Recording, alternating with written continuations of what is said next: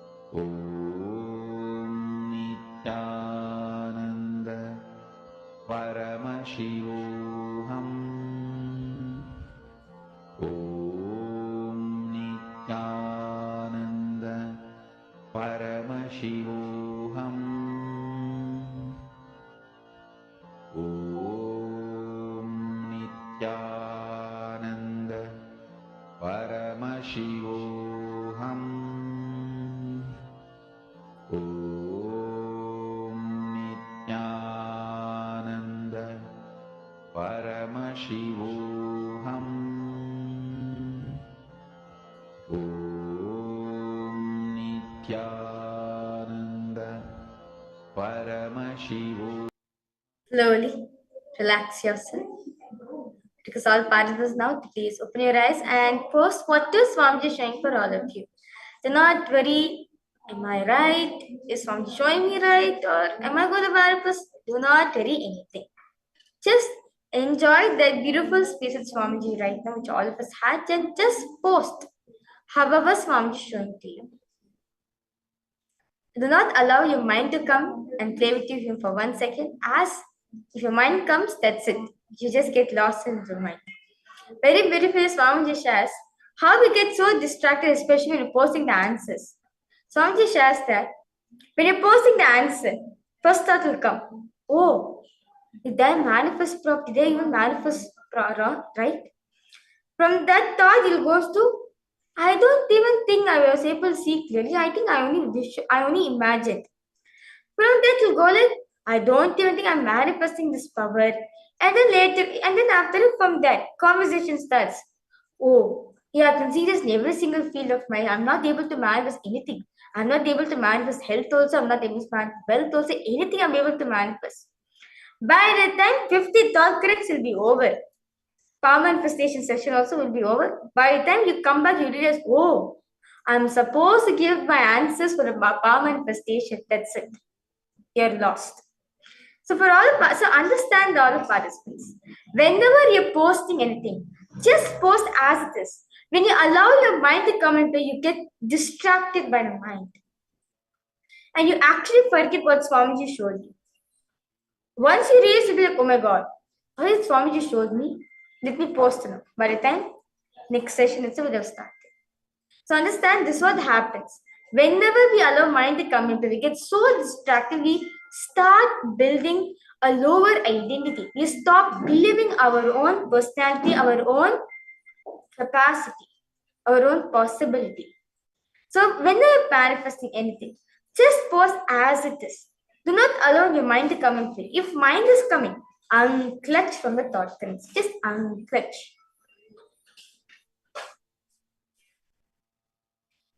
Just unclutch from all the thought currents. Anything which you're having in your life, you will see how Swamiji will reveal to you in details. So now for all the participants, let's now verify the answers.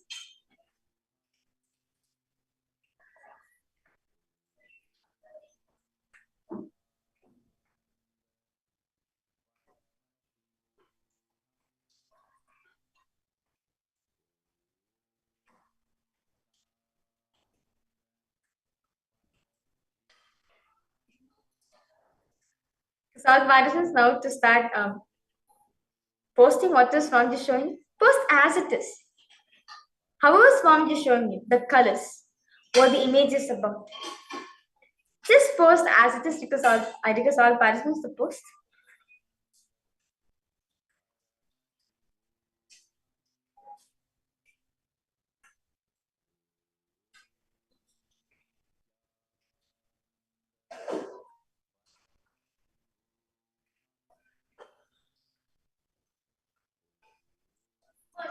So let's now verify the answers. So the exact image which was projecting for all the participants is a picture of a lotus.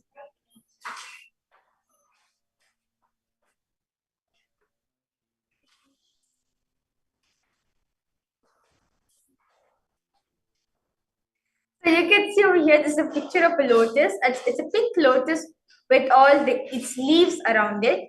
And the main focus, the main highlight of this picture is on the lotus. So you can see how beautiful this picture of lotus is. So with that beautiful power manifestation session all of us had, let's now enter into today's session. So for all the participants today, we are going to be learning from Swamiji deeper truths and secrets on how to manifest the best relationship in your life. How to manifest a communion with other person?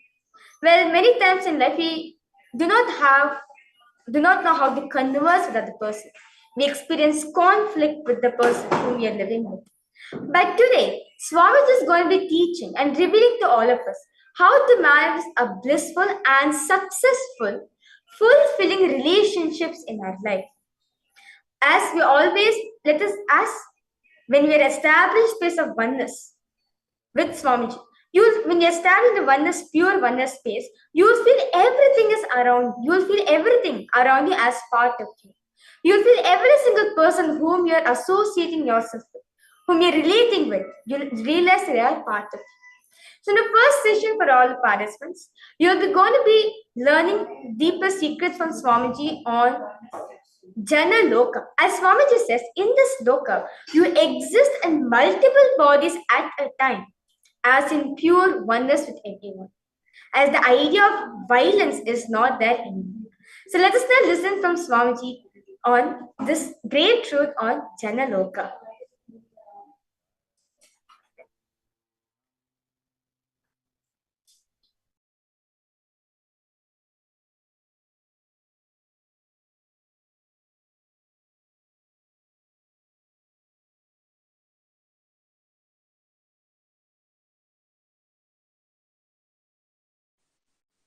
Jana Loka is the place where you can exist in multiple bodies at a time. You experience oneness as the super reality. Anyone who experiences Jana Loka loses all forms of violence and fear, because you know you exist in everyone. Jana Loka is centered on oneness expanded into multiple beings. Listen, if you are experiencing oneness, it is Mahar Loka. If you are experiencing oneness during the multiple expression, even though there are many people, but you know you are in all of them, that is Jana Loka. Even if you listen to these powerful cognitions, you will be irreversibly empowered.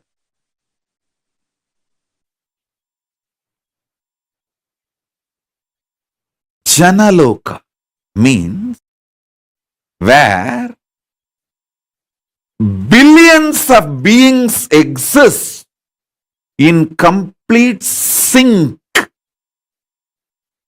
All of them are in the state of Advaita. All of them feel one with each other. Listen, Nityananda of Jana Loka experienced the oneness experience 360 degree at the age of 12. If you know what I experienced, what I describe as first enlightenment experience, the 360 degree, I felt I am alive. How much I am alive in the skin, the same level I am alive in the stone, plants, everything around me. After that, I could not even pluck a grass. Even for puja, I will only take the part of the grass, leaving the grass to live. Only one part I will take it and offer it for puja. I cannot uproot a grass.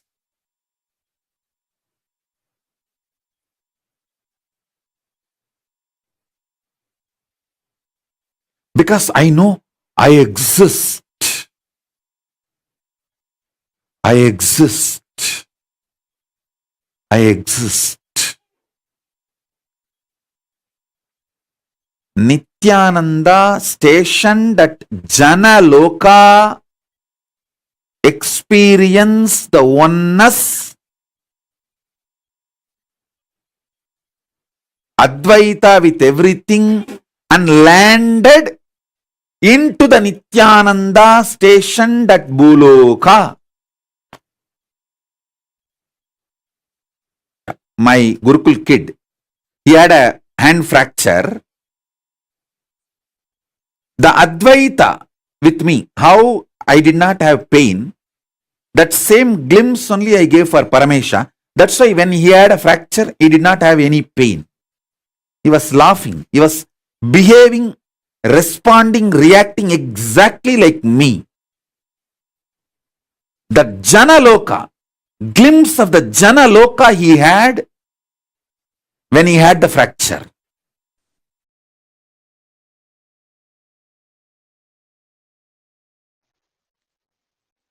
Oneness, decision to live in oneness leads you to heaven called Janoloka, or you can call it Janaloka. Listen.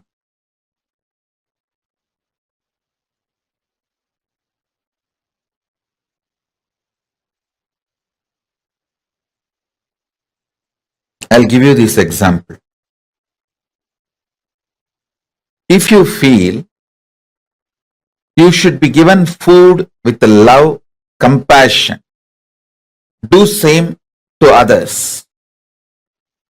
If you feel, even if you feel like taking marijuana, cocaine, drugs, alcohol, people around you should be ferocious and not to give you that, protect you. Do the same to others.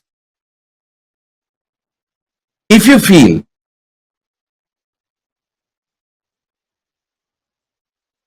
the right thing should be done to you with love, do the same way to others. If you feel you should be protected from the wrong things, do the same to others. Listen carefully. There is nothing called right or wrong in Janaloka. It is all about oneness. It's all about oneness. There is no right, there is no wrong. In Janaloka, there is no law like a womanizing is crime. Drugs are crime. This is right, that is wrong. There is no law. Oneness is right. If you feel alcohol, drugs are great, you want to enjoy, then share that with others. Oneness is the law of life in Janaloka.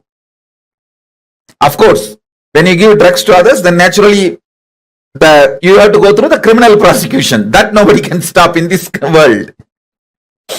I am talking about Janaloka. In Janaloka,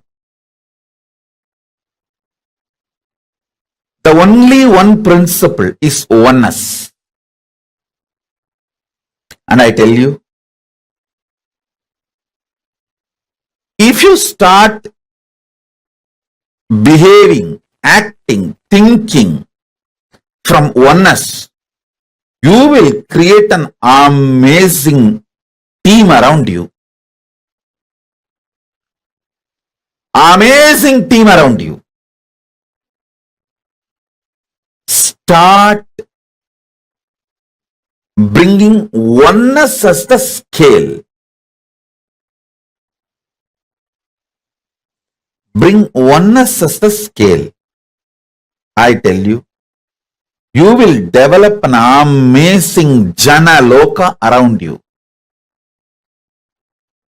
Amazing Janaloka around you.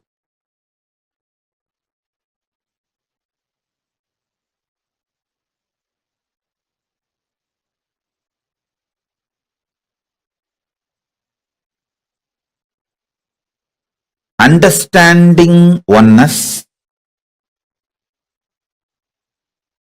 celebrating oneness, wherever you can't implement oneness due to the law of the land, making it clear to people around you, hey, this is what is oneness as far as I understand. That's what I do to my body, myself. But the law of the land requires this. I wanted to tell you clearly upfront. Even if you start making things clear, you will develop an amazing team around you.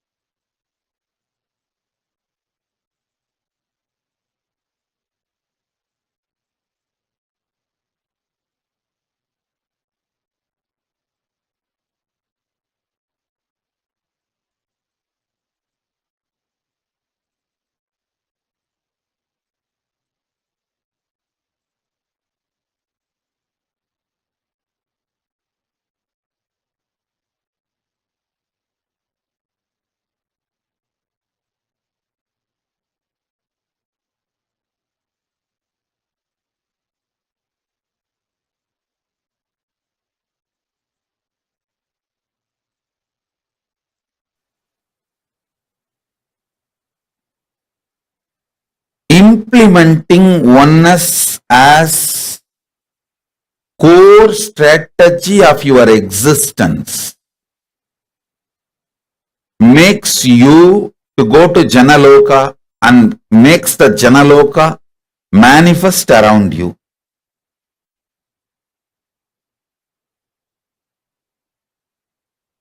And next level about Janaloka, metaphysically, consciously, knowing clearly what you feel as good, bad, right, wrong for you. Same way people feel. If you want attention, people want attention. If you want to be loved, people want to be loved. If you want to be celebrated, people want to be celebrated. Strategize life precisely with this clarity of oneness, even metaphysically, consciously, emotionally, mentally, physically, mentally, emotionally, consciously, in every level.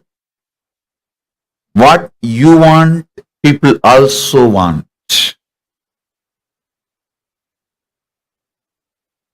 I tell you,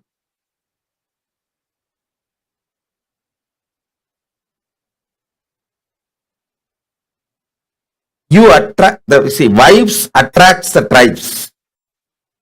The kind of a vibe you are, you attract your tribes around you.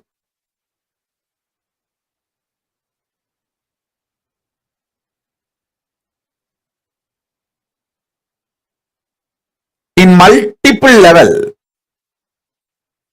as a personal understanding, as a strategy to relate with others, as a strategy to relate with God, as a strategy to relate with ultimate,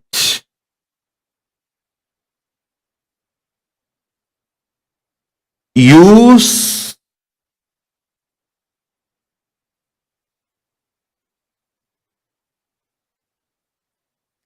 oneness as the strategy. For example, I eat once a day. I don't feel bad if someone eats 3 times a day. I only feel sad for them. I don't feel bad if somebody eats three times a day. I feel sad for them. Poor fellows, destroying their mental capabilities, slowly, even physical capabilities.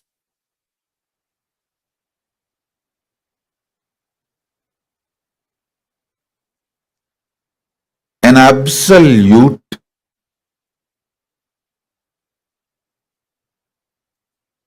conflict free oneness space is an energy.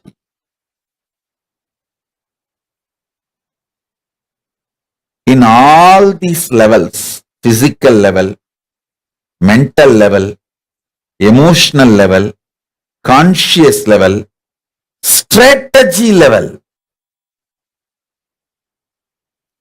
relationship strategy level, the way you perceive others, perception level, in every level,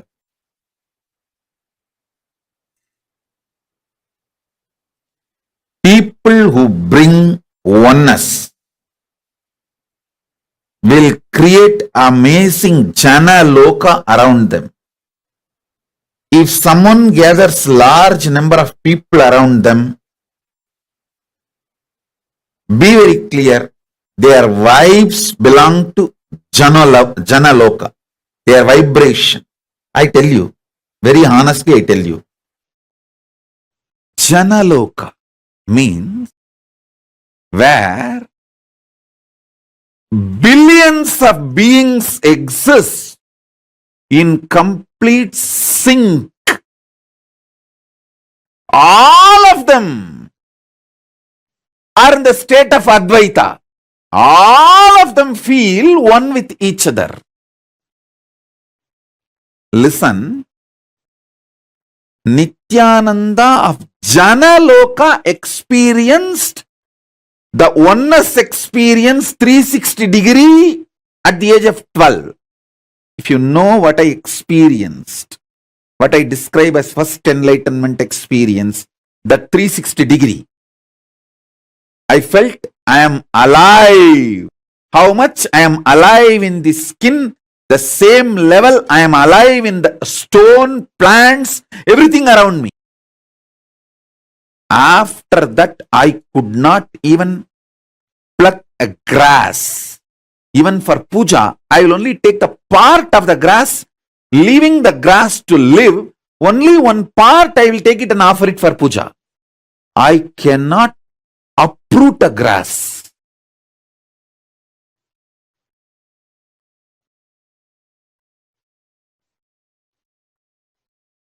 Because I know I exist. I exist. I exist. Nityananda stationed at Jana Loka experienced the oneness, Advaita with everything, and landed into the Nityananda stationed at Bhuloka.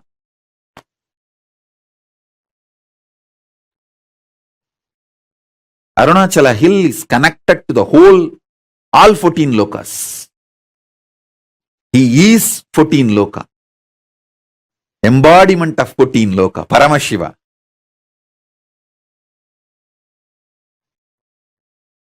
All 14 lokas are within him. Arunachala has the address in all 14 lokas.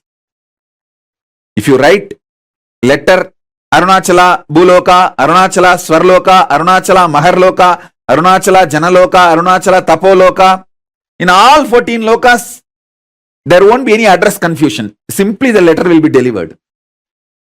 Because in all 14 lokas he exists. And more.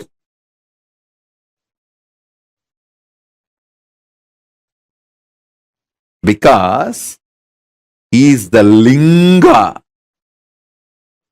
He is the Linga.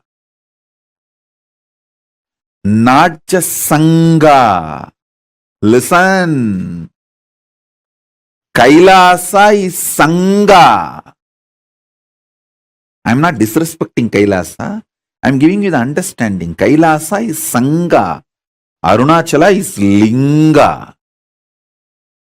Paramashiva himself, deity, actually to tell you honestly,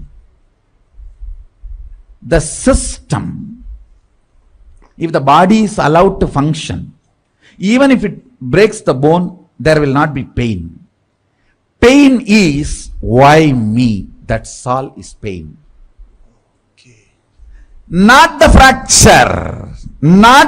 I'm telling you from my experience, I had a fracture, multiple compound fracture. We have videograph from those days I used to go for this horse riding. All right. I was lean and thin those days. So I was going on the horse and we were coming near the Vaidya Sarovar. Some of my brahmacharis saw me and they got excited and played that Karpuswami song.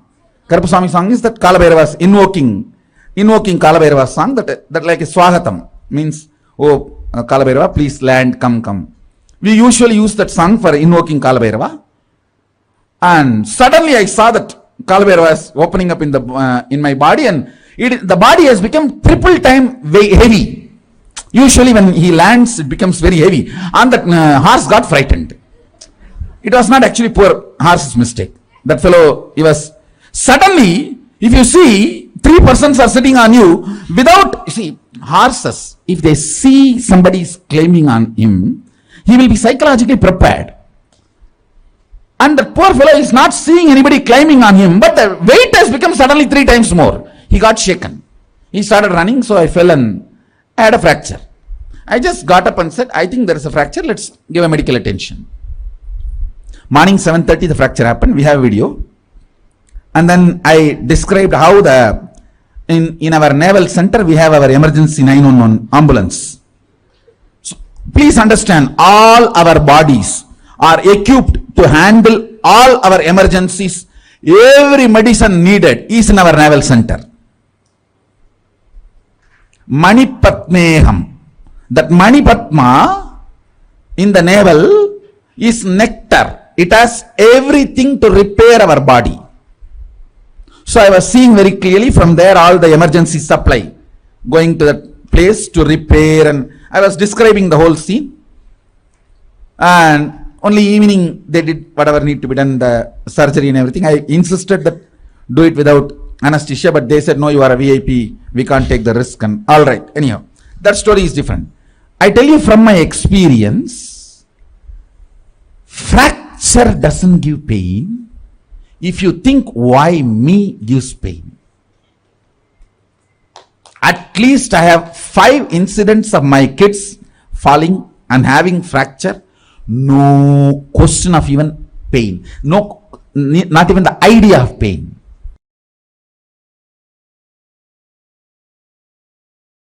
When I say, hey, you can have 25 independent, intelligent energies. You can make 25 independent power manifestations at a time. If you feel one with it, if you are vibrating with it, if you feel, yeah, when I can do third eye and make the Atmalinga stand erect, all these 2-3 things at a time, I can do 25 power manifestation at a time. If you vibrate with it, you are in oneness with me. We both are meeting in Jana Loka. The teleportation of Jana Loka is happening into Bhu Loka in you. If I say, you can perform 25 intellectual acts at a time, like you can smell, you can hear, you can write, you can solve maths, all 25 actions at a time. If you feel connected, wow, yes, it is possible. Then, from Swargaloka, teleportation is happening from Swargaloka of you to Bhuloka. If you understand, 25 powers can be manifested simultaneously at a time. Then,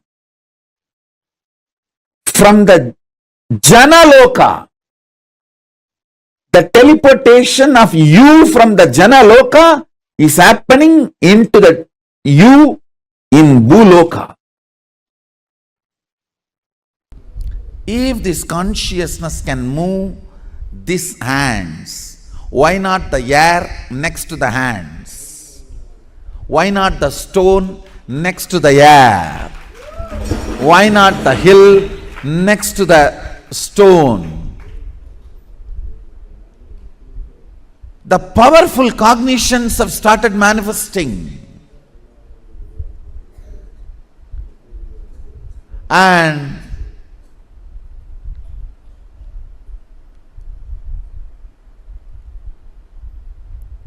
the powerful cognitions have brought understanding, knowledge, powers, all rooted, centered on this one click.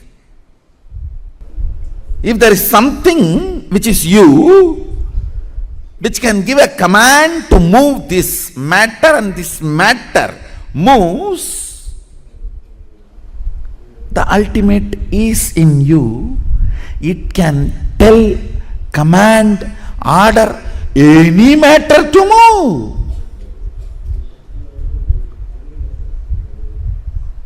Understand? The moment you decide, it can command any matter to move, manifesting Shaktis starts.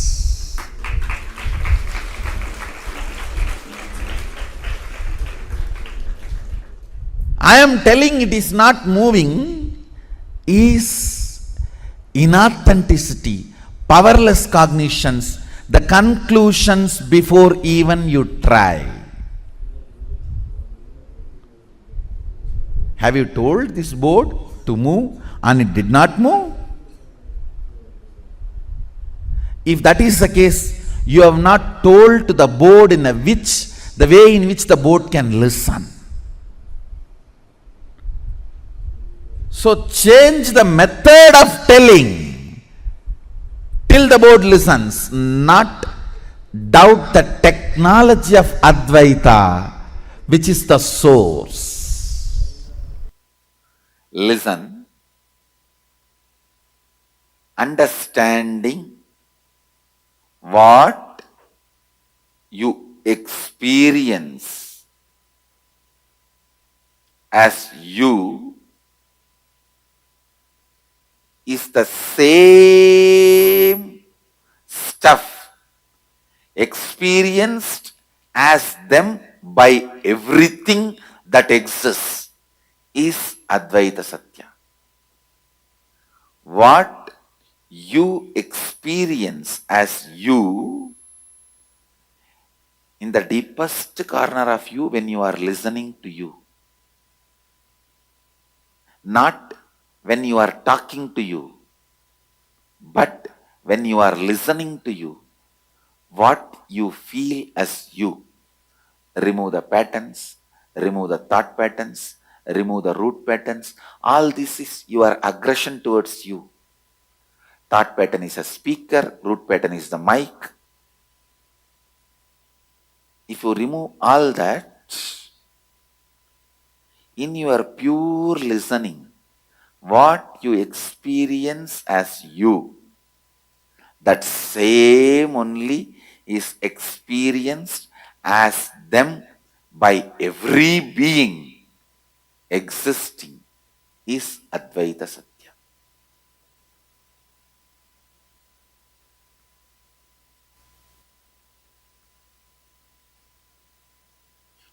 Even your worst enemy, whom you don't like, whom you can't stand, even he experiences the same stuff as you.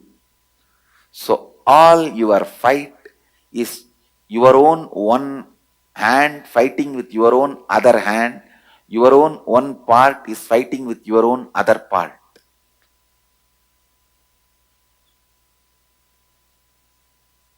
All wars you are waging. It's only one part of you waging with other part.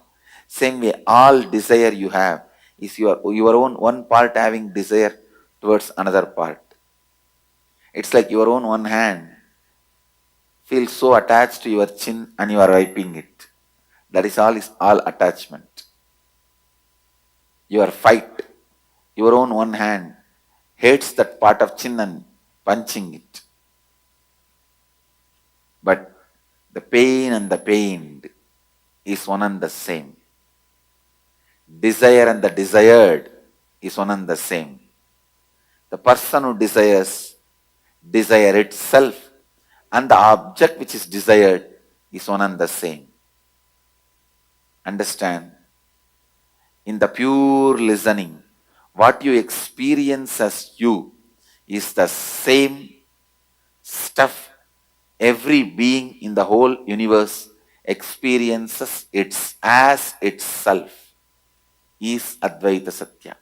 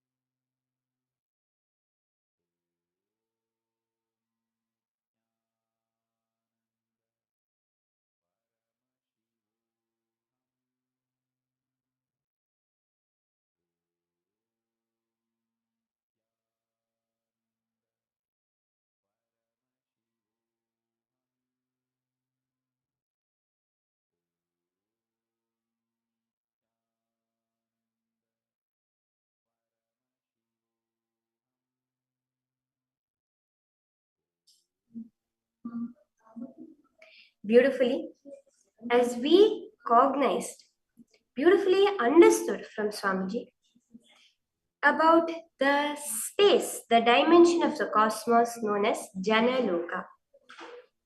Swamiji very, very powerfully revealed, right, that Jana Loka is the space where I think the best line was there is no traffic rules, there's no traffic lights, but there are no accidents.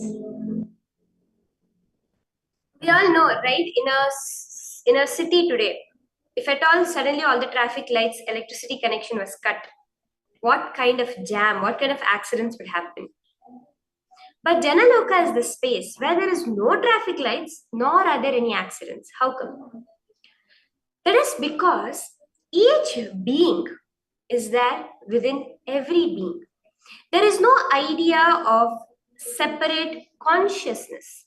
Though there may be hundreds of bodies, thousands of bodies, there is no cognition of a separate consciousness, being that is residing in the body. A simple example you can take is your own two hands, right? So you have two hands. Now, if you look at it, this hand is separate from this hand, right? Materially, there are two hands, though they may be connected, but materially, there are two hands. But the same consciousness, the same being, is hands should work with each other, right? If, for example, between you and me or between two human beings, there is a law that governs. There are laws that decide how they should interact with each other. But there are no laws like this that at least we know of that govern how our two hands interact. Yet they're always in perfect sync. At least most of the time, right? Never do you have that, oh, I accidentally pinched myself. Or I accidentally slapped myself. No, that doesn't happen, right? Oh, I didn't realize my hand was there, so I stepped on it. We never have that. Because our oneness is there in both the hands. The same way in Janaloka, the oneness is there between every being, though they may be materially separate. Janaloka is the place where one consciousness can exist in multiple bodies at a time. Oneness is the super reality, not conflict, not matter, not energy, nothing. Oneness is the super reality. If you experience Janaloka, all violence and fear will just disappear because you know you exist in everyone. Why violence? Because you feel someone has wronged you. You have to hurt another person. Why fear? Because you have fear of being hurt by another person. But in Janaloka, there is neither violence nor fear because you know that you exist in every being in the cosmos.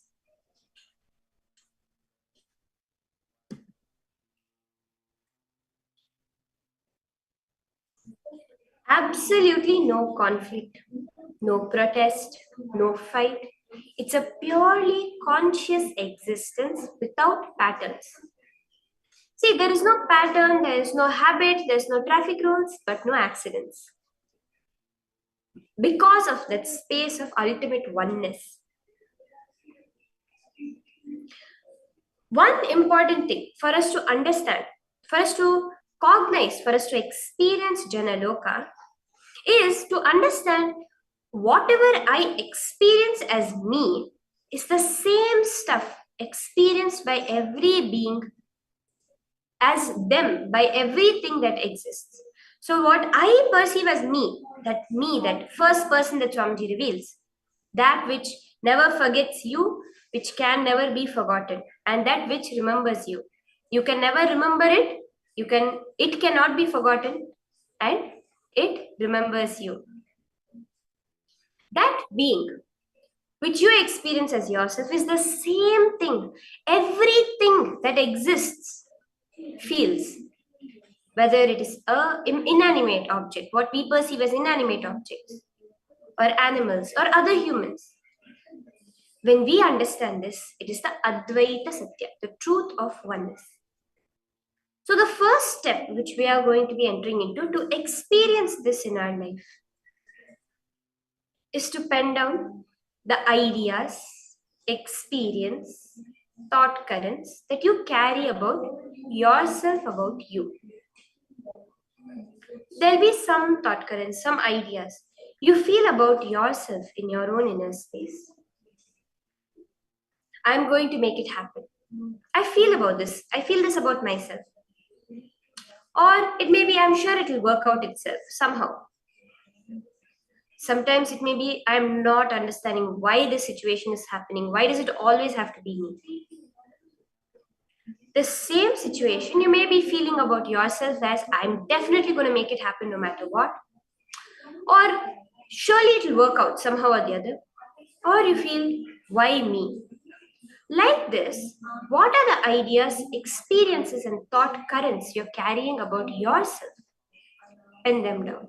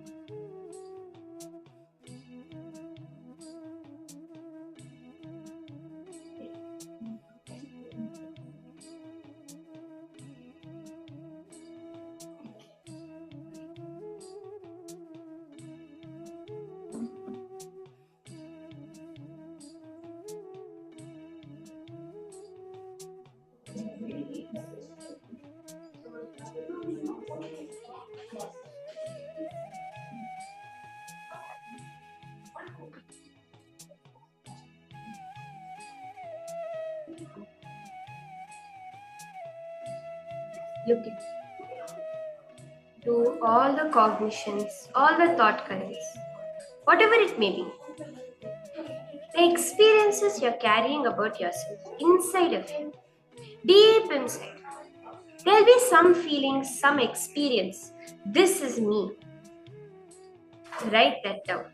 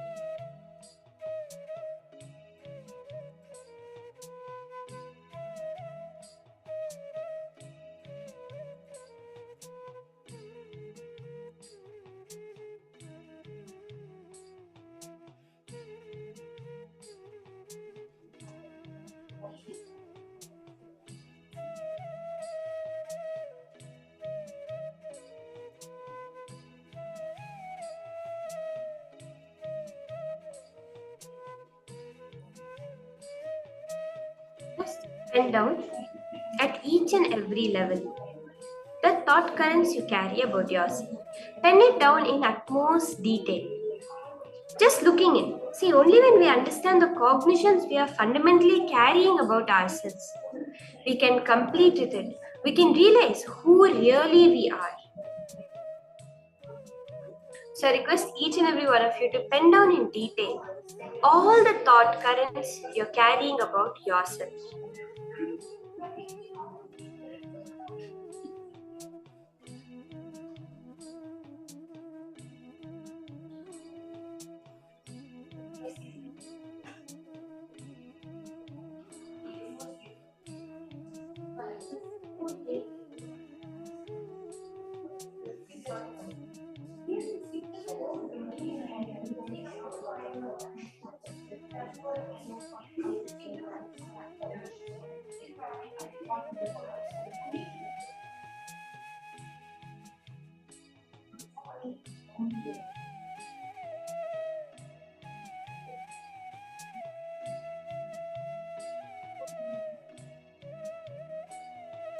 Now, in the second step of the process, pen down the incidents when you first develop the cognition about yourself.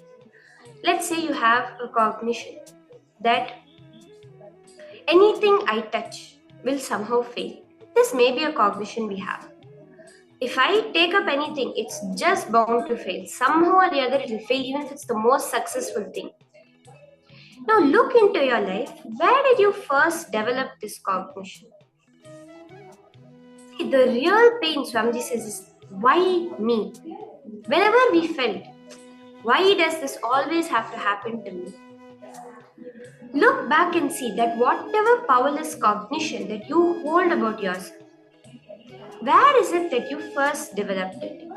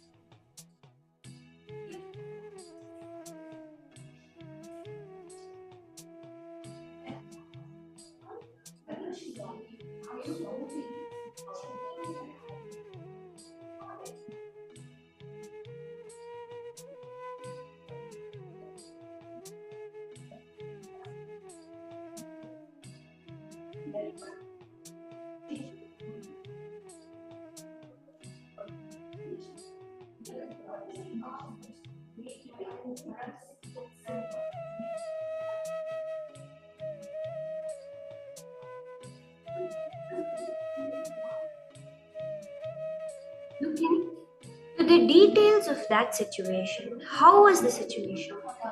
Every smallest detail that you're able to remember, look into it. Relive the whole situation. By reliving it, you will complete the situation within you. You will complete yourself completely.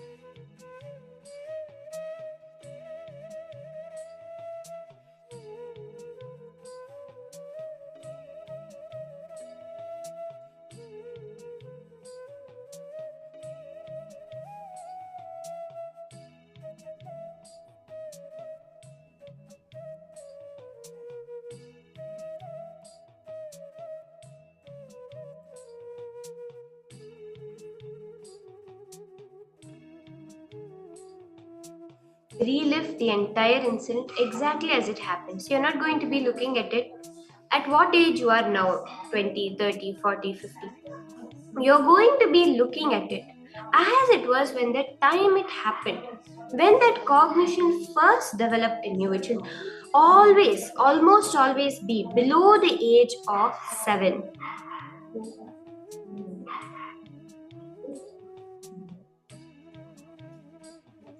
Relive it as that 7-year-old. You are no longer in the current body you are in. You are in the body of that 7-year-old.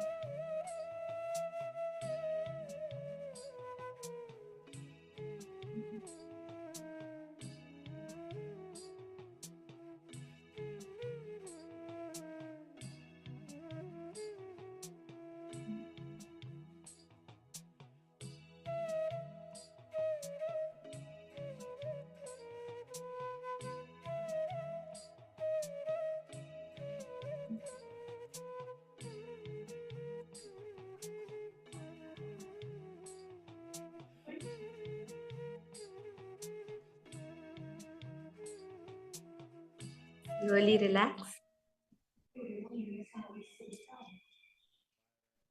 That completion, when you decide to complete, right, of whatever cognition you hold about yourself, what happens after that is power manifestation. See, there's a very, very powerful story about how transformation can happen. What you perceive about yourself, when you just complete that, when you decide to function from the space of Janaloka, there can be such a huge transformation. I'll just tell you, narrate a short story, a short incident from the Hindu history that happened for us all to understand this, okay? So there was a man who was born in Tiruvannamalai. Now he is known to the world as Arunagiri Nadar. He was born in Tiruvannamalai And as he grew up, like till he lived he had done all the wrong things you can imagine in his life. He had done everything. Most of all, he was a womanizer. And due to his womanizing habits, he got completely diseased. And it literally became to such an extent that no woman would come near him. At this point, because of that lust, that habit which is so strong, the pattern which is in him so strongly, it was driving him mad. He could not be without that. So his sister, who came as a guru in his life, literally his sister was like a guru for him, she will say to him that, see, I cannot bear to see you suffering so much, even though you are fully diseased and no one wants to come near you. If at all you really want, you take me. This came as a strong click for him. See, all the Leelas Paramashiva plays, it is always to give you the click of transformation. So when his sister said that to him, it came as a click for him. To what extent have I gone that even my sister is doing this? And he decided from that moment to not hold on to his past identity. At that moment, he decided to change his cognition. So he said, see, whatever I know as me is only my body. My whole life I have lived only as my body. So let me surrender this body to Paramashiva. See, it was not a powerless decision of suicide. Many times you may think, oh, he committed suicide. No, it was a very powerful decision to drop the old identity. And at that point, all he said, all I know as myself is my human body. So let me drop that at Paramashiva's feet. And he went to the top of the temple tower to jump, because he said, this is the only way I know how to clear my old identity. And the minute he was about to jump, he felt a hand stopping him. And Muruga himself, Bhagavan Subramanya, gave darshan to him, blessed him. And till today, he is known as the one who has composed so many beautiful devotional songs on Muruga, the Tirupugal. And very importantly, at one point of time, he has gone in the physical body, in the form of a bird, up till Svargaloka Kailasa, got the Parijata flower, the divine flower, and came down. See, just the decision in each one of us now, with this completion space, to change our cognition about ourselves from individuality, from whatever it may be, to absolute oneness, will manifest as powers. This is a possibility for each and every one of us. So today, for the first round of power manifestation, as today we are enjoying the darshan, going to be enjoying the darshan of Bhagavan Kalyana Sundaramurti, who embodies perfect relationships. We'll be manifesting various powers that will help us experience this Janaloka. How we can always know everything that's going on around us. So the first round of manifestation will start with the power of mind reading. The power of being able to find out what a person is thinking of. So let us start with something simple, which is going to be numbers. See, this power of clairvoyance, of mind reading, is what Paramashiva reveals as Jnanancha Pratimantasya Trikala Vishayam Bhavet Dura Shruti Dura Drishti Svechaya Khagatam Vrajet. The power of Dura Drishti, able to see that which is beyond visible to the two eyes. Being able to see into the inner space of any being. This is what Patanjali also describes when he says, know your mind, know your heart, to know the mind of the world, to understand the world's mind. If you just cognize your own thought currents, immediately the thought current of every being around you will just be available to you, because you are in oneness. They are nothing but an extension of you. Beautifully, Swamiji says, any person that comes in our life, we project one of our patterns on that person. So let's say we have someone whom we find too obnoxious. They're always showing off. They're always being so adamant, so arrogant. It is that within us that we have projected on them. See, that same person towards another person can be the most loving and caring person, because that is the pattern of them they have projected on. All the people around us is a certain pattern we have projected. When we recognize this, whatever is going on in that person's mind will just become available to us. We'll just know it, like how we know our mind, or better than we know our mind, because as of now we are not even in oneness with our own mind. We'll be able to know that. So now, in this round of manifestation, we'll be starting with mind reading of numbers, a single digit number. How we're going to be manifesting is, I am going to be thinking of a certain number, and all of you are going to be connecting to Swamiji and scanning exactly what the number I am thinking of is. Okay? Let's all get ready for this. I request everyone to settle down. Sit straight with your head, neck, and spine in a straight line. Just remember, when you go to Janaloka, you exist within every body, but only one being. Start intensely chanting the Mahavakya Om Nityananda Paramashivoham.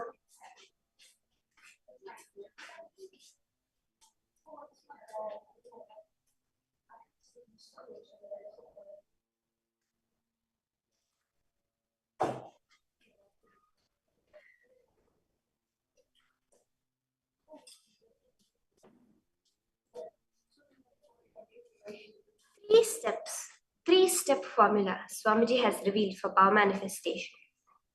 First, unclench. Any thoughts, ideas, emotions, feelings coming up within you, just witness it. See, unclenching is not about suppressing your thoughts or having no thoughts. It is about being unclenched, unaffected by the thoughts happening.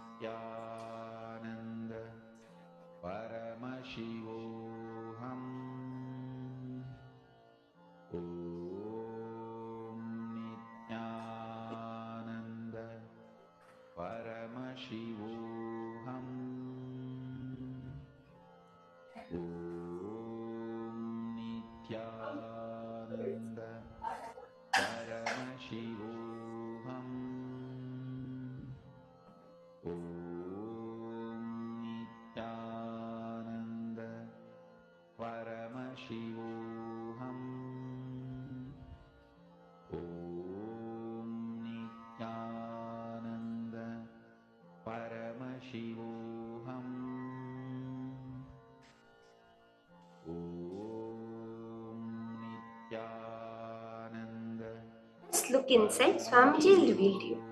You don't have to do anything. Once you're unclenched, the second step is the Ajapa Japa. Intensely chanting the Mahavakya. Vibrating your being with the Mahavakya. And not just chanting it, listening to who is that being chanting the Mahavakya.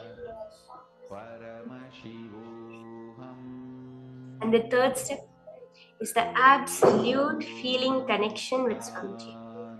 Hold the form of Swamiji in your inner space. Sit as Swamiji. Your body posture, the way you hold yourself, everything, make it like Swamiji, because you are Swamiji as you manifest power. And remember, you are not doing anything. You do not have to worry, I am not seeing something, I am seeing something. No. He is manifesting. Swamiji is manifesting. Whatever Swamiji wants to show, let him show.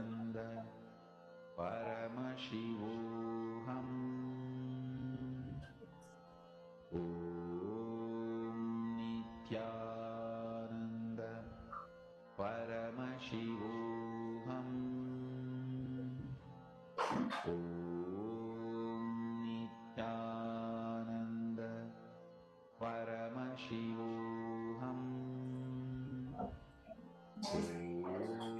Nityanand परमशिवोऽहम्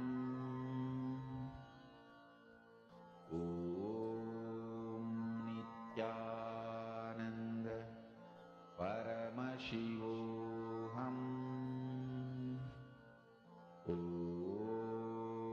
नित्यानन्द परमशिवोऽहम्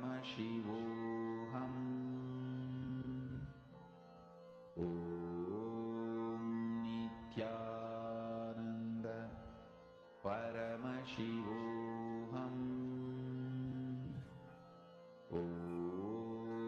नित्यानन्द परमशिवोऽहम्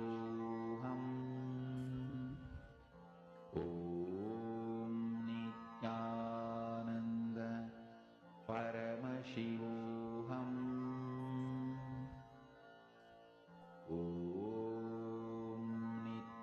नित्यानन्द परमशिवोऽहम्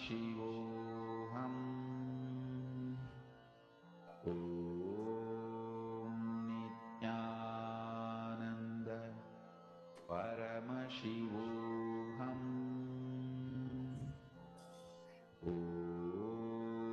नित्यानन्द परमशिवोऽहम्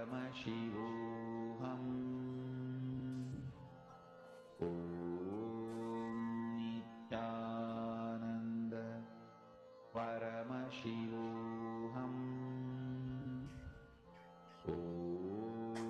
नित्यानन्द परमशिवोऽहम्. Again and again, if at all you get distracted, something happens, it's okay. Connect back to Swamiji. Remember to keep on chanting the Mahavakya. At some point, if you stop, just remind yourself. Continue chanting. Continue unclenching, where if your mind suddenly catches you and you go somewhere else, immediately center yourself back in the unclenching space. Nityanand परमशिवोऽहम्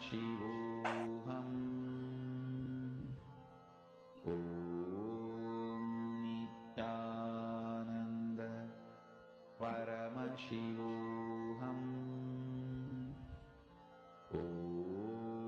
नित्यानन्द परमशिवोऽहम्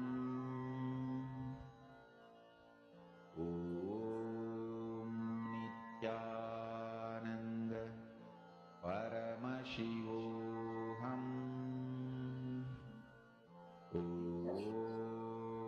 नित्यानन्द परमशिवोऽहम्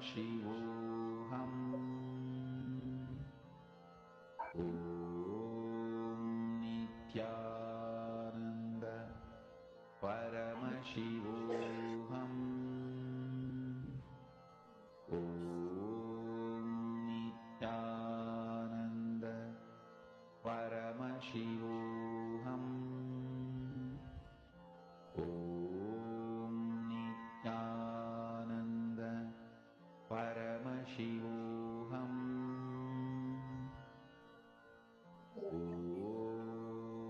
नित्यानन्द परमशिवोऽहम् नित्यानन्द परमशिवोऽहम्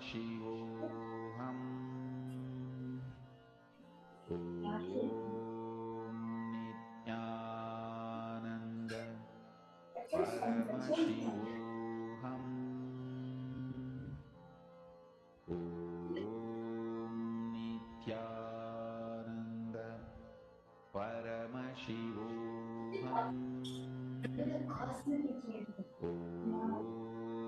नित्यानन्द परमशिवोऽहम्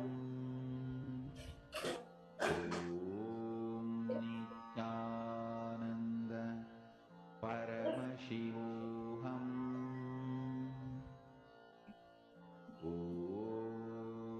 नित्यानन्द परमशिवोऽहम् Nityanand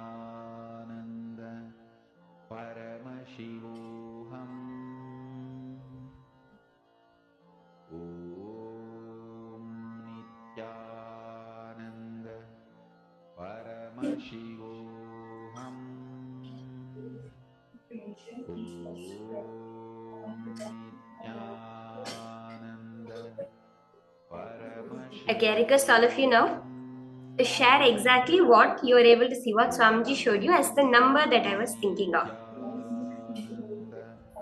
All of you can share and post. What is the number that I was thinking of? It's just a simple single digit number. So you can post what Swamiji revealed to you in your third eye.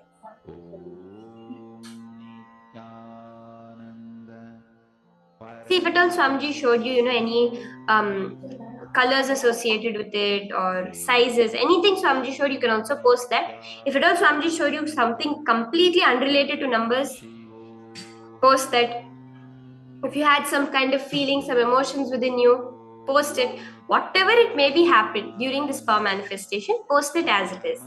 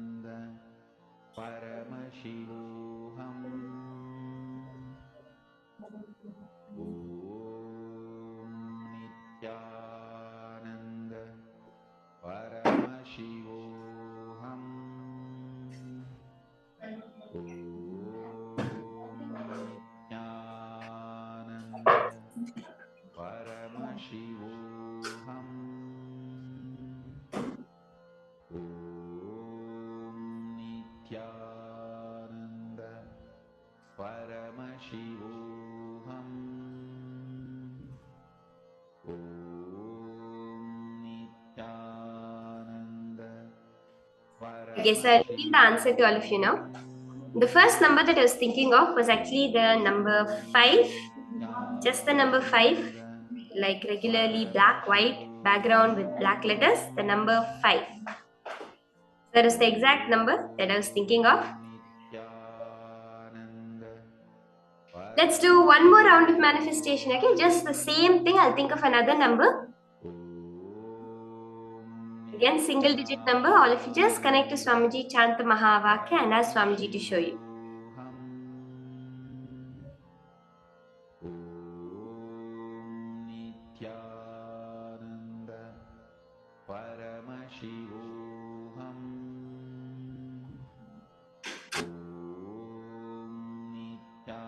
Connect to Swamiji. Allow Swamiji to reveal in your inner space.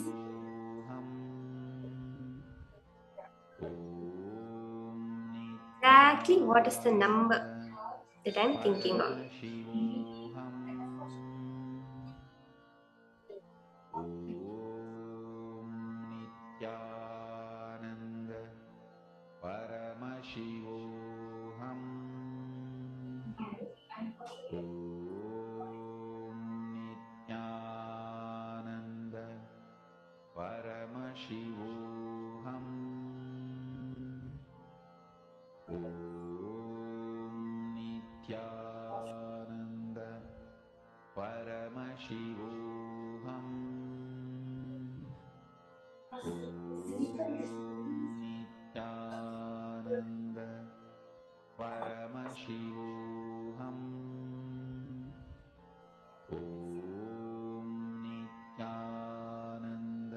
Okay, I request all of you now to post your answers. What Swamiji is showing you.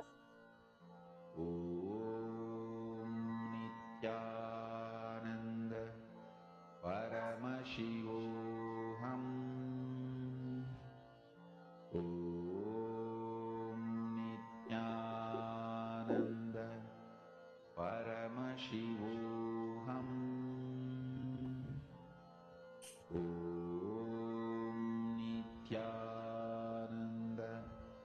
Paramashivoham.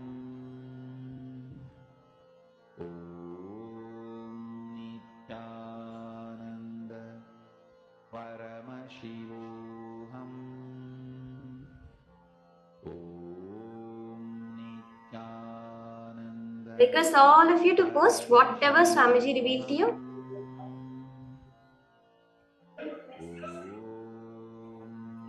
Nityananda Paramashivoham. The exact number that I was thinking of was actually the number 7. So I was thinking of the number 7 in my inner space. This time actually I was thinking of it as yellow on black. So it was not black on white, it was yellow on black. So that was the exact thing I was holding in my inner space. The number 7 drawn in yellow color on a black background.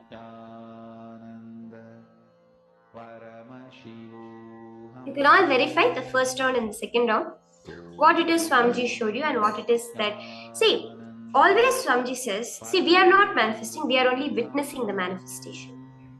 So sometimes, if at all we see that, oh, it's not, we may perceive it's not manifesting. It's actually that it's not manifesting. It is just that we have not yet recognized how the manifestation is happening.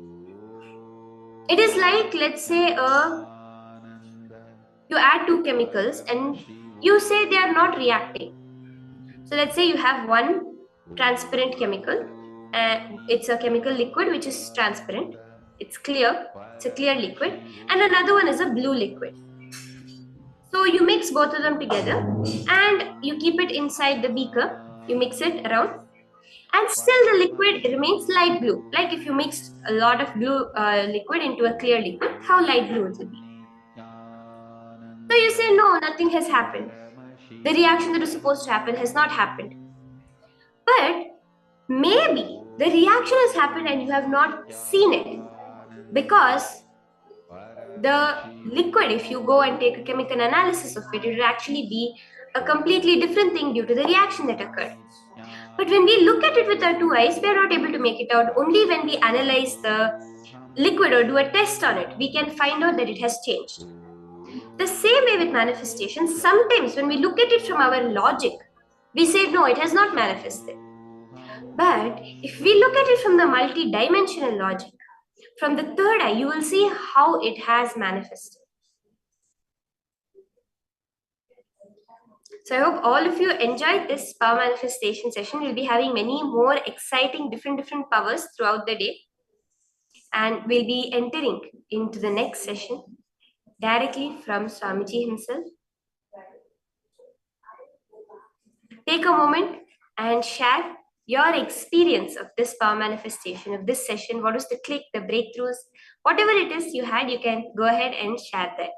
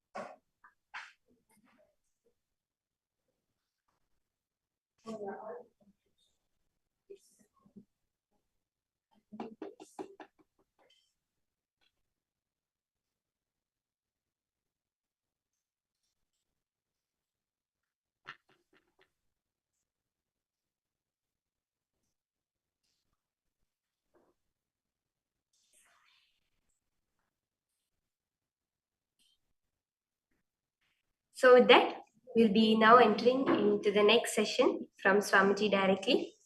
where we are going to be cognizing. See, one fundamental aspect of relationship is we do never cognize what it really means to hold a relationship. Swamiji reveals that there's a difference between what we call as relationships and what a real relationship is. What we call is just situationships. But what does a situationship mean, and how can we get a real relationship in our life? With not just our spouse or our partner, but with every being, our parents, our children, our colleagues, even the animals, the plants, the furniture, with our own self fundamentally. What is a relationship? Let us cognize this and understand this directly from Swamiji himself.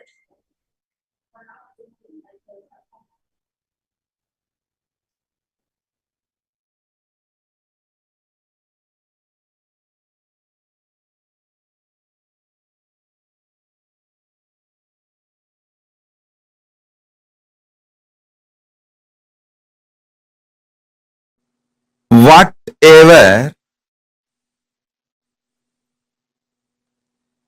expression you do from the truth you are consciousness,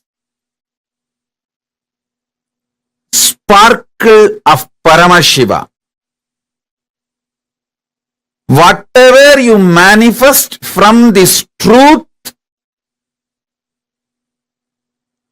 is relationship.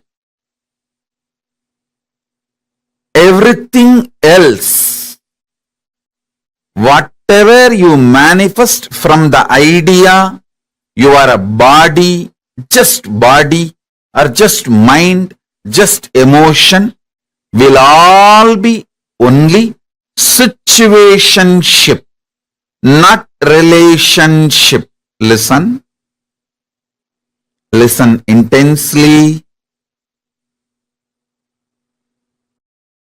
These two words are the keywords. Relationship, situationship.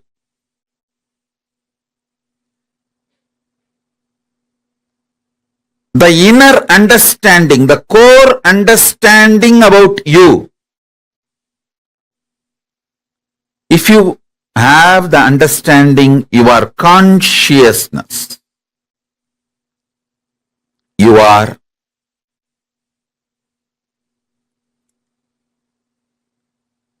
manifestation,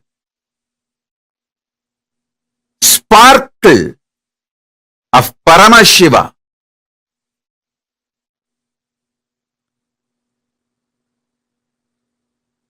From that space, whatever you build, you manifest. Whether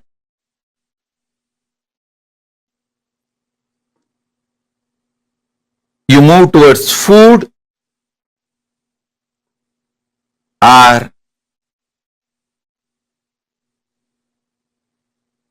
seeing, listening, touching, sexual relationship, anything. Whatever you manifest from the space you are Paramashiva,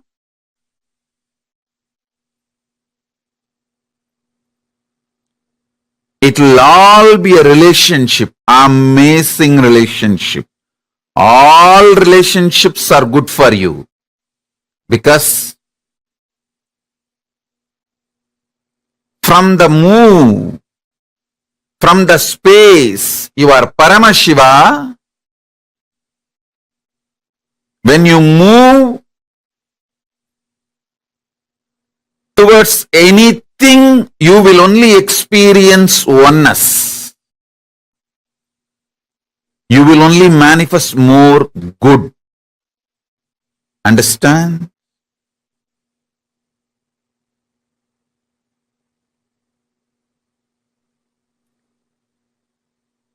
From the space you are Paramashiva, even if you eat, that food will become one with you and you will become one with that food. You will bless the food and the food will bless you. you will do good to the food and food will do good to you. It will all be amazing, auspicious relationship. I am giving the example of food, whether food or any sense, listening, smelling, seeing, touching, including sexual relationship. If you operate from the space you are Paramashiva, if you operate from the space you are Paramashiva, including sexual relationship, all will be auspicious, lead to more and more oneness. This beautiful Ardhanarishwara will be your experiential reality. Ardhanarishwara is the pure manifestation of the cosmic union, Paramashiva and Paramashiva Shakti. Listen. From the space you are Paramashiva, when you operate, you are literally living God. Not God-man, living God. Understand?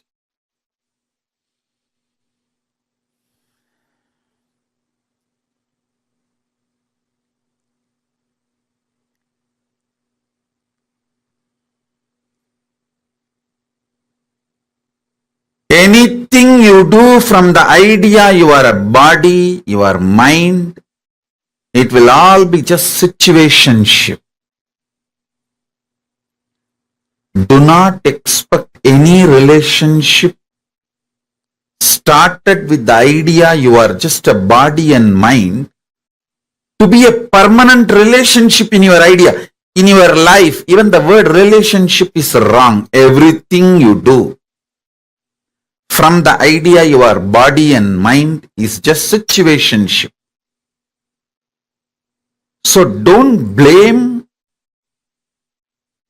the situations, other person, anything.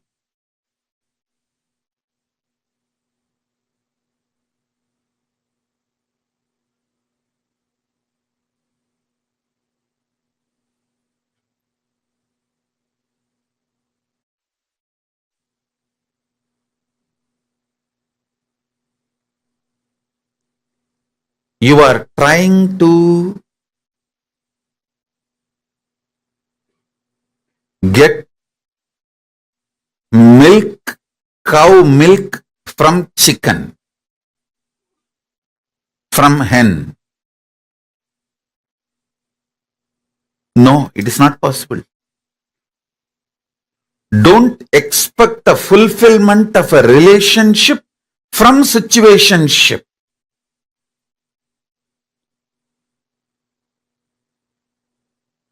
Most of you get into so-called relationships because the situation pushed you into it. That's all. Even if it was your willful decision, the will you carry is operated. It functioned, it manifested from the idea you are body and mind. See, you operate from the idea of body and mind, but you expect something which can come only from consciousness. Fulfillment, completion, peace, all this can come only from consciousness. Something which can come only from consciousness, how do you expect it from the operations you did from the idea you are body and mind?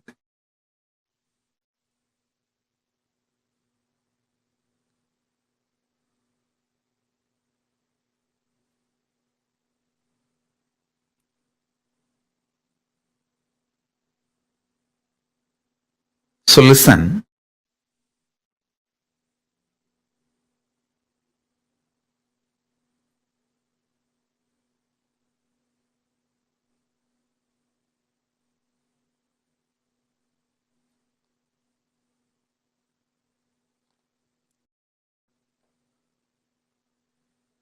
contemplate and meditate intensely. See how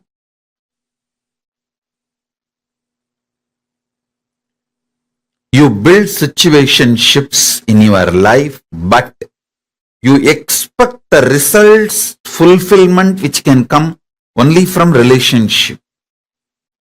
I tell you,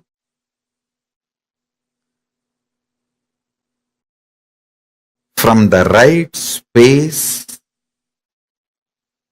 anything originates will be an amazing relationship. With the wrong space, anything originates will be just situationship. I am not saying situationships are wrong. I am only saying don't expect too much from situationship.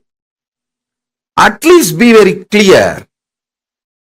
Your situationship cannot give you what relationship can give. You marry ordinary man or a woman who is cunning, strategic, violent, exploiting, manipulating exactly like you, and you expect the other person should behave like Paramashiva, should give you everything you will get only from Paramashiva or Paramashiva Shakti. What is this? Listen. You get into a relationship. You marry a male or a female, someone exactly like you. Hypocritical, cunning, exploitative, manipulative, cheating, strategic. You marry exactly a person like you. You get into a relationship with exactly like person like you. But you expect you should get everything you will get only from Paramashiva and Paramashiva Shakti from the other person. Situationship cannot give what relationship can give you.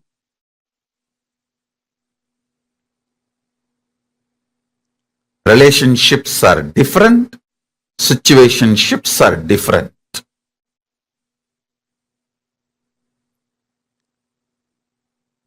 Only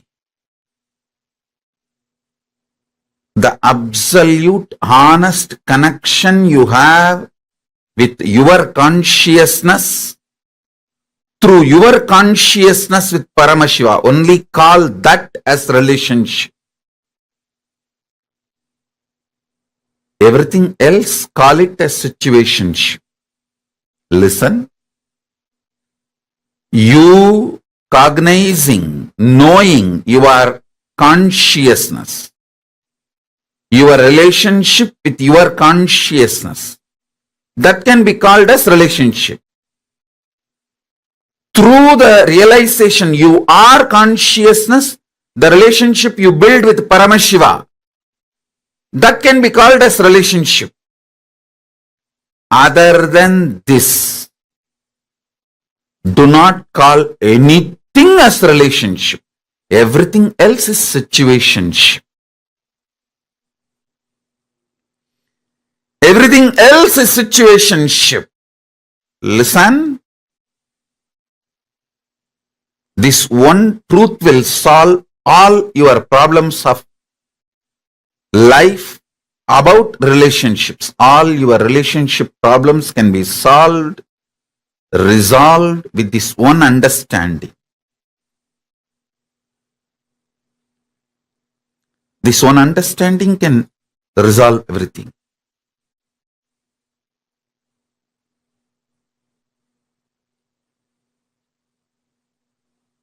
Other than your conscious relationship with yourself, your conscious relationship with Paramashiva, everything else is situationship. Meditate on this.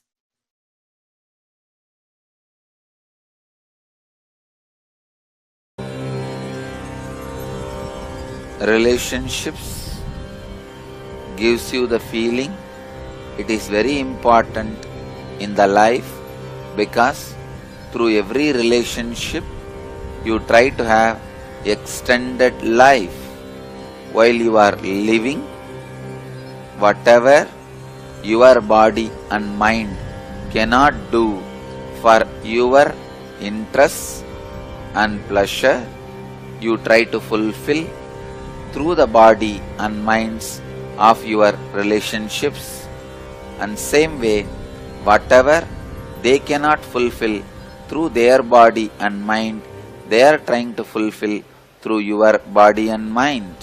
So mutually each other helping to fulfill the other's interests through body and minds of each other is relationships. If both of you understand the interests of each other and ready to support each other's fulfillment, it is called successful relationship.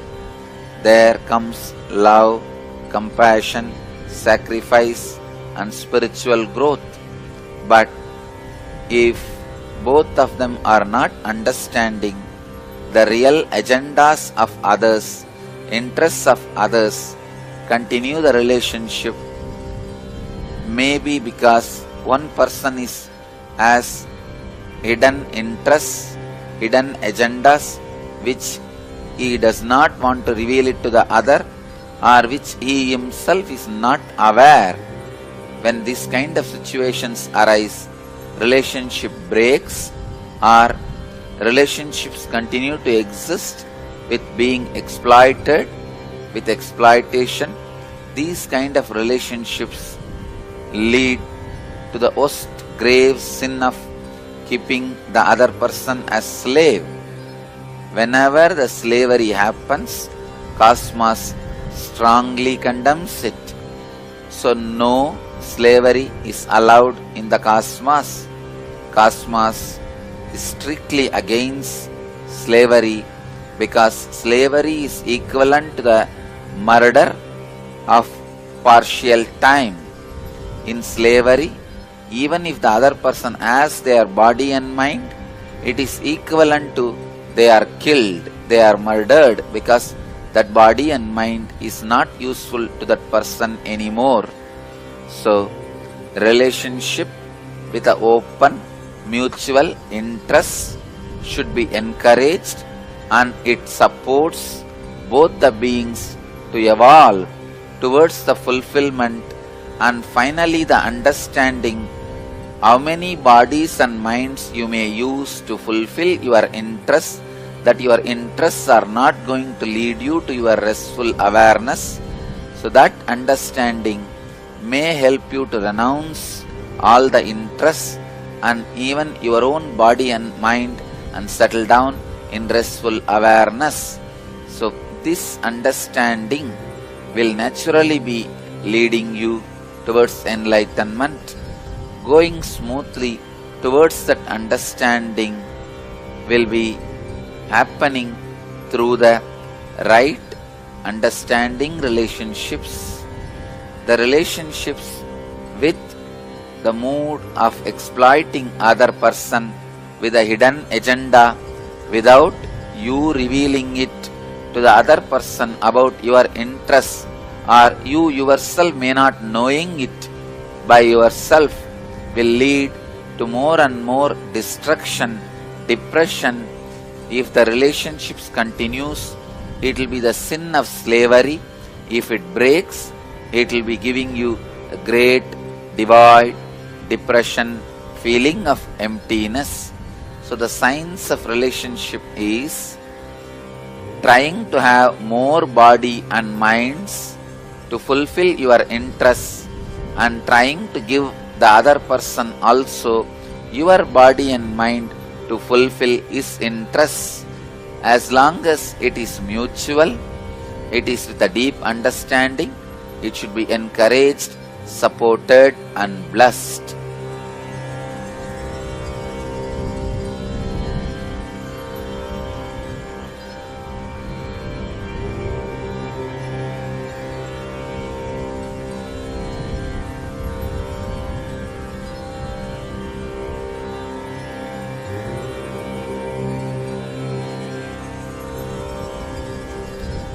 relationships with deep understanding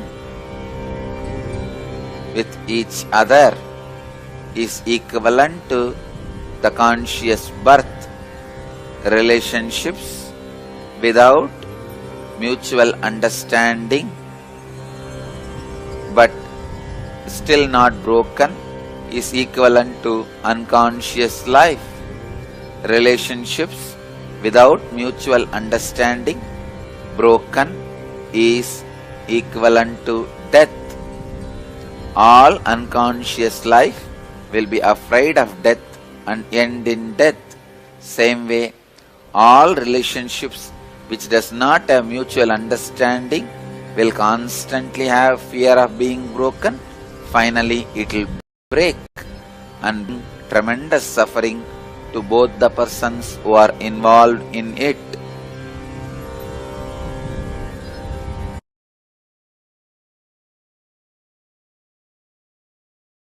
Understand? People cognize relationship in various shades. Sometimes monogamous, sometimes polygamous, sometimes complete celibacy, sometimes complete suppression, not celibacy, suppression, sometimes over expression, over sexed, various shades. First thing I want to tell you, I am not going to tell you what is right, what is wrong, what you should do, what you should not do. No. I am going to tell you cosmic constitution, what Paramashiva wants, how he looks at the shades of relationships, like a rainbow shades. How he looks at the whole shades, that's all I am going to tell you. Understand? Listen very carefully, because I don't want to say something is right, something is wrong, because it all depends upon the natural selection you have done, your body has done. Understand? You are totality of your body and consciousness. Chit Jata Granthi. That is what Hindu tradition, Sanatana Hindu Dharma, cosmic constitution describes you. Chit Jata Granthi. The conscious decisions of your Anma, soul, natural selections of your body, DNA, these two overlapping on each other, forming a knot is you. Now, this conscious decision and natural selection, these two, how it is matching, overlapping, decides whether you are going to be a celibate, suppressed, monogamous, just having one or two affairs outside your legitimate relationship, or polygamous. All that is going to be decided by these two overlapping. Your conscious decision process and your natural selection DNA. Listen.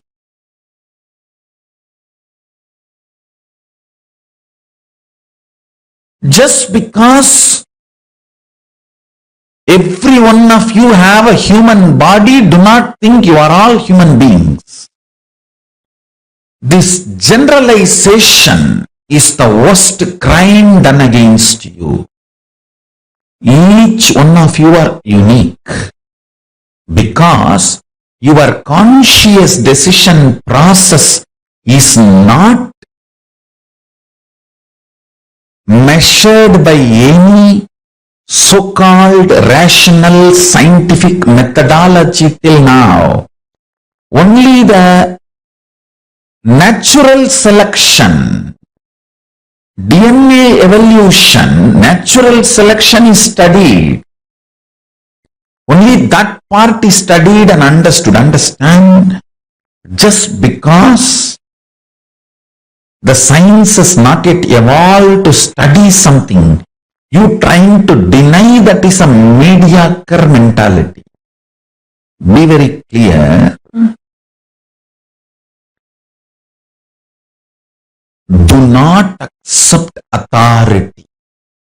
Faith on, blind faith on so-called rational system. Listen. Blind faith on so-called rational system and bowing down to the authority of the rationality never allows you to see the reality. Please understand. Before even the science was catching up with the reality, reality was reality. If you have taken the body from animal to human being first time, now only you have done the natural selection process and jumped into the human body. Naturally, your senses will need too much of support from the external inspiration, like a lot of quantity of food will be required, lot of sights pleasure, lot of music pleasure, lot of smell pleasure, lot of touch pleasure, lot of sexual pleasure. Too much is needed to keep yourself engaged, entertained, alive. And if you are denied of all that, you will be depressed. That's a problem. You will be depressed. So I don't want to say what is right, what is wrong. I don't want to give you a kind of a generalized solution. I will reveal the sacred secrets Paramashiva reveals. If you have already done the survival, means the natural selection process, more and more means from animal body you took the jump to human body. In the human body you lived few births and you have done a lot of conscious decision and more natural selection, and you evolved your system. Suddenly,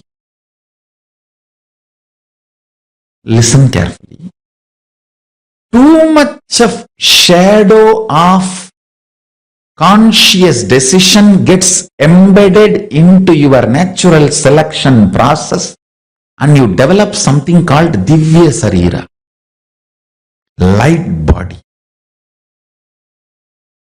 which reduces your sensual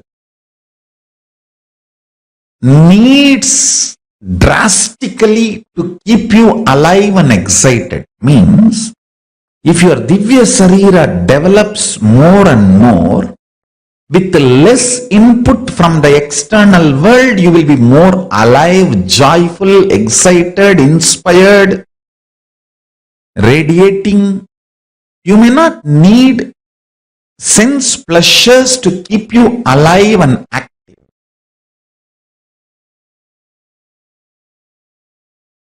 Now, you need to look in and see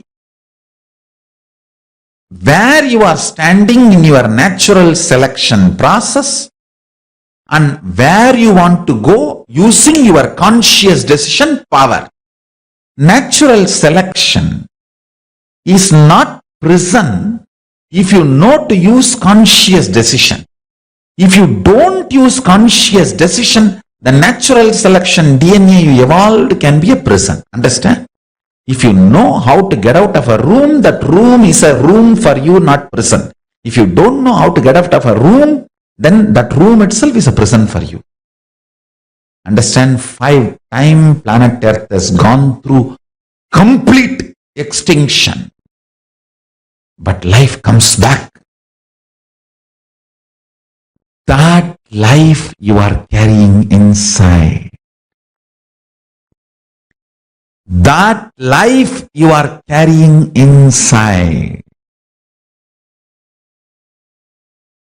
Understand?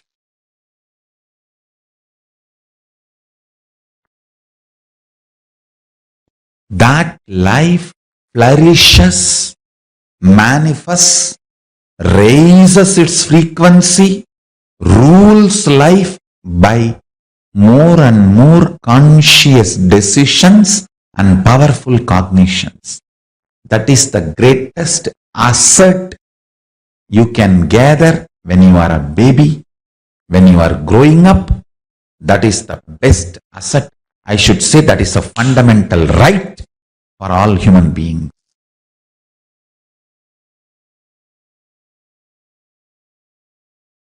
I have a small video. I wanted all of you to see a video called Cosmic Eye. Then I'll explain.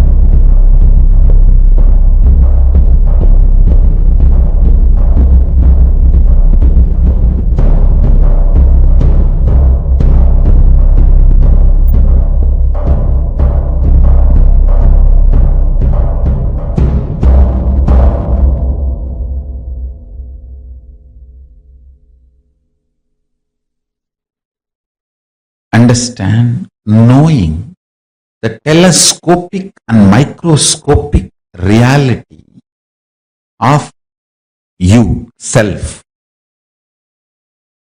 God, Ishvara, Jagat, universe, makes you make right decisions about relationships. Understand? Don't think I'm giving an impractical solution for your simple day-to-day problems. No. No band-aid solution can help you in your relationships. You think just a plastic smile can help you completely be happy with your family and relationships? No. Your core need to cognize powerful cognition. Only then your attitudes and understanding about you and life will get matured. Maturity means having the telescopic and microscopic vision, clarity, powerful cognition about everything you are handling in your life. Everything you are handling in your life, having telescopic and microscopic vision is what I call enlightenment. When you know life cannot be destroyed, you know nothing can touch you, you will start loving and being compassionate with everyone. You can't destroy me, so I am compassionate and loving to you. You are not a threat for me. Nobody is a threat for me.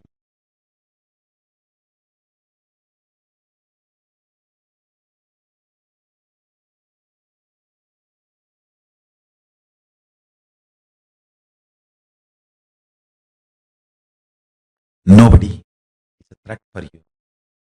From that powerful cognition, when you love, that's a real love. Understand whether love or life or laughter or dance, everything has to be from powerful cognition.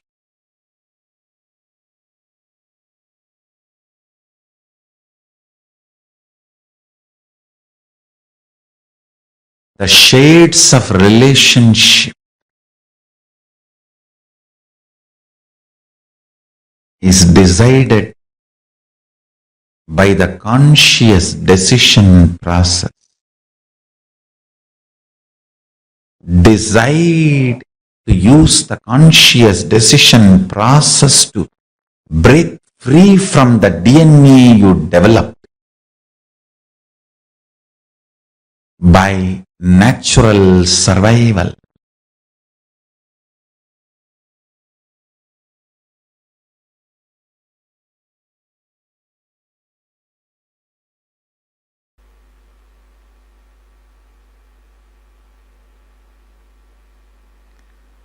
The more and more completion happens in you, you will see everyone around you feels complete with you. That is why I am saying, whether they have body or they are disembodied, in the deepest corners of your being, deepermost layers of your being, deepest parts of your being, you experience such powerful awareness, such joy.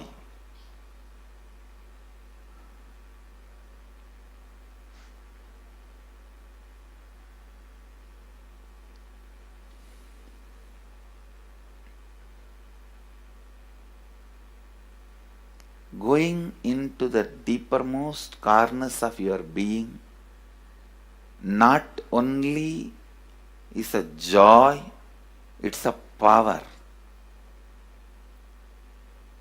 Because suddenly you will see everybody around you, everything around you listens to you. It really becomes a vibrant power where the tendency to exploit is not there. Listen, that's a very important thing. Power without the tendency to exploit. Because as long as you feel the other person is separate from you, when you get the power, it will always be used for exploiting. Because the other person is separate from you, then naturally what you will feel? Let me suck all the possible energy, intelligence, time, talent, treasure. But when you feel the other person is your own extension, you will see, you will be showering so much, enriching so much. The power you have will not be exploiting, it will be enriching. Understand? When you feel everyone is your extension, the power given to you, the power you gain, see, any living is power.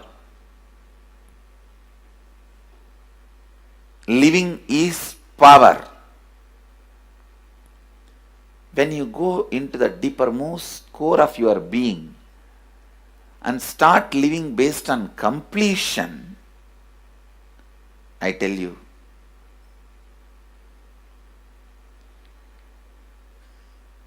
the first power you will experience is everything around you listens to you. That power will simply make you enrich everyone.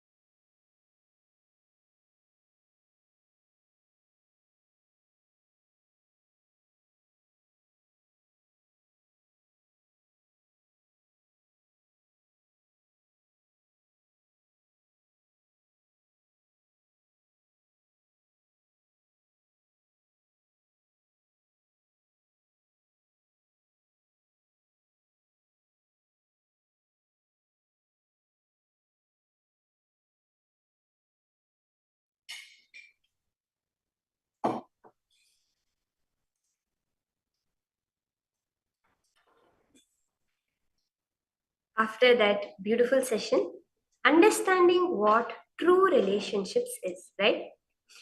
Swamiji revealed that the goal of relationship is very different. What relationship actually is very different from what we think it is. Real relationship is only that which leads to oneness. That is what Swamiji revealed. Anything which comes out of even the most subtlest powerlessness, anything which we do in life because of powerlessness can never be called as relationship. Anywhere where there's even a room for powerlessness, it is not relationship, it is only situationship. It is behaving in that situation as is required of it. This is what Swamiji revealed. And now take a few minutes. If you actually go through each day of the Paramashivoham, at every level, Swamiji is revealing to us a different way of transform fundamentals of our life. Yesterday we were learning about health. Health as we define it, but health as it is in Hinduism is so different. We always define things in this modern society based on problems. But Swamiji reveals Hinduism is a solution-based definition. Swamiji says that the definition of definition, as per him, is anything which leads to a solution. All definitions lead to solutions. So when we are defining relationships in the modern day, it is the interaction between two people. As per the dictionary, but as per our mind, relationship means lot of commitment, means lot of responsibility, means lot of nagging, means living up to another person's expectations. We have all these unconscious connotations associated with relationship. But that is only because we have defined something which is actually not relationship, it is situationship, Swamiji says, as if it is relationship. So I hope all of you cognized this. See, many of us, as you are listening to this session, may have gotten a breakthrough. Oh my God, till today, what I was thinking as relationship is actually so different from what relationship actually is, now that I listen to it from Swamiji. For each of you, if this has happened, I request you to post in the chat, what transformed? What is the before, the previous cognition that you are holding about relationships? And now, what is the powerful cognition you are holding about relationships?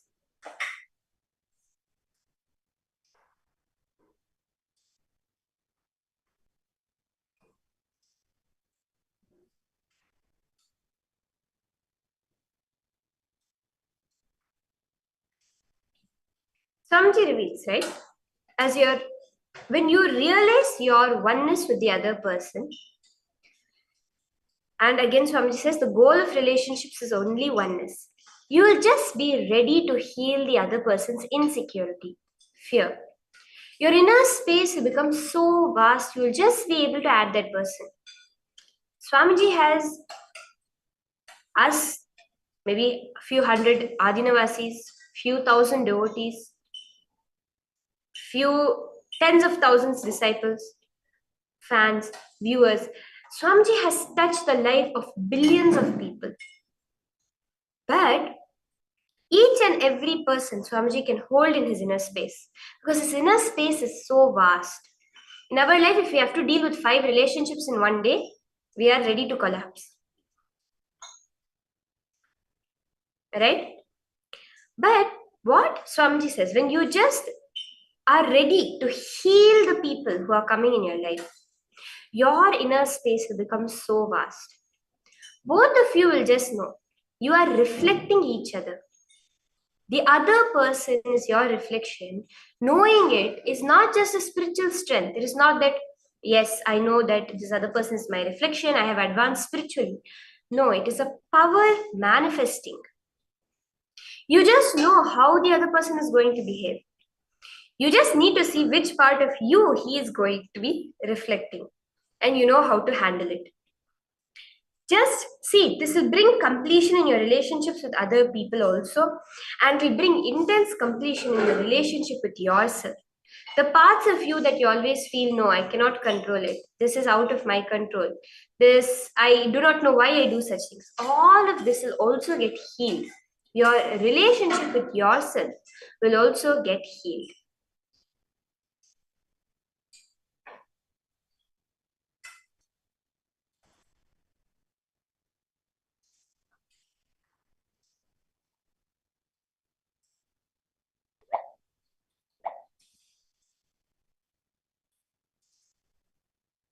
When you know that life cannot be destroyed. See, why are we not able to give that security to other people?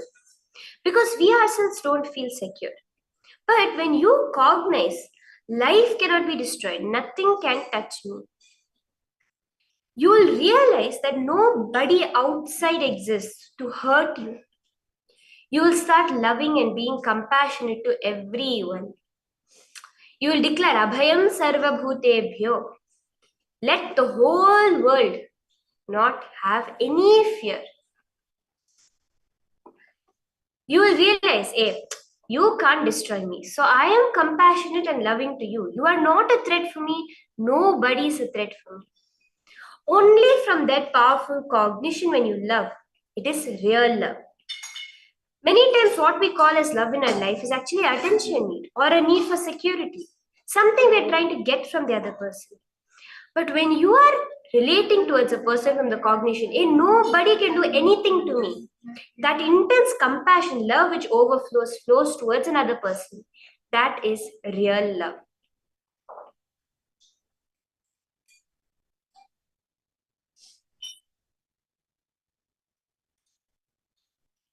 To complete now, to realize real relationships in our life, Swamiji has revealed a process. The first step, pen down wherever all the situations in your life you felt threatened.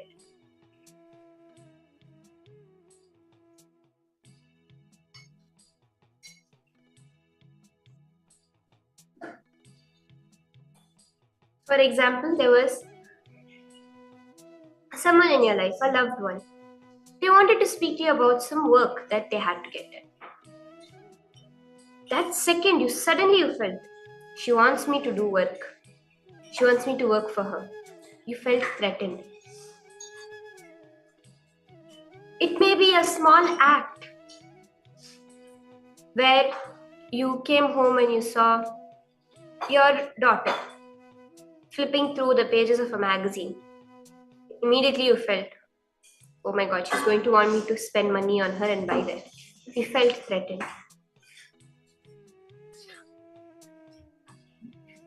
It may be the time you approached your father to get some money.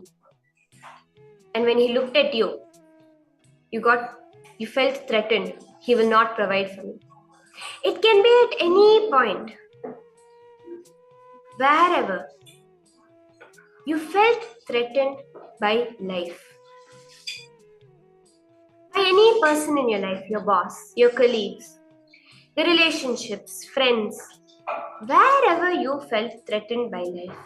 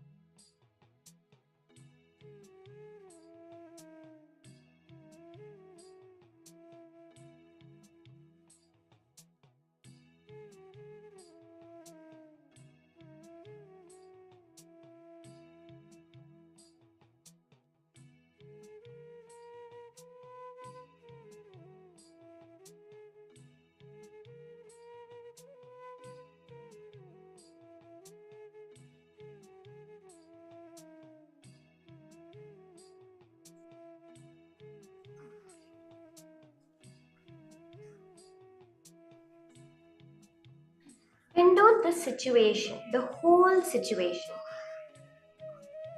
There may be in many types of situations, many things that may have happened. Write down each one of the situations in detail.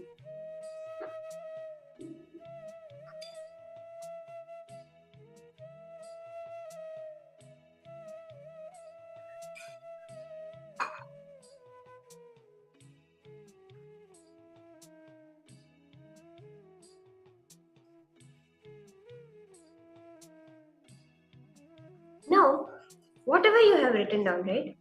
Go back to the earliest incident of when you felt threatened.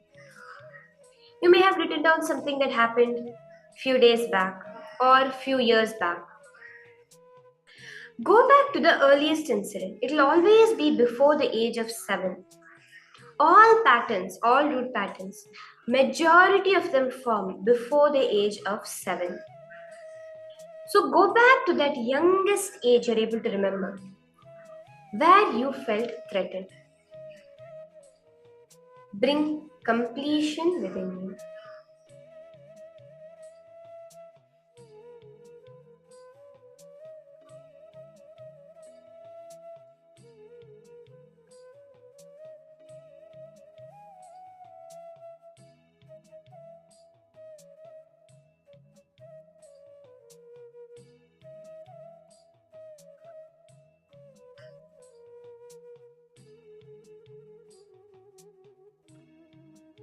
Go back to the date, the time, the age, the situations, the feelings, the surroundings, the people, whatever it was made you feel threatened first. Just when you do this sincerely, you'll see. You'll not just be going back to age of 7, you can even go back to the age of when you were just few months old. We have had so many devotees, so many participants who have experienced this. Going back to an age which logically they cannot remember, but few months of age, something nobody has ever told them about it. But they're able to recollect and complete in the presence of Swamiji that earlier incidents also. So just look in and see. The earliest incident where you can remember the feeling of threatened. It could be a bully at school. It could be when you saw your father scolding your elder sibling. Something may have happened. The first time you felt threatened, when a stranger approached you in the park. There may be any time, but definitely before the age of 7. Look into that incident.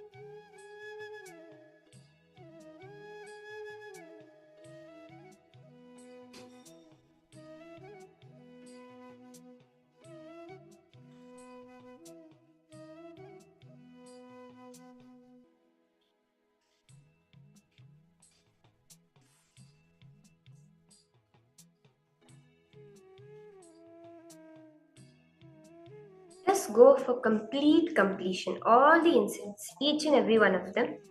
Decide to complete it completely. Relive it to relieve it.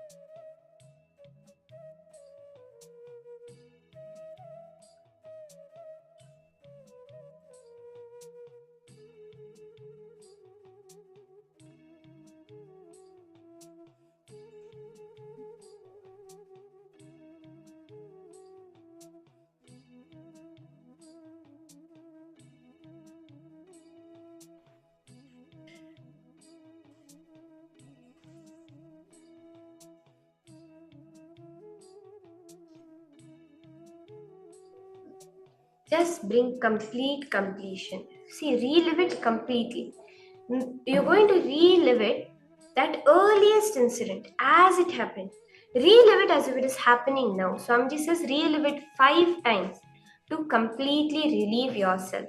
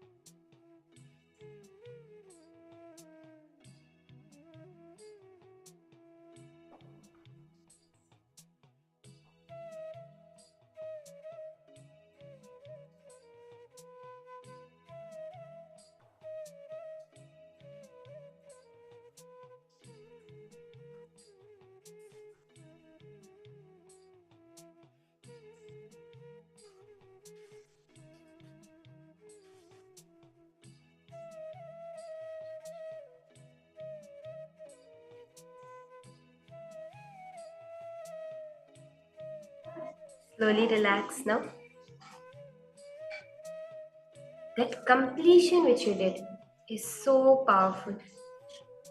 Swamiji says every time you complete a pattern, the result is power manifestation. See, you may be feeling, no, especially for me, I suffer so much in my relationships with miscommunication problems and all. This relationship can never become a power for me.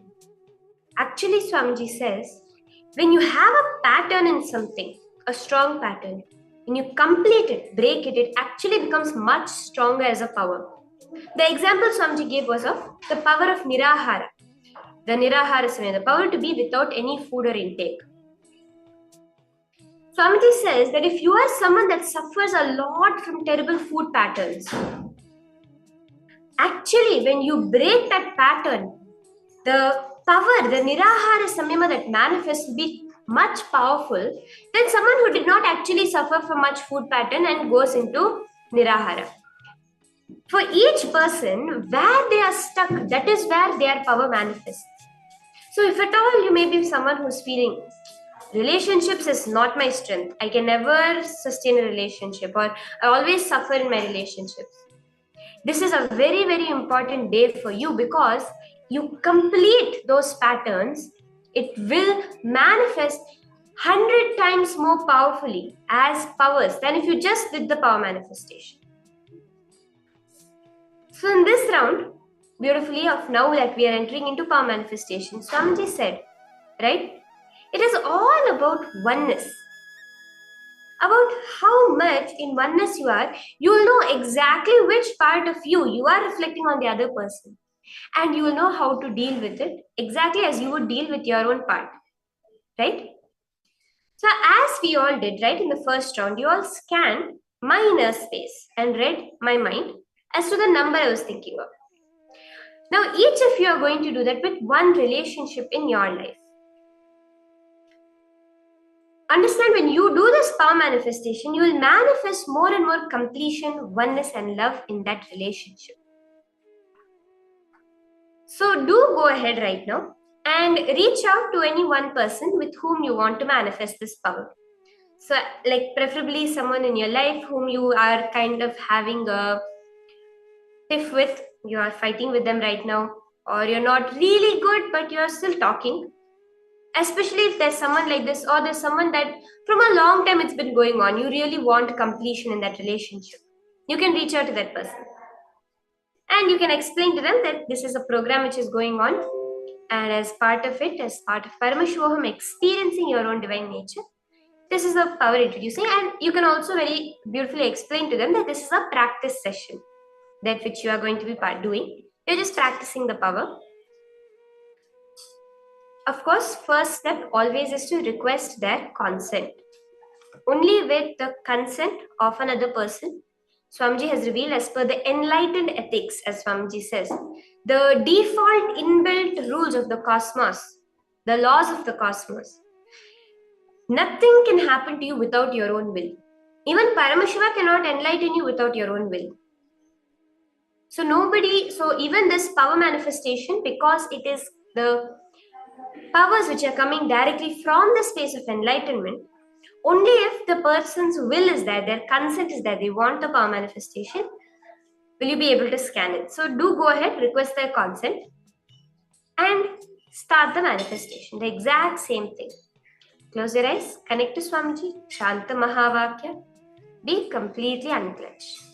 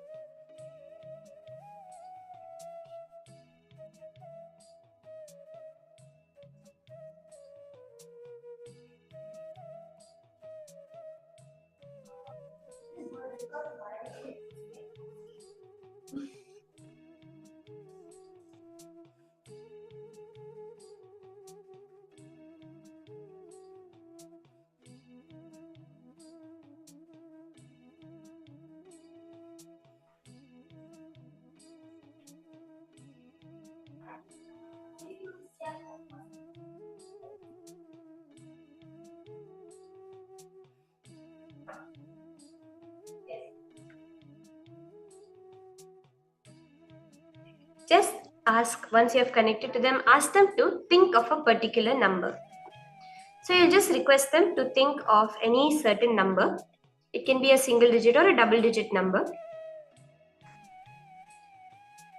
And just by connecting to Swamiji, you're going to be able to see exactly. Remember, they're an extension of you. If you are told, think of a number, you know what number you thought of, right? The same way, if they think of a number, you know it exactly because they are nothing but one part of you.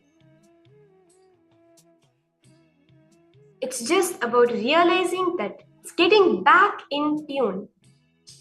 Like when our hand becomes numb, we can't feel it. If someone would take a pin and poke it or take a knife and cut it, we would not realize. Or if someone would tickle us, we would not realize. But it takes us time. First, you get the little bit of feeling back, then you have the pins and needles, and then finally you're feeling your hands completely, right? We have just a little bit prolonged numbness with all those parts of us that are right now there externally. So now it is time for us to realize back our oneness with it.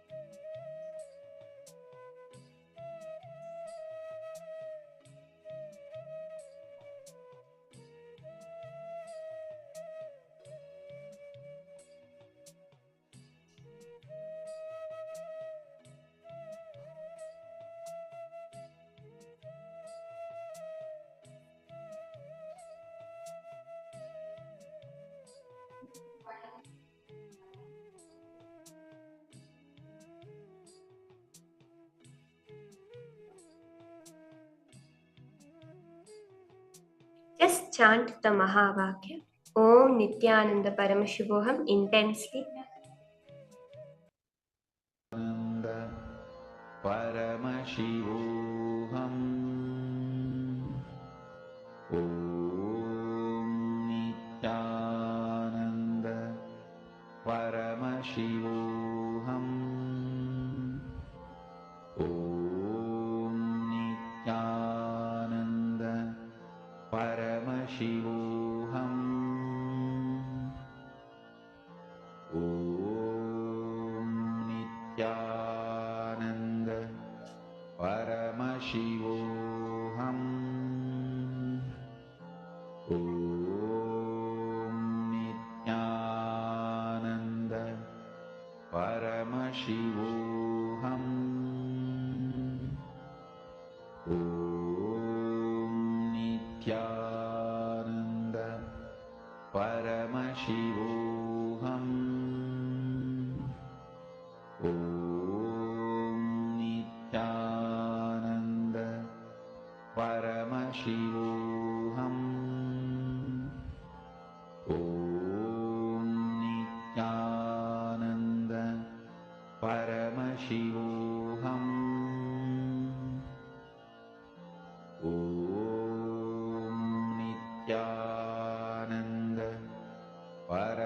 Paramashivoham. Om Nityananda Paramashivoham. Om Nityananda. Slowly relax now and share with the person with whom you're manifesting for. Share with them what Swamiji revealed to you in your inner space. Your third eye, what is the exact number that Swamiji told you that person is thinking of? Share it to them, ask them to verify. And no matter what it is, remember this, Swamiji is the one manifesting. So just celebrate it, celebrate this opportunity, this power, everything manifesting through you. And it will only lead to more and more power manifestation. So now we'll be entering into the next session. We understood what really a relationship is. Let us understand more about what we right now live as relationships and what relationships can be for us. There are two ways of viewing a relationship as a pattern. The same type of irritating people come again and again in my life. How many ever times I try to go away from them? The same type of exploiting friends happen in my life, no matter how many times I try to let go of them. The same kind of annoying, nagging, domineering boss comes back in my life again and again, no matter how many times I quit my job. This is because we are viewing the relationship as a pattern. But in reality, each relationship is an ultimate possibility. It is a powerful ultimate possibility for each one of us. That is what Swamiji is going to be revealing to us in this session now, about how our relationships are a pattern or a possibility. Let us now listen to this directly.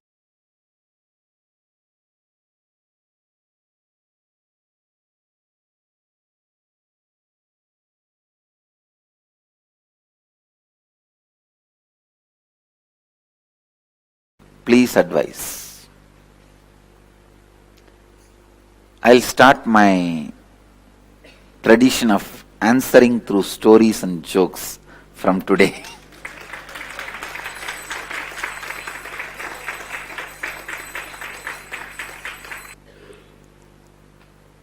Small child, maybe 4-year-old child, goes to the mother and asks, "Mother, how did human beings happen?" Mother says, "Oh, God created Adam and Eve and they created more kids. And they created more kids and they created more kids, and that is the way the human beings have come." After a few days,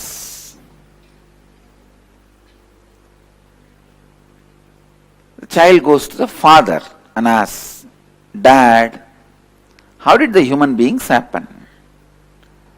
Dad says, "No, from the monkey, human beings evolved. That is the way human beings have come. Many years ago, there were monkeys from which the human race evolved." The child is thoroughly confused, goes to the mother and asks again, "What is this, mother?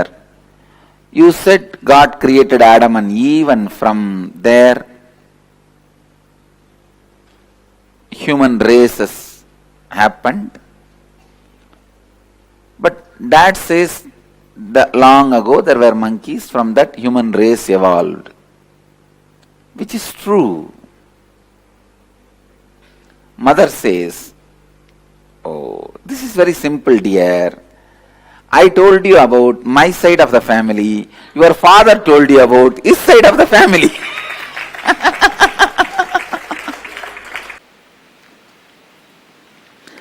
Husband sent a text to his wife at night. "Hi, I'll get late. Please try and wash all my dirty clothes. And make sure you prepare my favorite dish before I return for dinner." He sent another text, "And I forgot to tell you that I got an increase in my salary at the end of this month. I am getting you a new car. She immediately texts back, "Oh my God, really?" Husband replied, "No, just I wanted to make sure you got my first message."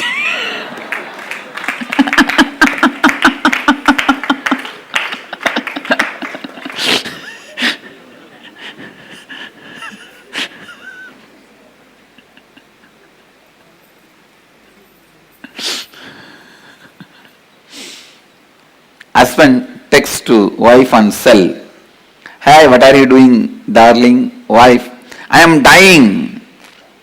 Husband jumps with joy, but types, "Sweetheart, how can I live without you?" Wife texts back, "You idiot, I am dyeing my hair." Husband, bloody English language.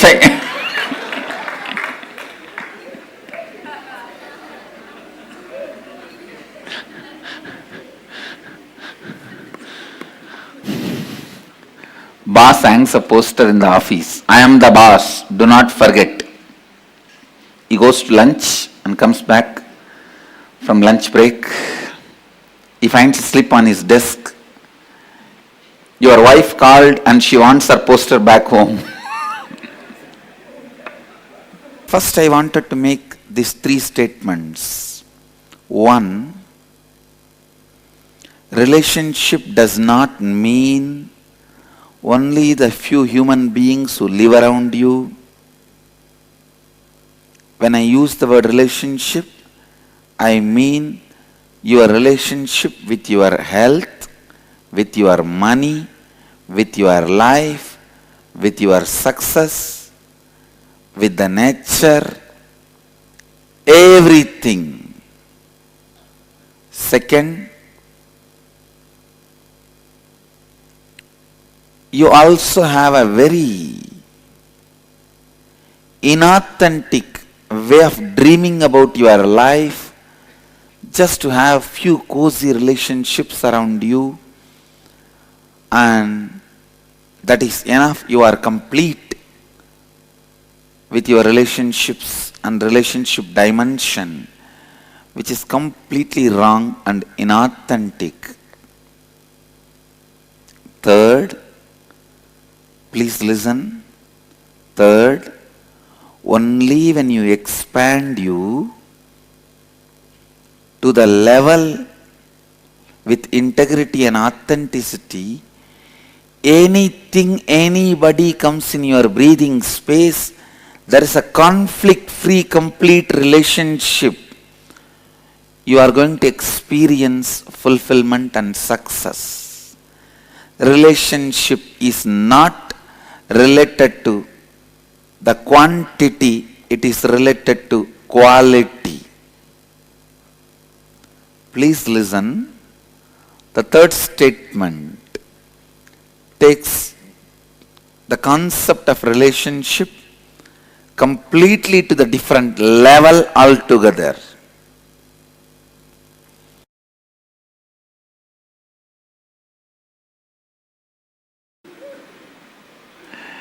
Understand, relationships can either lead to more and more imprisonment in your patterns or liberation. Pattern or possibility, it can lead you to more and more space of possibility.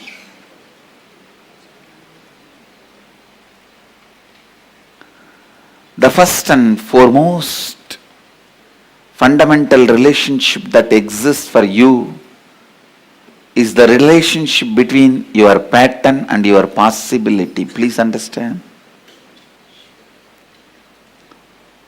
Please come to the space of listening. Dhyan se suniye. Listen. I am not talking about with whom you relate, with what you relate. I am not talking about your relationship with your husband, wife, brother, sister, father, mother. I am not talking even about all that. I am talking about from which space you start relating. I tell you, if you relate from the space of possibility, even if you live with a large family, you are a great sannyasi, enlightened being. If you relate based on the patterns, even if you are living alone, you are bound, bhatta, fallen, grihastha. Understand?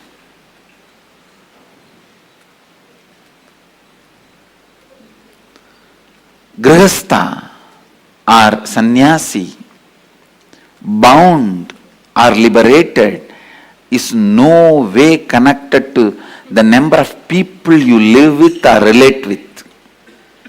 It connects with the space from which you operate. If you see every human being as a possibility, for that you also should see you as a possibility. Understand? When you see you as possibility, you will see everyone as a possibility. When you see everyone as a possibility,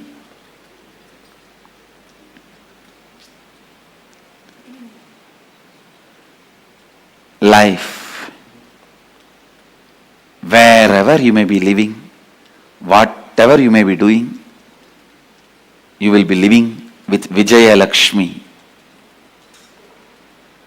Means the Lakshmi of victory. Don't say my neighbor house is Vijay Lakshmi. My neighbor name is Vijay Lakshmi. When I said the word Vijay Lakshmi, I meant the Lord, the deity of victory, the goddess of victory.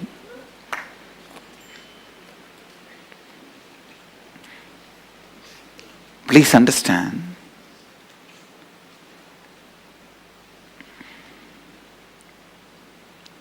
How you see you, how you see others, how you see you and how you see others. All relationships you experience in your life can only from two space, two frames. One, listen. Please listen, because I am giving you the punch statements for your life. One, inside the frame and perception given by your pattern. Inside the frame and perception given by your possibility.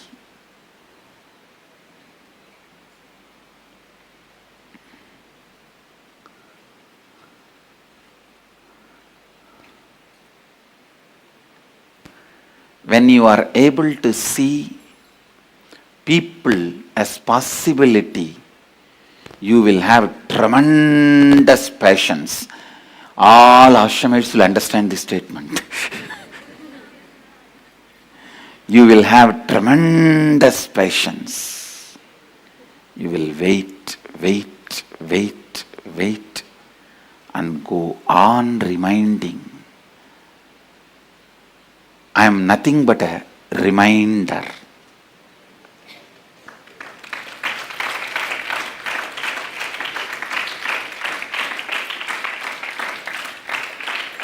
I am nothing but a reminder. When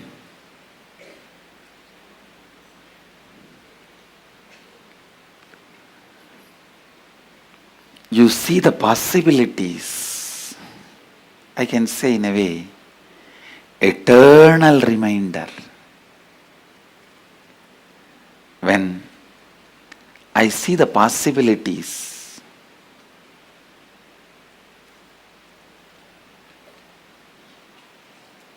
please understand, when I see the possibilities,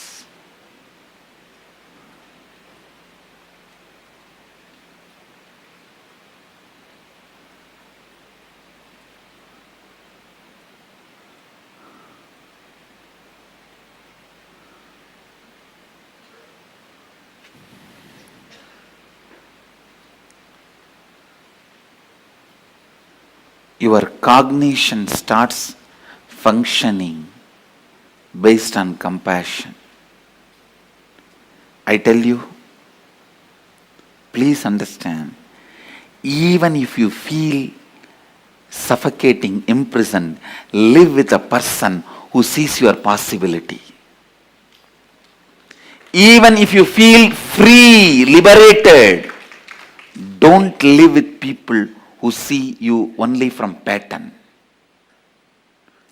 I'm defining real freedom and real bondage.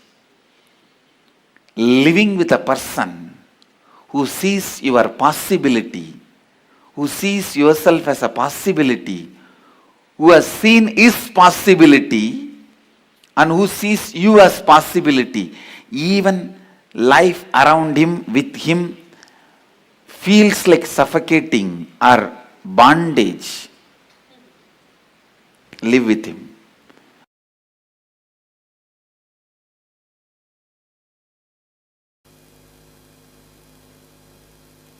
When you bring integrity, you will heal all the damage you caused inside you, outside you, due to the relationships, the ignorance you had in the zone of relationships. Listen. Your ignorance in the space of relationship not only causes damage in others, it causes damage in you also. When you cause damage in your spouse, in your mother, in your father, be very clear, you cause damage in you. Because your father, mother, spouse, all the relationships you carry decides the confidence and the energy you have about you. When you bring the integrity as a space inside you, the space you perceive, you experience, you operate, suddenly so much of healing happens to you and to others who are living around you, who are relating with you, fortunately or unfortunately. Listen, one of the important healing factor in relationships is the other person feeling confident, you are transformed, you are going to be different in future. To tell you honestly, nobody is too serious about the past hurt. Everybody is expecting about what is going to be the future. If you give them the confidence, assurance, the future is going to be really transformed, authentic and responsible. There is nobody who is not ready to heal their past or drop their past. Everyone is waiting to drop their past and relate with you in a new way. Who is interested in carrying the past wounds? Just like how you are waiting to drop the past and have the new future. Everyone is waiting to drop the past and create the new future. I have seen in my experience, when authenticity happens, you are ready to spontaneously relate with every new being who is coming in your presence. I have seen some people running away from society, hiding themselves in caves. Listen. Sitting in cave and meditating is not wrong, but if you are doing it for wrong reason, it is wrong. If you are If you are inauthentic and unable to handle the people who come in your space authentically, spontaneously, you just want to escape from all relationships and you go and hide in the caves. It is inauthentic.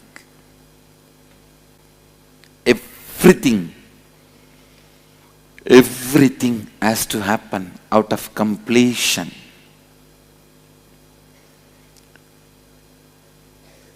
Living out of completion is your birthright.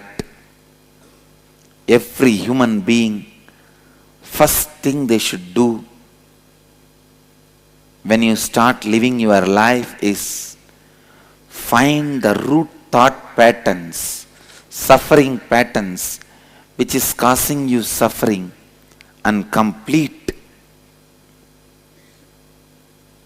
That completion gives you the courage to relate with human beings with integrity and authenticity. People are afraid to relate with other human beings. Even when you go to meet your friends, you prepare all the statements you have to tell him. Why can't you be spontaneous? Even to meet with your friend, why do you need so much of preparation? Why do you need so much of inauthentic strategy planning? Why do you need so much of lack of integrity verbal preparation? It is so unfortunate.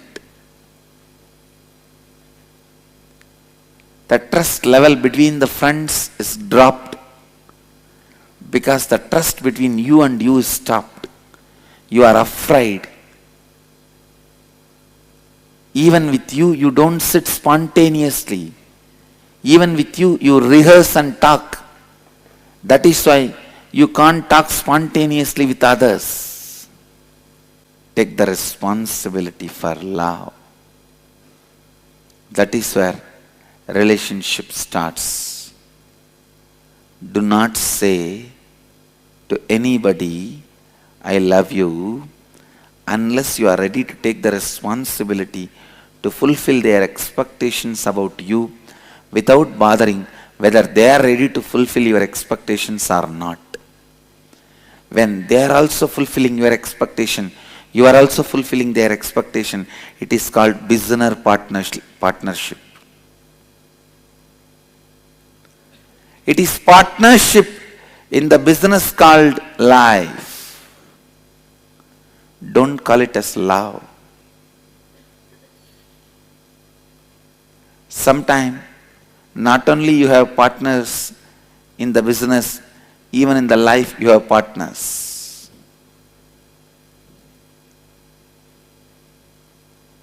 Maybe you can use the word life business partners.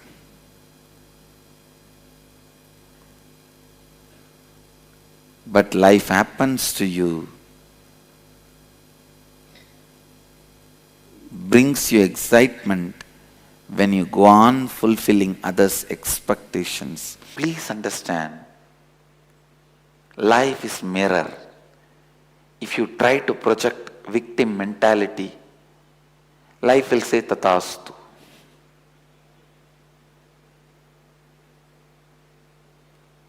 Don't expect sympathy from life by showing yourself as victim. No. It will simply say tathastu. Let you be the victim as you described.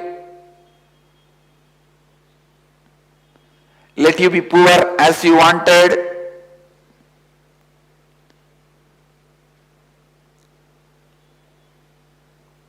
Life is a huge, eternal, perpetual tathastu. So be it. How you present yourself to the life, it says tathastu. Never ever try to show yourself, try to perceive yourself as a victim. Decide. Victimhood is the past mistake. I'll never allow that to be a future reality. Victimhood is the past mistake. I'll never allow that into a future reality.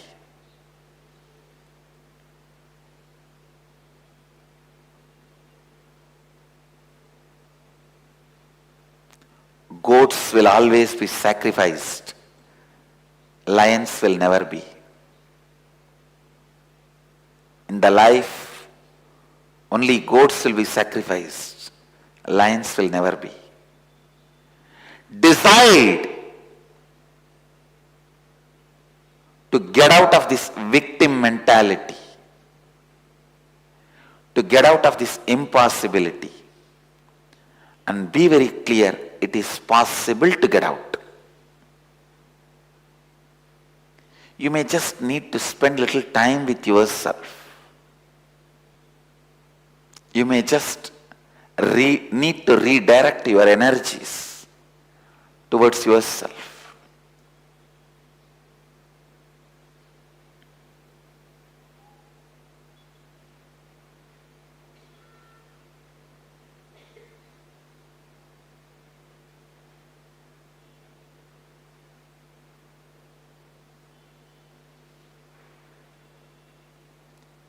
When you know how you behave, respond,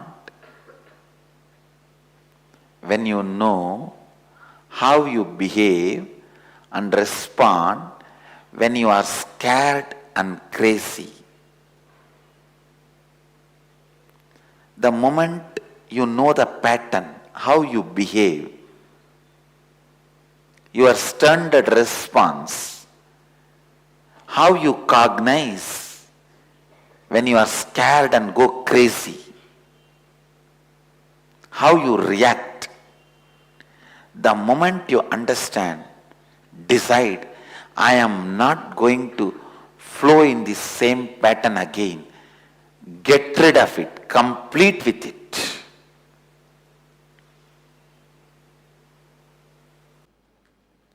You have only two possibilities. First, heal, enrich your relationship with you. Do swapurnatva, self-completion, by bringing integrity with you, authenticity with you, responsibility about you, enriching yourself. Listen, I ask you to bring these three qualities in you as a first priority. That does not mean I am asking you to do only this. You have to be doing it simultaneously with you and others also. Only then it happens in you. When you bring completion to you, relationship with you starts. Enriching yourself starts. If you don't have confidence, you can look at you, you can be with you, you are comfortable with you, you can raise yourself by yourself. Who can be with you? Who else can look at you? Who else will be comfortable with you? I tell you, in the cosmic constitution, the first amendment is you should be taught to be comfortable with you. That is your first amendment right. Man should be comfortable with himself. You should be able to be comfortable with you. That is the first amendment in cosmic constitution. Freedom of speech comes second. You have freedom to speak with others only if you have freedom to speak with you. understand the science of relationships. It is not just the phenomena of the mind, it's a phenomena of the body.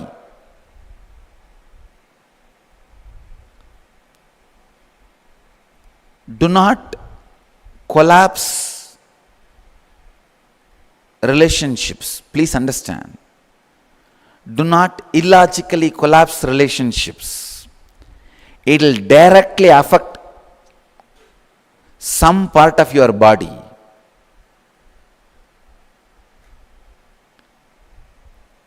Unless you are logically completely convinced that this relationship can't be maintained, this is going to be abusive, it is going to be disturbing and disrupting your life, don't collapse any relationship.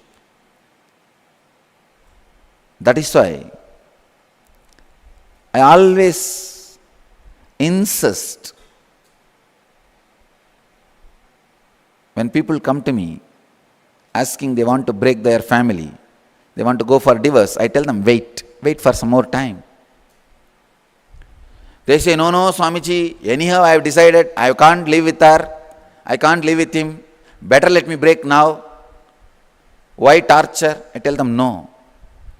If you are tortured, your muscle memory and biomemory will strongly start believing this is more disruptive, this is not the way you want to live.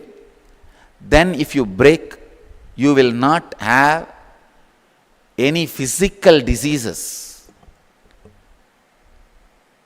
But before your biomemory or muscle memory is convinced, only when your head, the mind is convinced, if you break, the collapsing will simply turn into a disease inside you.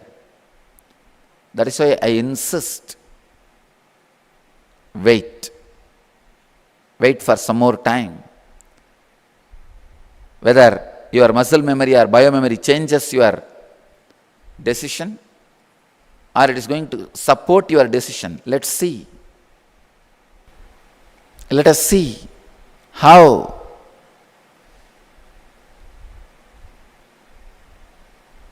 your mind is able to continue.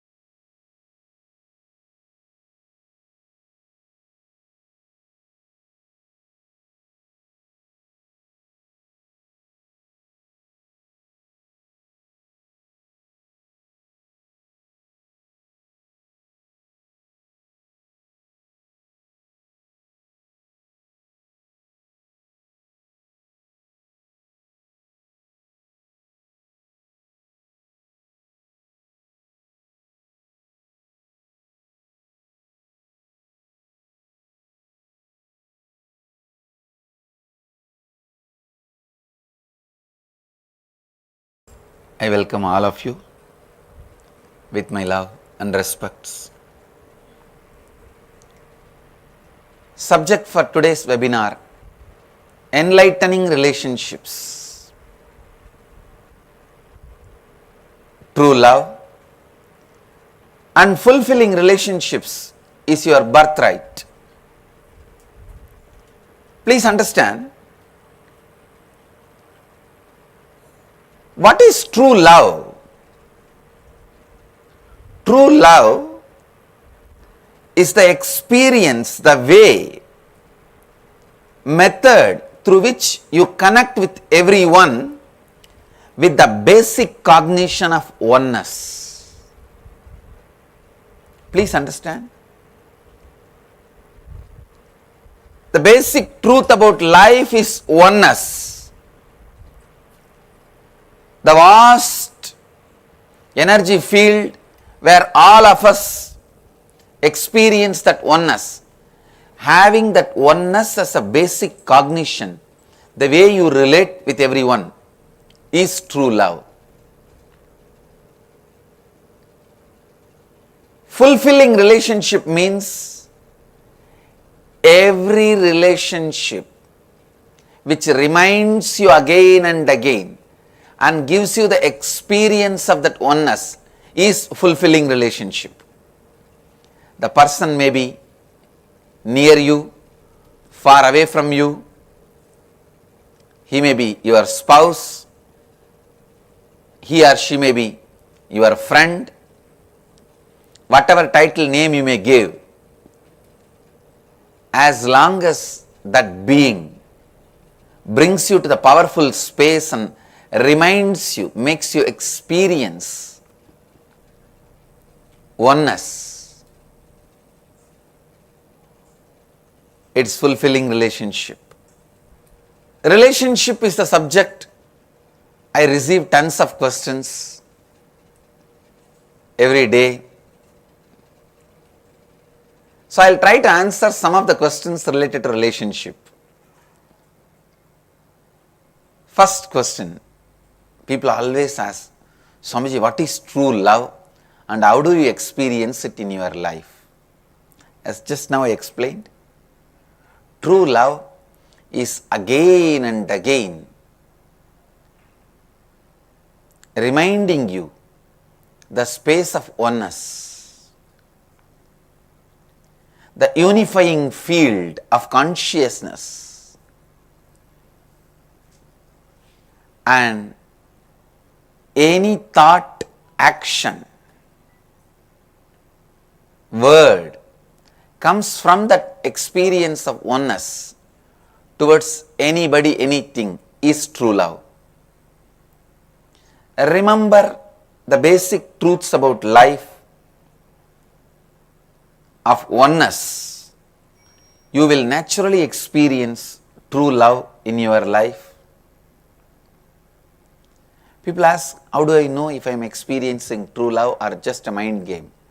Understand, if the other person again and again makes you powerful, makes you experience that oneness, you are experiencing true love, or forget about it, it's all just a mind game.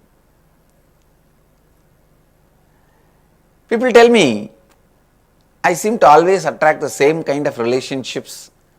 How do I get out of this pattern? How do I attract the right person into my life? First thing, you will always attract the same kind of relationship in your life as long as you carry the same pattern. When you get out of the pattern you are carrying, when you complete with all the patterns you are carrying, when you bring yourself to the completion from all the incompletions you are carrying, you will attract the right person into your life. Right person into your life.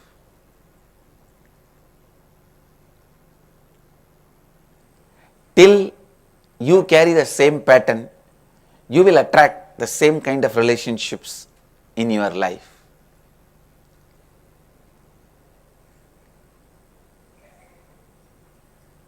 Please understand, you, the way you relate, the way you respond, the way you utter words, that puts the expectation, that makes the other person to react, respond, reciprocate.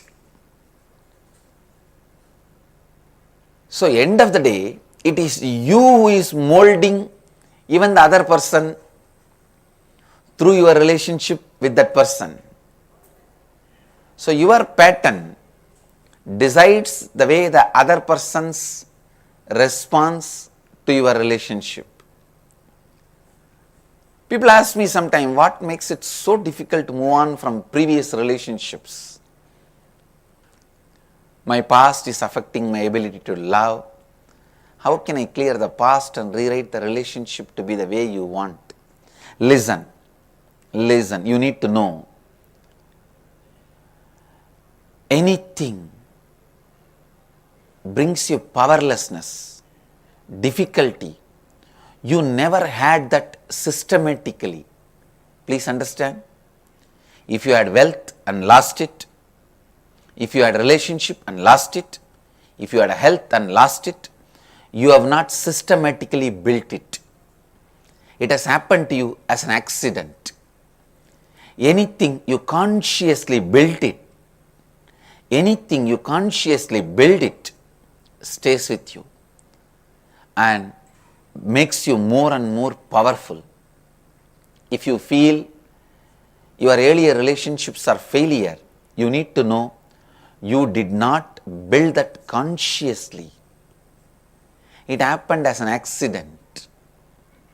Maybe just because you are a young girl or a young man, relationships would have happened. Not because you wanted to enter into it consciously with a purpose, with a clear goal in the life. So understand, the word relationship should not be used if it has happened as accident. So whenever some relationship breaks, fails, remember to name that as an accidental relationship, so that it is easy for you to get out of it, complete with it. You can clear the past, and at least next time you can be very sure about what you should be doing and should not be doing. The earlier relationships, why it worked and why it failed, the right lessons are learned. The right context is set for you to rewrite the relationship, the new relationship, the way you wanted, the way you want to live. So understand,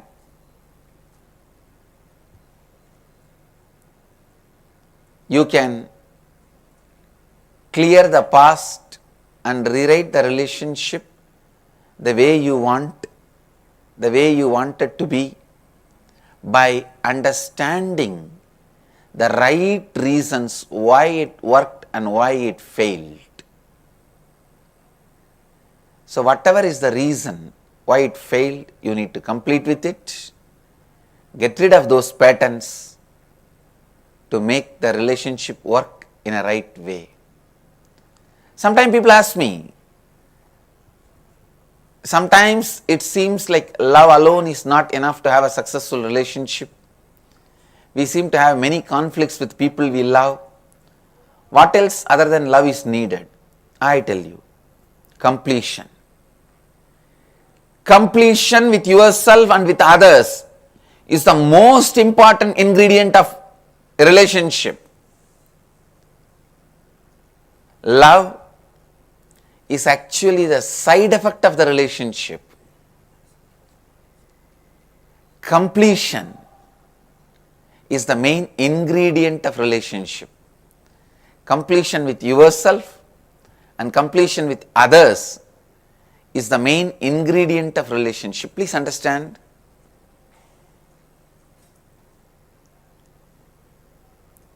Ability to see the possibility in you is completion with yourself. ability to see the possibility in others is completion with others. So completion with yourself and completion with others is the first ingredient for a successful relationship. Love is side effect. When I say completion, I mean your ability to look at your possibility instead of denying constantly yourself, loading yourself with all the impossibilities and past failures. So denying yourself all possibilities incompletion, allowing your possibilities is completion. Same way, seeing and allowing others' possibility is completion with others.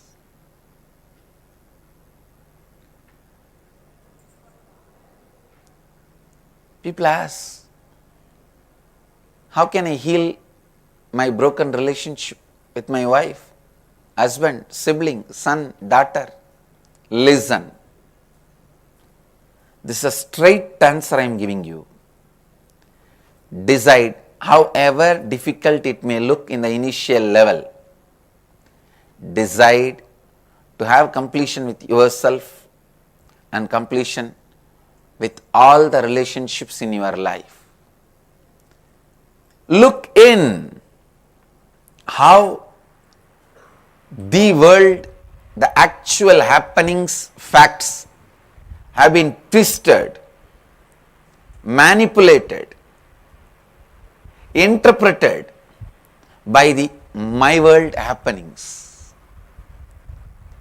Listen, just see how the world, the real factual happenings were interpreted, manipulated in your world,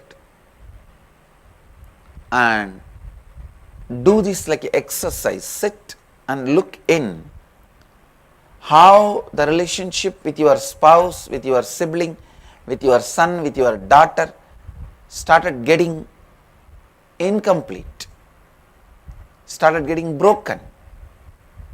Look into those incompletions and pen down, internalize, whether it is because of the fact or because of your interpretations. I can very clearly tell, mostly, in a way, almost always, it is because of your interpretations. Have enough intelligence and patience to look into your interpretations and how many times it is proved your interpretations wrong, how you hold them up. Look in and complete with that. Complete with that. Complete with that. And sit and openly talk to your spouse, sibling, son or daughter, with whoever you have a broken relationship. Sit and openly have a discussion with them. Talk to them. That's the only way you can heal the broken relationships. You can complete. Same way, people feel sometime someone they love is not communicating with them. They say, we have tried many times. How do I get them to talk to me? Please listen. First thing, the other person not communicating with you is nothing but he has closed the doors on you.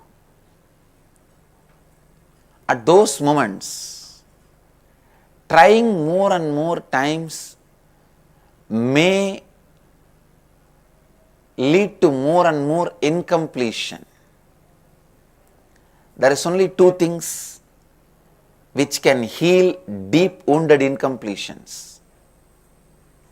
deep wounds in relationships. One is time, another one is friendliness. Without communicating, you can continue to carry friendliness towards the person. Understand, whether you understand or not, believe it or not, ultimately, as truth, all of us are connected through this unifying consciousness. So when you carry friendliness, the other person will automatically respond, start reacting, even if you are not trying to communicate with that person. So wait, complete with yourself, allow time to heal, and the power of your completion, the way you carry the friendliness, will simply make the other person communicate with you, relate with you. Please understand, I am not talking something like miracle or taking a chance. I am talking about a science.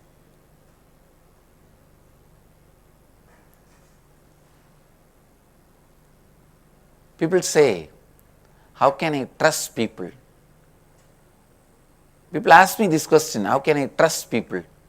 What if they take advantage of me? How do I start trusting after I have been hurt by others? First thing, as long as you have some business understanding bargain, do not call that as trust. If you have been hurt, it must be in bargains, never in trust. Trust is a pure powerfulness you experience about you, and the surety, certainty, guarantee you experience about others just by the way of oneness, not by the way of their words or commitments, the way they talk to you. It is the way they make you feel about you and them. Understand, the way they carry their being into you and they carry you into them. Trust is surety given by the being, not by the words. Honesty to the being, not to any words. So if you have been hurt, be very clear earlier, you might have had a bargaining relationship, not trust. So do not call bargaining relationship, business relationships as trust and lose the ability to trust anybody. That is a very, very, very serious miss. You will do it in your life. No. That will be a costly mistake.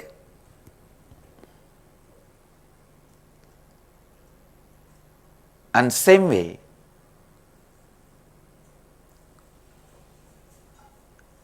don't call your irresponsibility to gauge the other person as you trusting and they taking advantage. Most of the time, you complain about the other person that they took advantage of you. But if you look back, you were irresponsible in gauging them.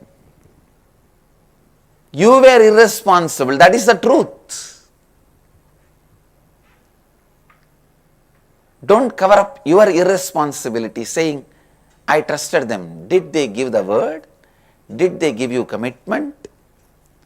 And even while they committed, are they whole, complete?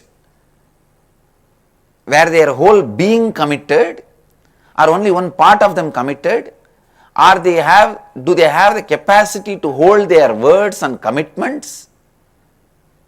Is he a matured man, integrated being who has a capacity to stand by his commitment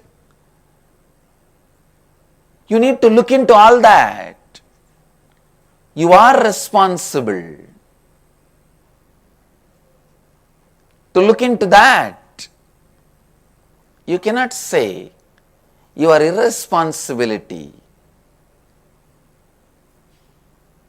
can be justified if you just blame others that they took advantage of you.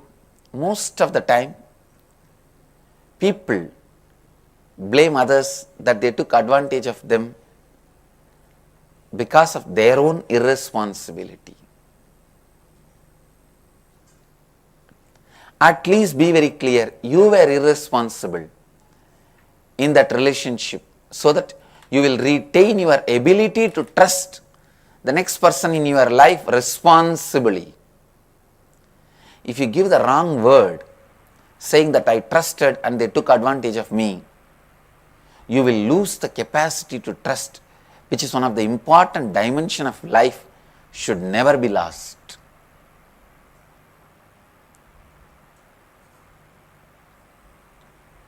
Same way people ask me, how do I know if a person is right for me as a partner? Listen, this is the very important question. How you carry that person in your inner space when you remember that person all by yourself? Does he make you feel powerful? Does he complete you and make you feel more and more authentic? Please understand, I am not asking, does he make you feel excited? Does he make you feel good? Does he make you feel enthusiastic? No, I am not asking all those questions. Does he fulfill you? Does he make you feel powerful? Does he or she makes you feel complete when you remember that person all by yourself, sitting alone? How you feel about him? What is in him or her completes you, makes you powerful? What is that in him or in her makes you experience the oneness? Look in. Anybody who makes you experience that oneness, feeling of non-duality,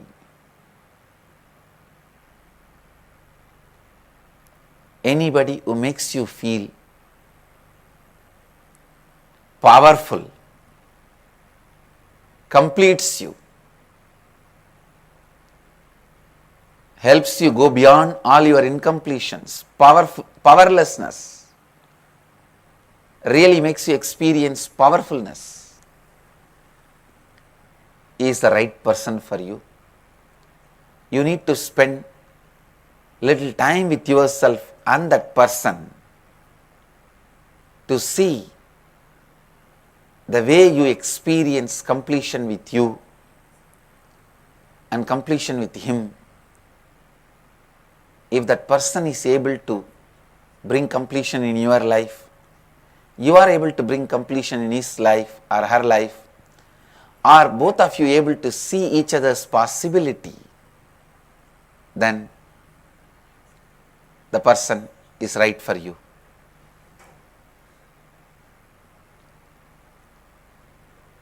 Next, people ask me, how can I bring true love into a relationship to make it extraordinary?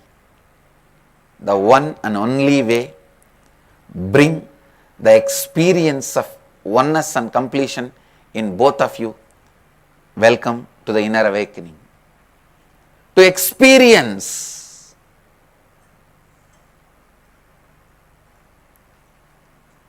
the real, true completion, oneness with the other person, where you complete the other person and the other person completes you. and the true love is experienced.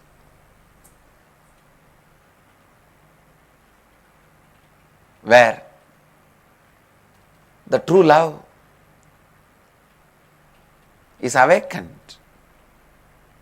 Understand, if you bring completion to each other, the true love is awakened and the relationship becomes extraordinary, leads itself to the experience of oneness.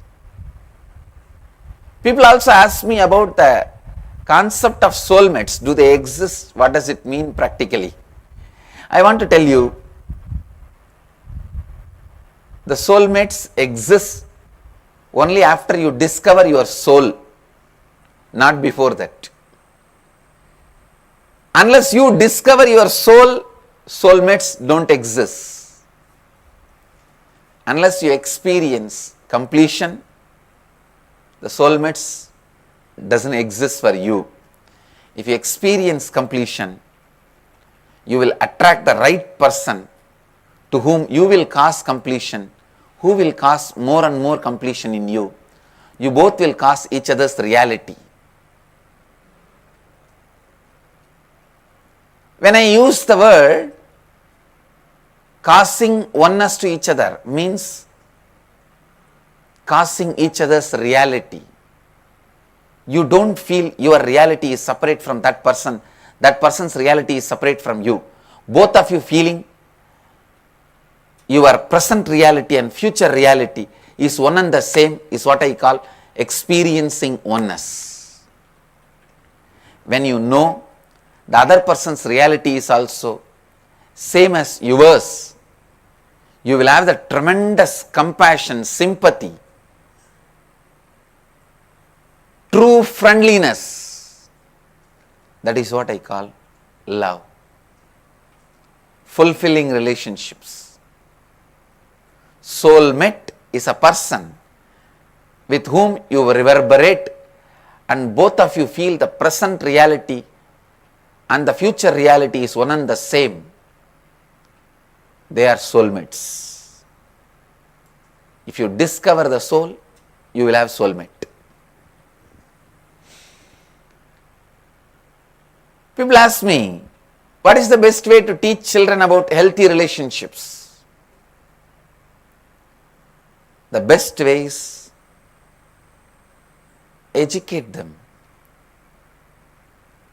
with the simple ideas, how the friendliness strengthens them again and again. Do not add your selfishness into their being. Do not add your self-centered incompletions into their thinking part. Teach them to be powerful and complete. Teach them the joy of completion. Teach them to relate from the space of powerfulness. Bring them to the ingenious program. We will teach them. We will give them the experience of powerfulness relating from the space of completion and healthy relationships.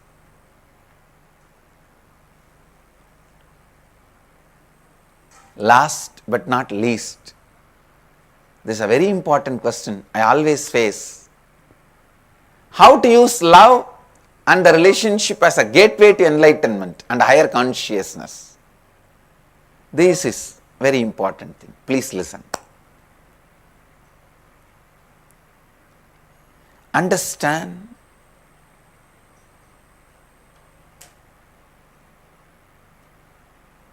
you are nothing but bunch of your patterns, past experiences.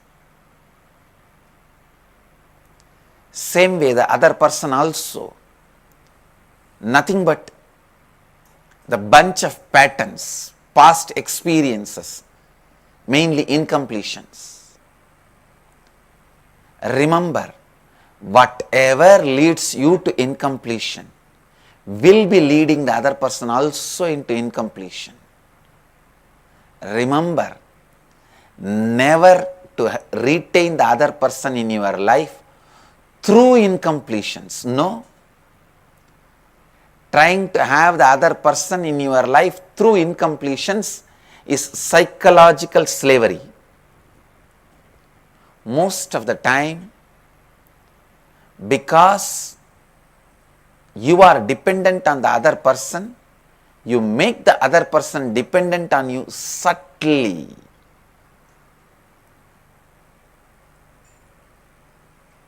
When you understand, you don't want to be bound by somebody. You don't want to be controlled. You don't want to be under slavery.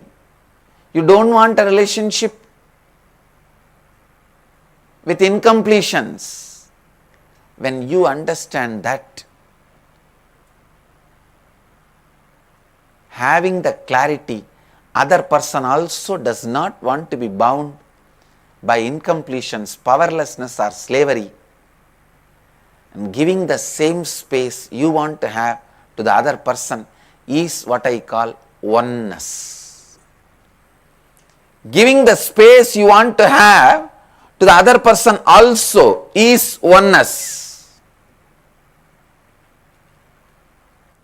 He may leave you, but he will be living with you.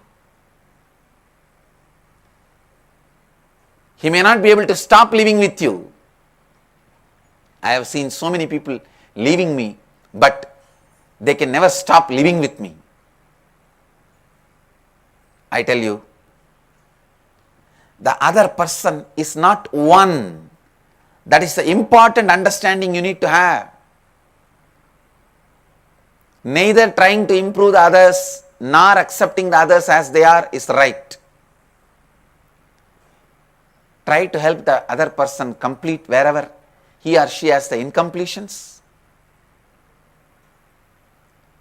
Accept the other person as they are wherever they have completion. People ask me to define trust versus false hopes.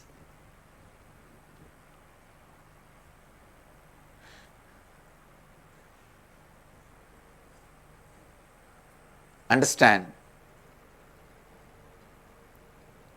again,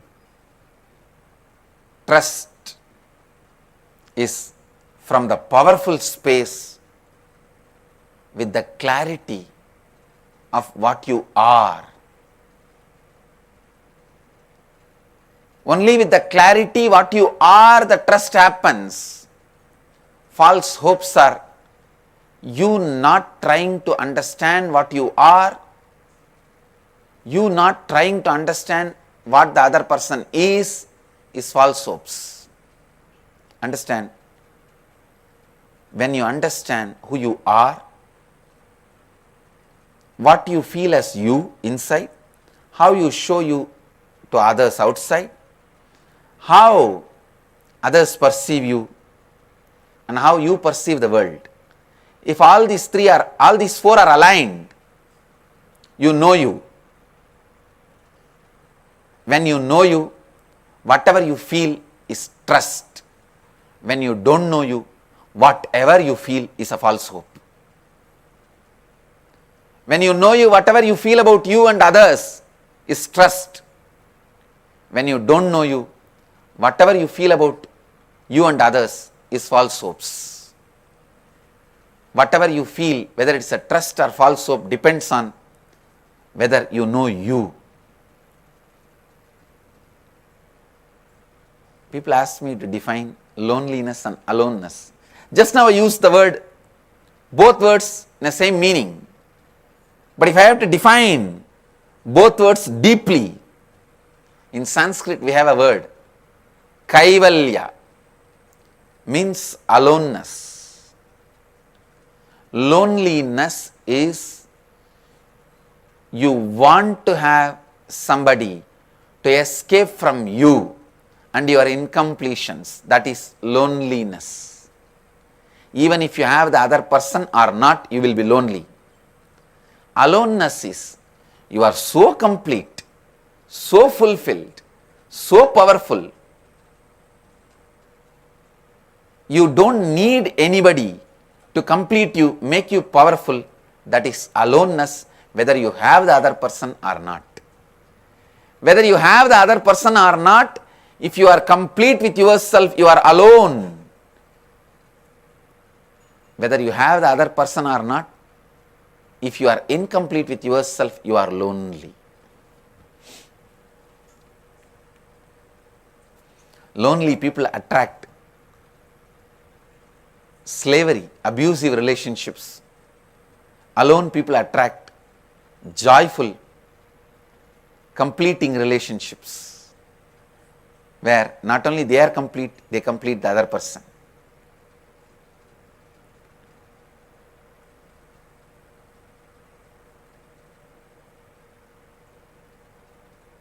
Now,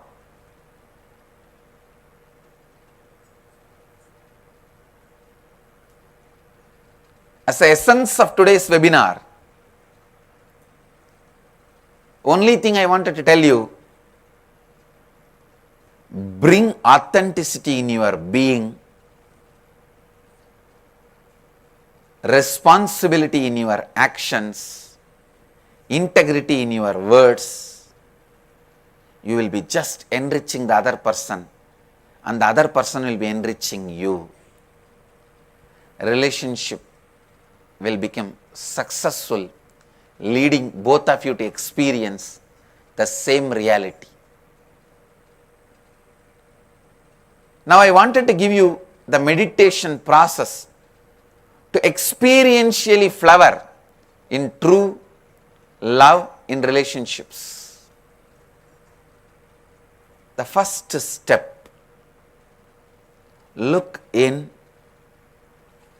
and pen down what you feel about you when you are with that person with whom you are in love. What you feel about you when you are not with that person with whom you are in relationship, and how you show you to that person. Pen down all this. How that person perceives you and how you perceive that person. Pen down all these 5 points independently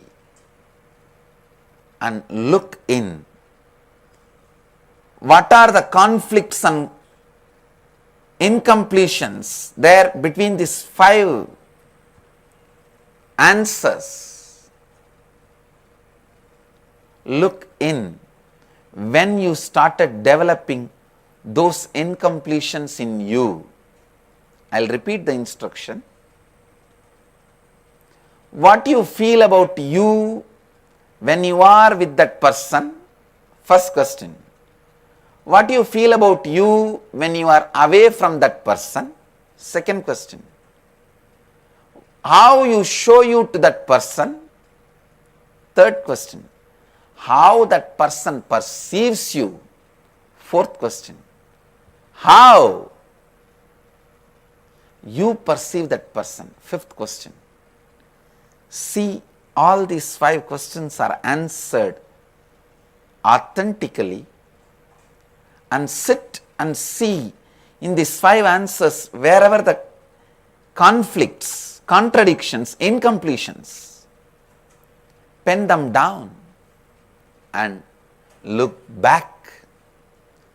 How you developed those incompletions and relive those incompletions within you. Relive again and again and relieve. Let me elaborate instructions on incompletion. When I say incompletion, the conflicts, contradicts you have, contradictions, conflicts. How you feel about you, but how you project you to that person.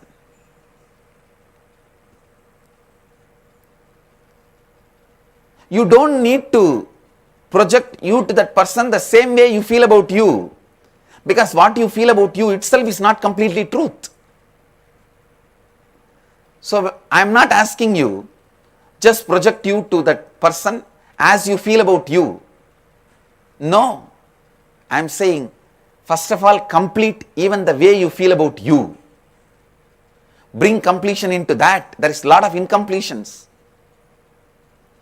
factual errors, the way you feel about you.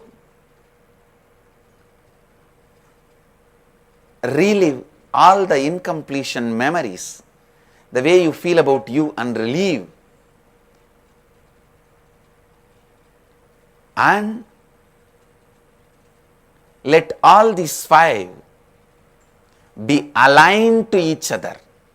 The way you feel about you when you are alone, the way you feel about you when you are with him or her, the way you project you to the other person, the way the other person understands you, and the way you understand the other person. Let all these 5 be brought to completion, to sync, to oneness. Whatever contradictions, incompletions you have in these 5 answers, dig out how these incompletions came in your system. What are the patterns, incidents when you developed these incompletions in you? Go back to your memories, see why, when, how you developed these incompletions, contradictions, conflicts. Relive those incidents and relieve those incompletions. Bring completion within you. Then sit with the other person, help the other person to come to the space of completion with you. That is what is completing with the other person. Please understand, this meditation process has to be done together. First, you bring yourself to completion and help the other person to bring completion. Both of you sit together and bring both of yourself to completion. I can give you example of this non-alignment between these 5.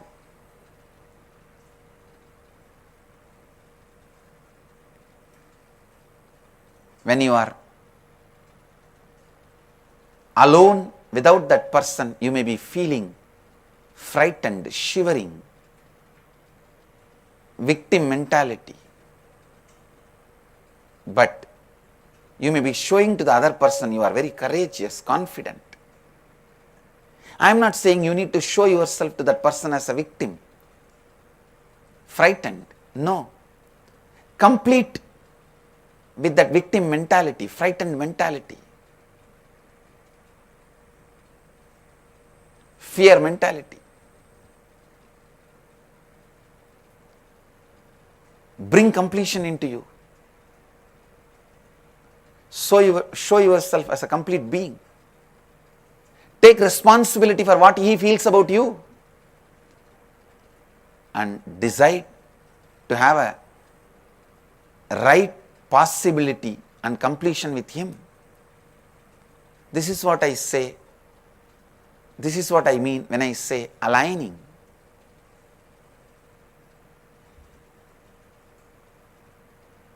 Wherever you feel you are stuck, you are feeling the non-alignment, dig deep why this pattern started growing in you, when you started growing this pattern in you. Remember those incidents and pen down, relive them and relieve them till those patterns and incidents lose power over your cognition. Do this exercise at least 11 days with the other person. Sometime you may say, what if other person does not want to talk to me or do this completion or does not believe in it? Don't worry.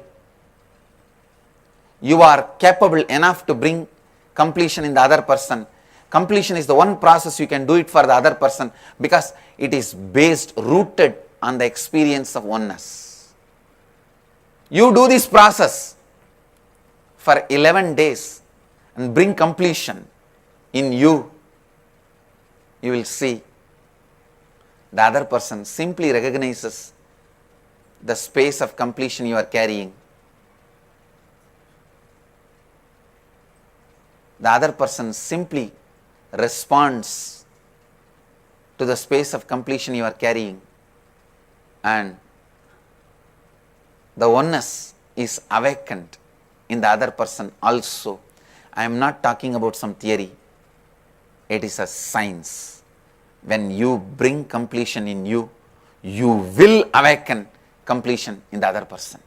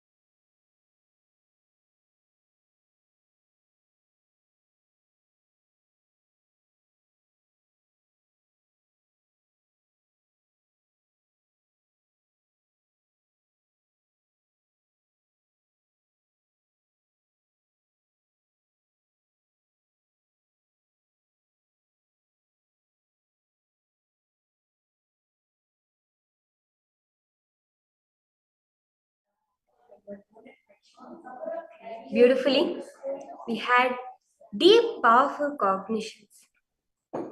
Cognizing directly from Swamiji himself about the greater sciences. Just intensely cognizing how we can transform every relationship in our life into possibilities.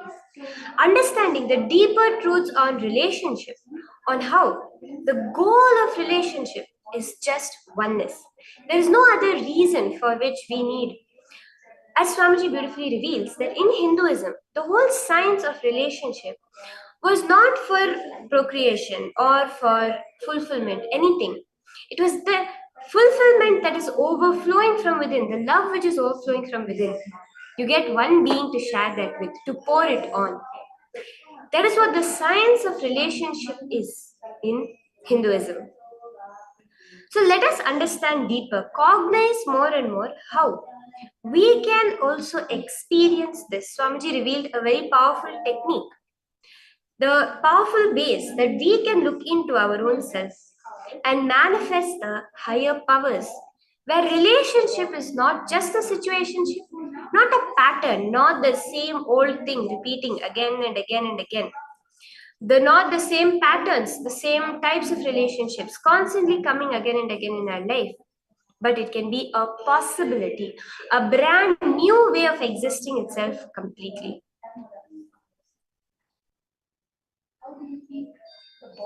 This is what Swamiji revealed, powerfully revealed to each and every one of us.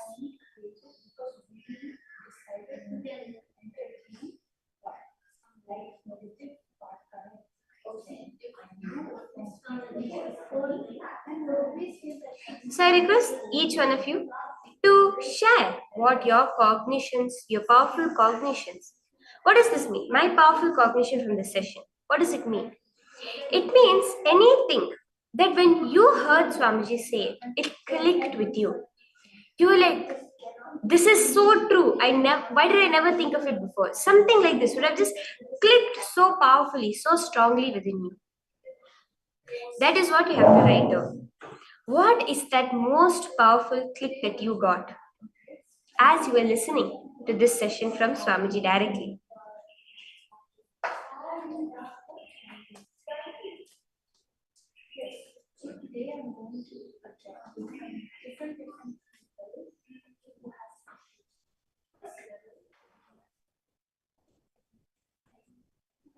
Wherever, as you were listening to Swamiji, you cognize something. You were like, sometimes Swamiji says, as you're listening, there'll be some things, hey, what is happening within me? He's just saying it out loud. That also maybe have happened.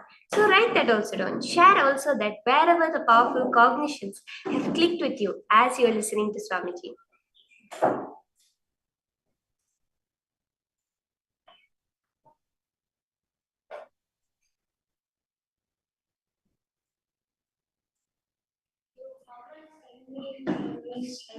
Swamiji said very beautifully, relationships can either lead you more and more towards imprisonment of you.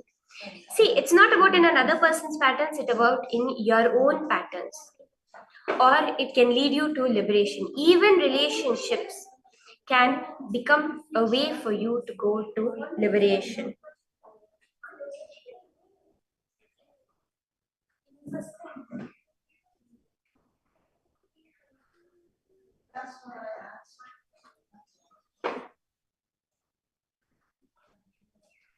Just look in and see how many times we have made relationships as this kind of imprisonment, where we are caught within our own patterns of either anger, patterns of fighting, patterns of violence, patterns of lust, again and again going out in a circle.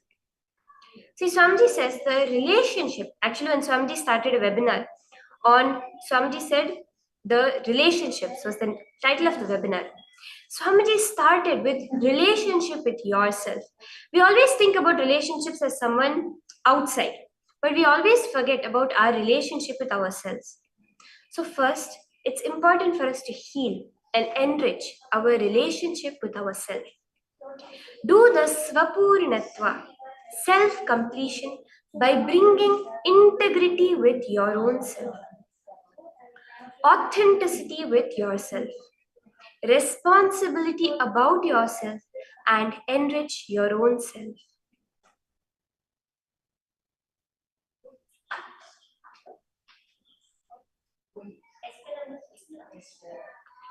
For this, let us pin down the space you perceive about yourself. When did you first start feeling unloved? This is the first place where you define your own relationship with yourself and the relationship with life. When was the first time you started feeling unloved? You felt that life does not love you, people do not love you. That first incident where you started feeling unloved. When your mother gave the larger piece of cake to your brother.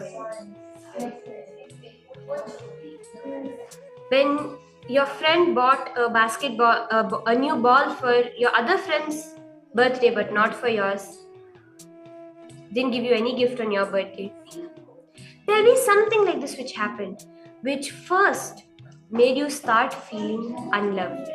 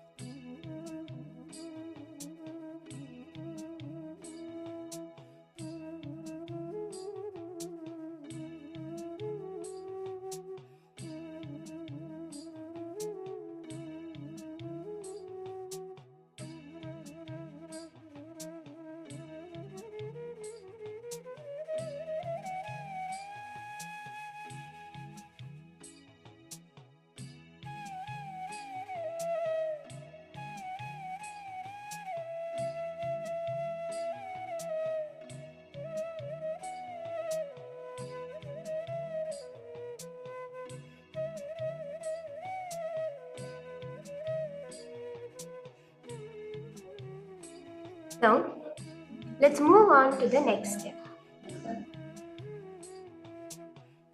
Just look into your life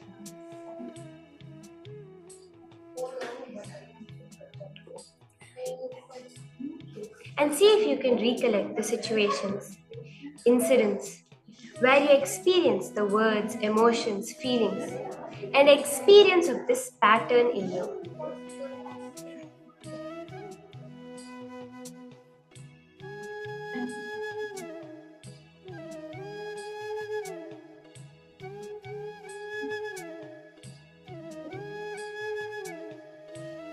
Wherever this pattern of feeling under has again and again repeated in your life after that first incident.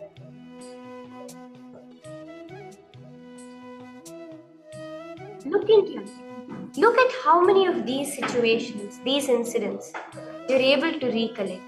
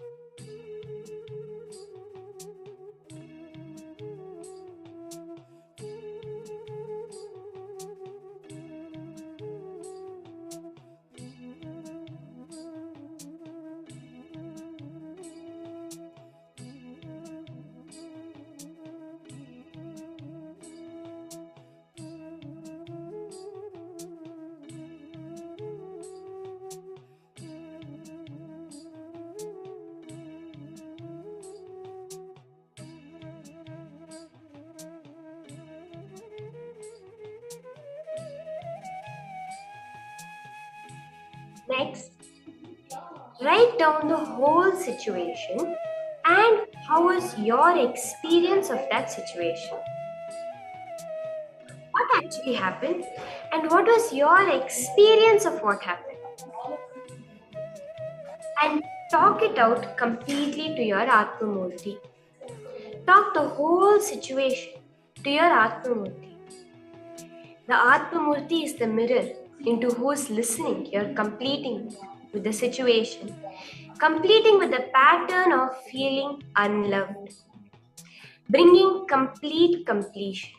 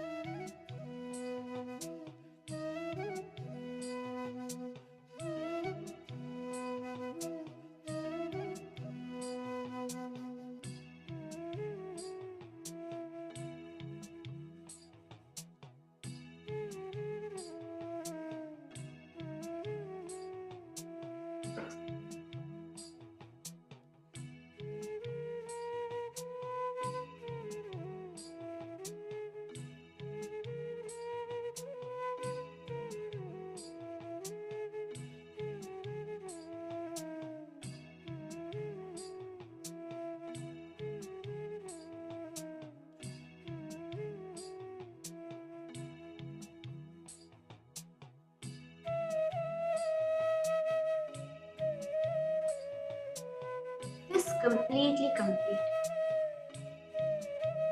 The whole situation as it happened. Don't try to look at it from a lens of how you feel now. Whether that situation was warranted, was right, was wrong. Now, what you think about it, don't. Go back to how it was at that time for you. The cognitions, the feelings. Complete with that completely.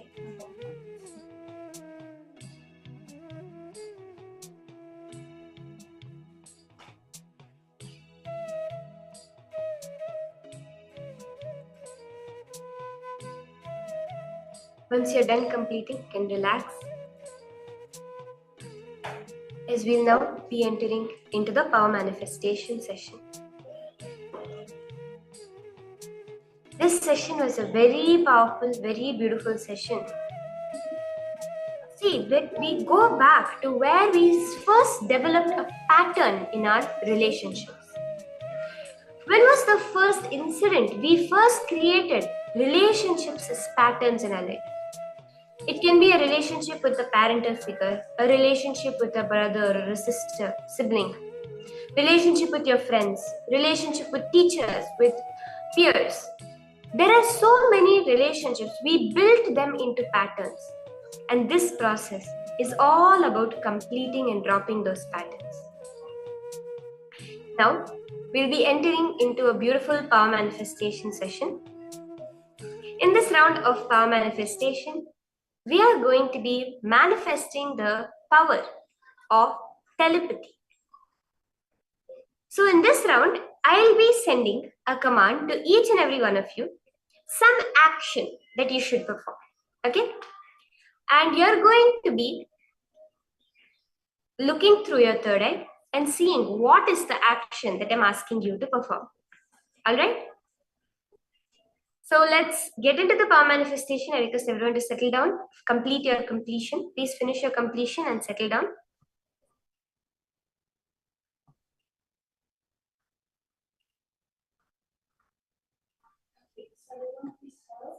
What was the For this round of power manifestation, we are going to be manifesting a command. So I'll send some kind of action to perform, a verb. And you're going to be connecting to Swamiji and you're going to be doing that action. So it's going to be more of like a conversation we'll have, not just you reading what I'm thinking of, but also being able to understand, communicate what I am sending out to you. Okay? So let's now start. Sit straight. Connect to Swamiji. Chant the Mahavakya.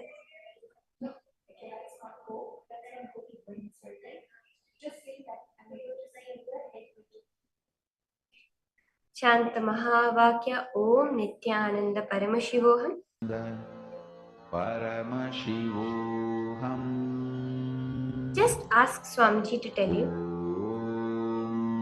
Nityananda Paramashivoham. Exactly what is it that you are doing, supposed to do? What am I asking you to do right now? Paramashivoham.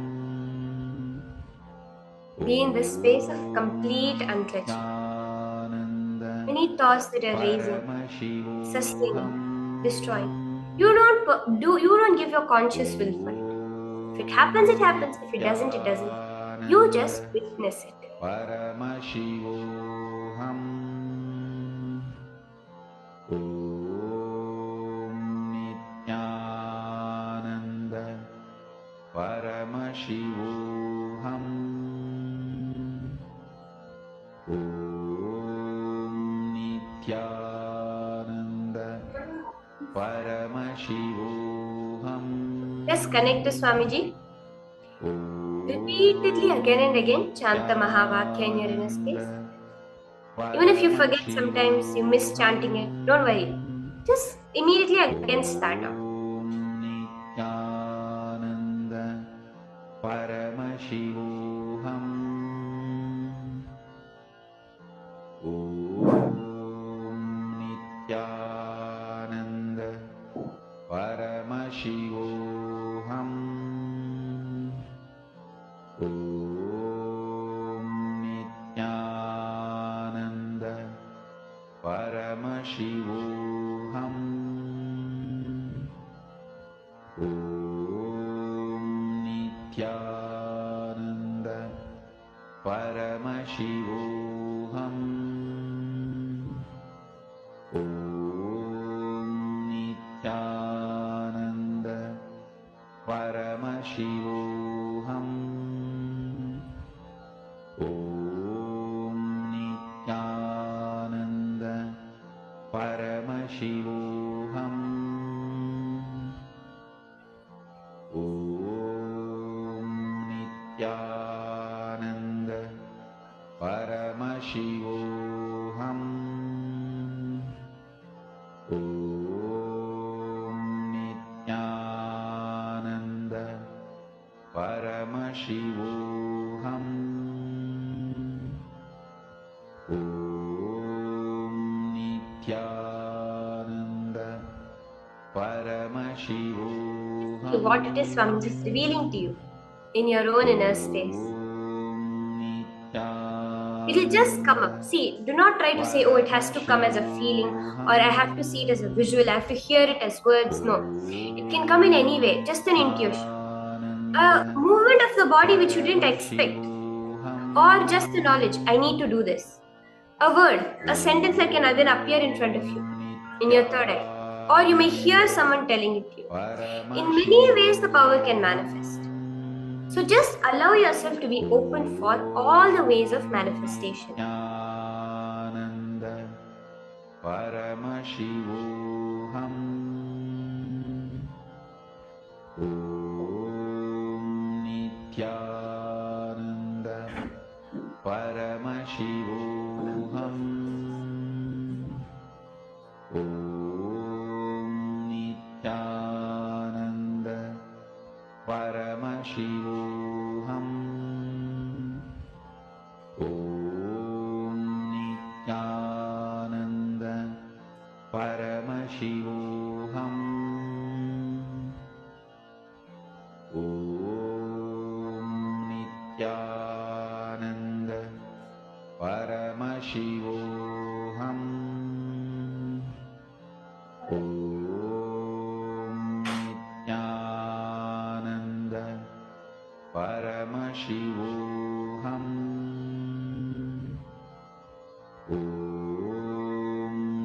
Nityananda Paramashivoham.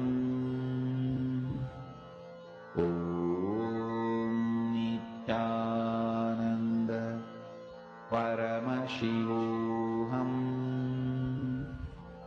Om Nityananda Paramashivoham. Om Nityananda Paramashivoham.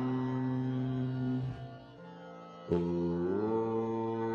Nityananda. Okay, slowly relax now. And I request all of you to post your answers. What it is Swamiji revealed to you is the action that I'm conveying to all of you through the third eye, through the power of telepathy. Just go ahead and write it down. Om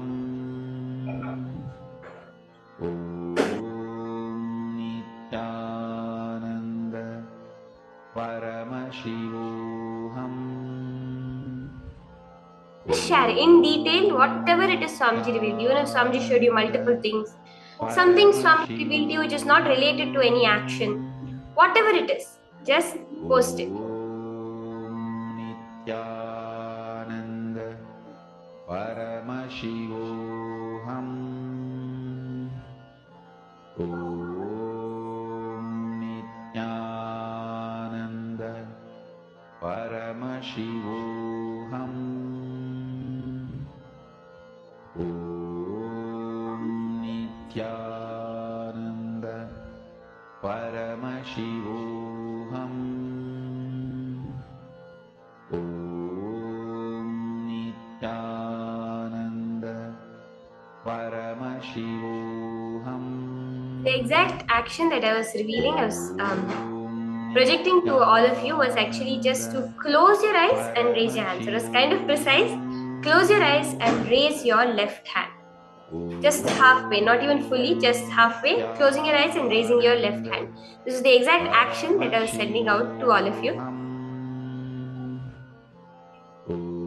I request all of you to share, verify what Swamiji revealed to you.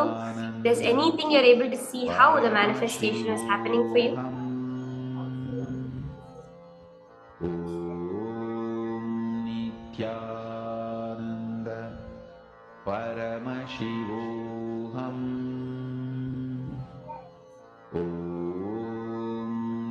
Nityananda Paramashivoham. Om Nityananda Paramashivoham. Om Nityananda Paramashivoham. Okay, now, once you have verified, let's do one more round. This time you can actually partner up with each other in the Zoom room itself. You can connect to anyone that you would like to manifest with. Either if you're sitting within the Zoom rooms, you can connect to another participant, or you can connect to any devotee, anybody you know of, to manifest the power with them.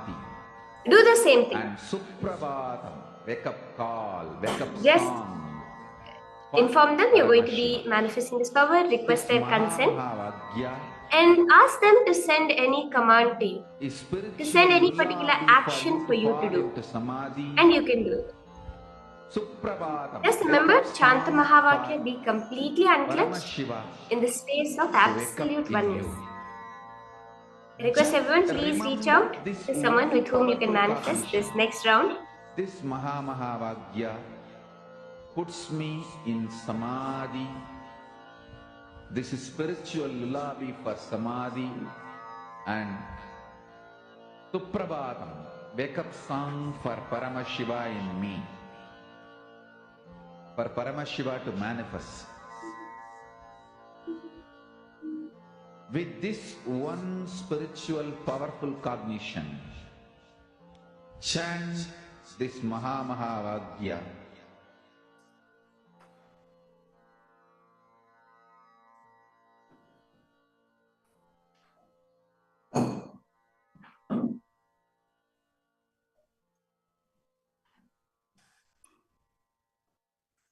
Once you've connected, explain to them the power, request their consent, And just sit. Connect to Swamiji. Chant the Mahavakya. Be completely unclutched in your inner space. Mahavagya, spiritual lullaby for samadhi. And Suprabhatam, wake up call, wake up song for Paramashiva. For Paramashiva to manifest. With this one spiritual powerful cognition, chant this Mahavagya. Om Nityananda Paramashivoham. Om Nityananda Paramashivoham. Om Nityananda Paramashivoham.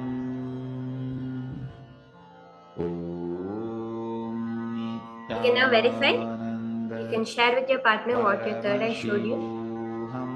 What it was Swamiji revealed to you in your third eye, you can share it with your partner.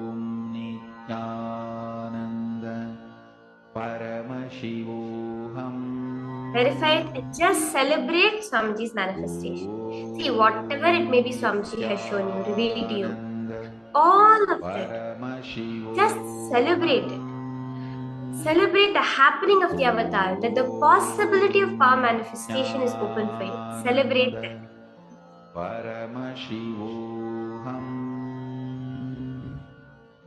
And you can share how your experience was as we move into the next session. Take a moment and share how your experience. What is it that you felt you experienced in this beautiful power manifestation session? Paramashivoham. Om Nityananda Paramashivoham. Om Nityananda Paramashivoham. Om Nityananda Paramashivoham. Om Nityananda Paramashivoham. Om Nityananda Paramashivoham.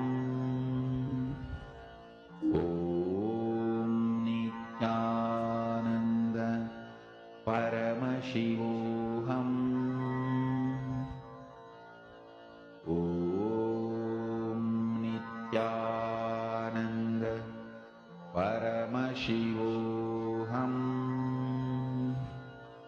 Om Nityananda Paramashivoham. Om Nityananda Paramashivoham.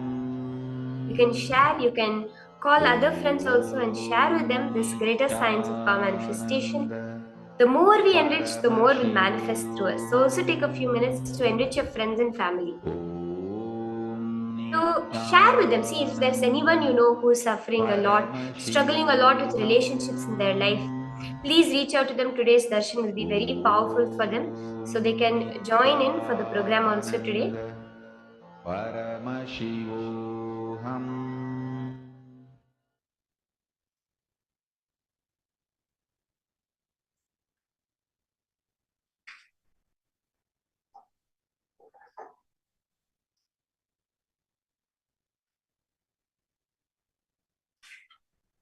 Because today we are going to be having the darshan of Bhagavan Kalyana Sundaramurti, the ultimate form of Paramashiva, who embodies that perfect relationship. The form of Paramashiva who came down 3 times to get married to Devi. One time when he got married to Devi Sati, one time to Devi Parvati, and of course, the ultimate manifestation is Bhagavan Somasundareshwara, where he got married to Devi Meenakshi. This form of Paramashiva, who embodies that highest relationship we can have, is Bhagavan Kalyana Sundaramurti, whose initiation we are all going to be receiving today. So I request all of you to now listen carefully, invite your friends to join in as we understand deeper and more powerful truths on Bhagavan Kalyana Sundaramurti directly from Swamiji himself.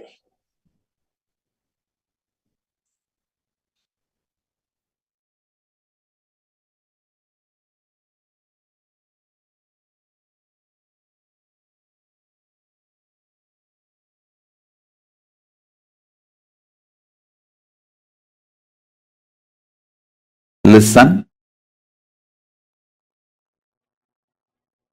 The truth of love,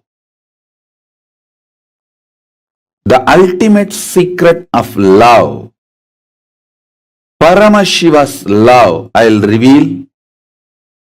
Listen. Once I went to Paramashiva, Arunagiri Yogeshwara himself.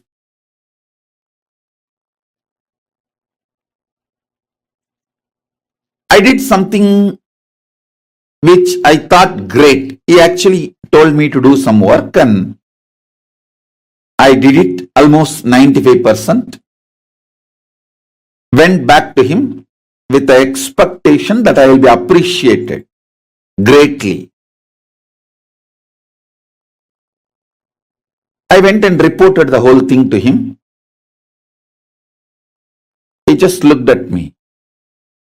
The way he looked at me, I understood he is not okay with what I did and what I presented.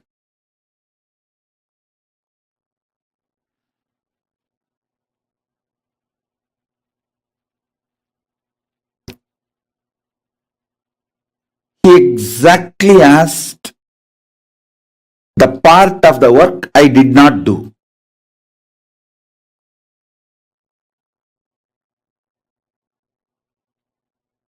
Let me tell you exactly the work he told me to do. The Ganesh Chaturthi Utsavam, like raise funds from the people, do the Utsavam, take the prasadam and hand over to every house who gave the donation and show them the whole accounts to everyone. Take signature from them that you showed the accounts to them. I did almost everything other than showing the accounts to those people. I did the whole Utsavam, gave the prasadam, everyone was so appreciative, overflowing. Oh God, not only you came and took the money and did the celebration, you even came to give the prasadam. That itself was too much for them. So no one bothered about the accounts. No one even thought about it because the whole collection is less than 10 rupee. And I did not show the accounts to them, even though I made a small note. I just neglected and forgot that instruction. I did not take that instruction seriously. So I came back and reported the whole thing.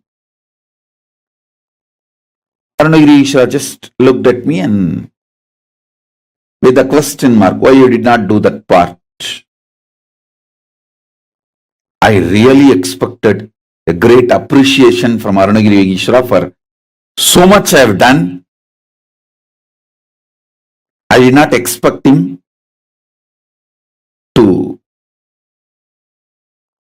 be so ferocious with me on that part which I did not do. But he was only focused on that part.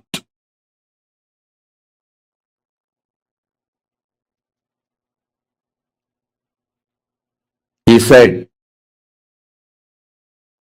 very clearly,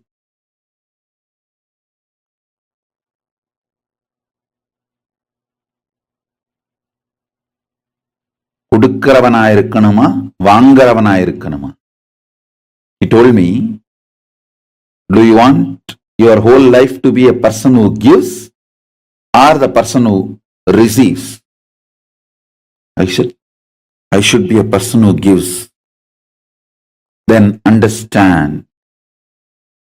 He beautifully explained.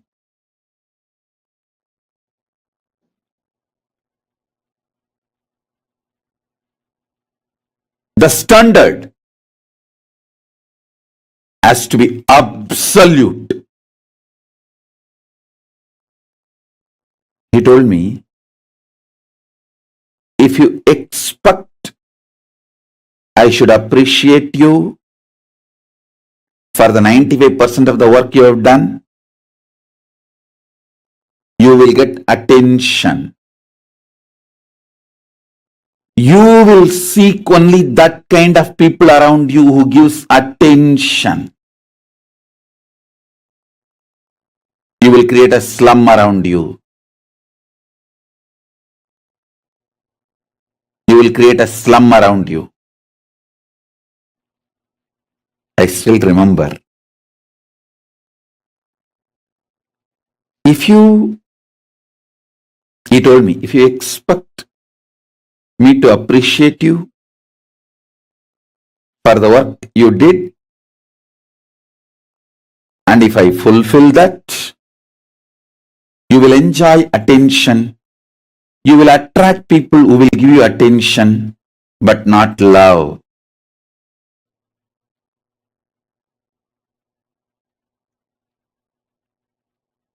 Tons of people miss me expecting that I should give attention. Actually, it is too easy for me to give attention. But it is cheating your soul, your Paramashivatva. I have to constantly keep you up as Paramashiva. Precisely Arunagiri Yogeshwara told me, hey, listen. The last instruction you missed, you slacked listening to the Guru's words, you missed the oneness, and you think you should be appreciated for the 95% of the work you have done. No. If I appreciate you, you will be happy, you will have my attention, but not love, and you will start building relationship with people exactly who will go on be giving you attention, not the love. Understand the difference between my attention and my love. When I hold you up, right and uptight as Paramashiva, not just appreciating for the 99.99999% of the things you have done, and staring at you ferociously for the 0.00001% which you did not do. If I am staring at you ferociously for what you did not do, I am loving you. If I appreciate you for all the 99.999% of the great things you did, I am giving you attention. Paramashiva in you is getting cheated.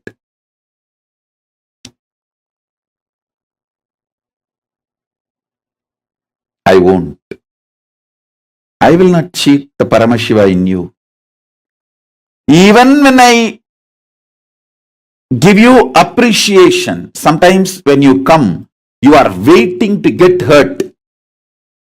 If I don't appreciate, I know you are going to disappear, run away. Then I give few words of appreciation. After that, when you started listening to me, I'll say, now come on, listen, I'll tell you the truth. Then I give you the truth as it is. Listen.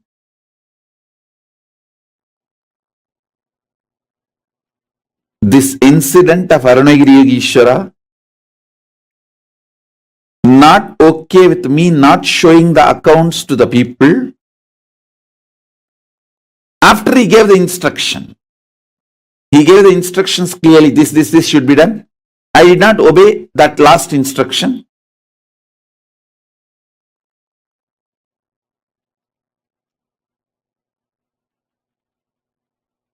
He was not okay with it and he was drilling me only for that. And he sent me. I went back to all those houses again and showed the accounts and took signature and came back. Love is your birthright.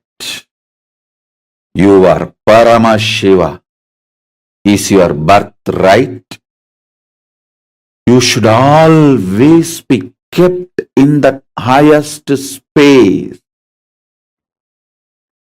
That is your birthright. Me expecting you to be in the highest space of Paramashiva is the love I give you, the true love, and that true love is your birthright.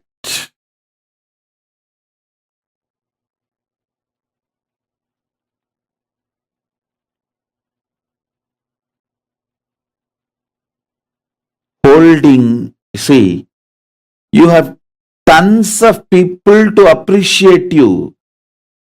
You have only one person, me, to hold you straight to your Paramashivatva. If I don't hold, who is going to hold you?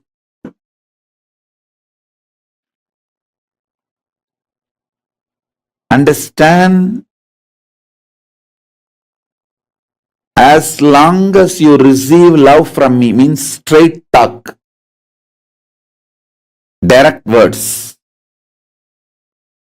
Be very clear, you are loved, protected, you will become Paramashiva. There is nothing can stop you because I am like a dynamic diamond.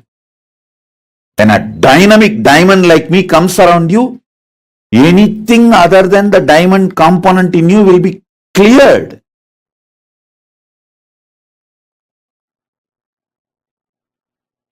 Only the diamond component of you will remain in you.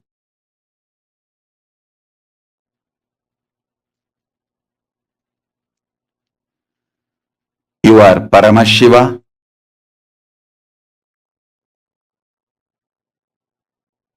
Loving you as Paramashiva is the true love I can give. My true love is your birthright. Get attention, appreciation from all other human beings who are around you. But receive only true love from me. Do not expect this small attention, appreciation from me. I look at you beyond the law, nation, gender, religion, caste. I look at you beyond everything. I look at you as Paramashiva. Do everything to make you as Paramashiva.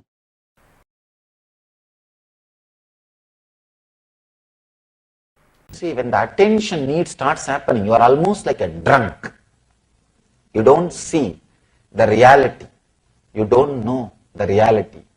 Please understand, when you are filled with attention need, you are also in the same position. You don't know what you are doing. You just take everybody for granted. You just know that they have to do this, they have to do that, they have to be doing this. And constantly you are nagging. Constantly we nag people if we are caught with attention need. If we are filled with attention need, we constantly suffer with vikalpa. Sometimes you suffer with attention need not only with others, even with yourself. You need to pep yourself by some words. You can see When you are sitting alone, you need to use many words to praise yourself. No, no, no, I think I am doing well. I don't have to believe all those guys. You will be talking to yourself all these words. Means you are not only suffering with attention need from others, attention need with yourself. That's the worst thing.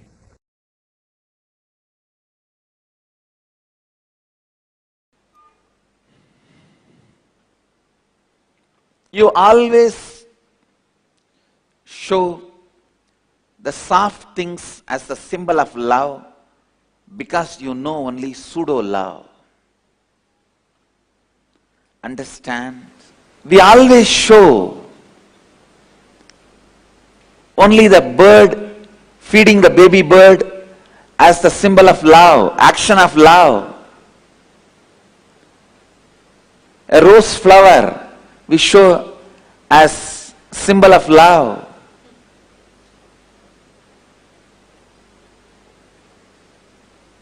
But we never show a banyan tree root, the hanging root, as a symbol of love,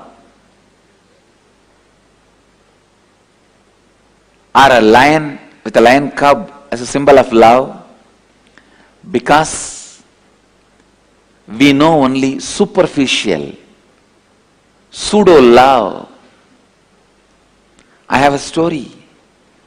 A guy walks into a post office one day to see a middle-aged, bald man standing at the counter, methodically placing love stamps on bright pink envelopes with hearts all over them. Then he takes out a perfume bottle and starts spraying scent all over them. This man was really curious. What is this? During Valentine's Day, you will send a card for one person. Usually, some people maybe two, rarely 3, 4. But this guy, with 1,000 Valentine cards, he is doing the whole work. His curiosity was really high. He went near and saw the card, and 1,000 cards are having 1,000 different addresses. The guy asked the bald man, "What are you doing?" This fellow said, "No, I am sending 1,000 Valentine cards signed guess who to 1,000 different people." The man asked, "But why?" This man says, "I am a divorce lawyer."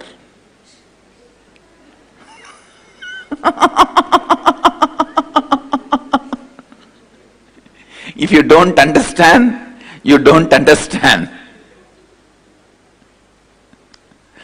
Understand? No, we know only this much love.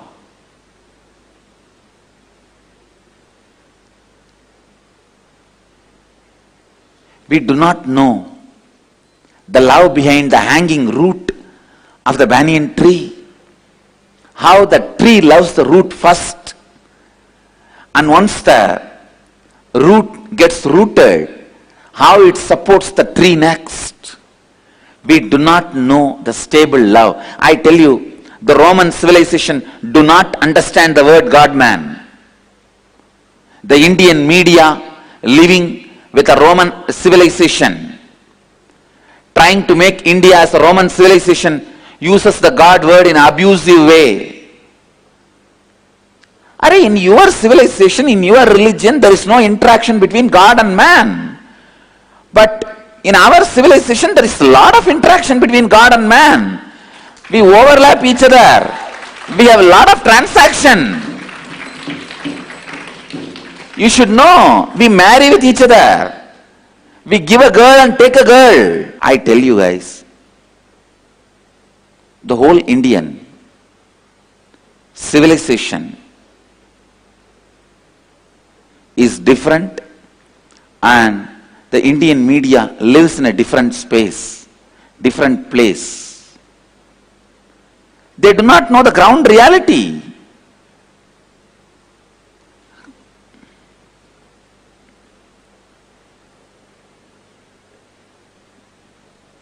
It is so unfortunate. The Indian media does not understand God-man is possible in a best space, not as a negative connotation. Of course, they are not even interested in knowing.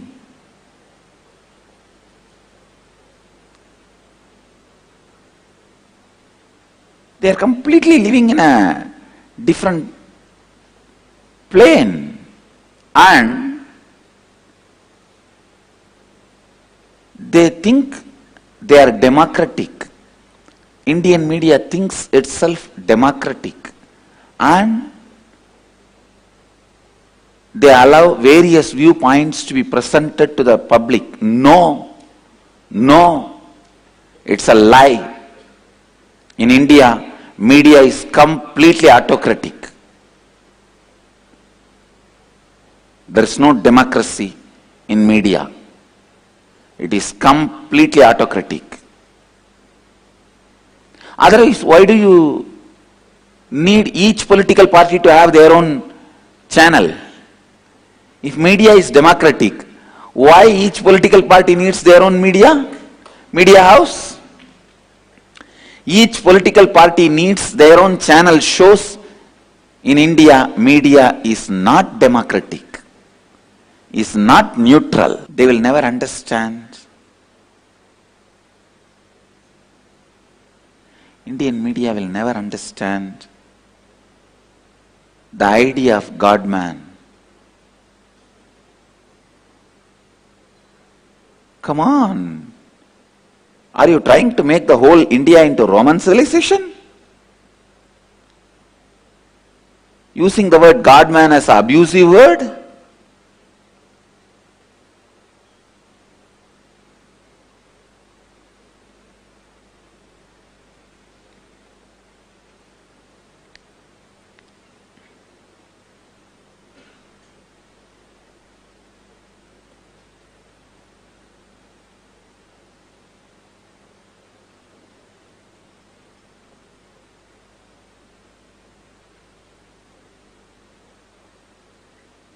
We always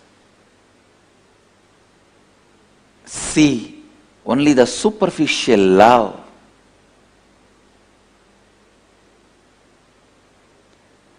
Superficial love of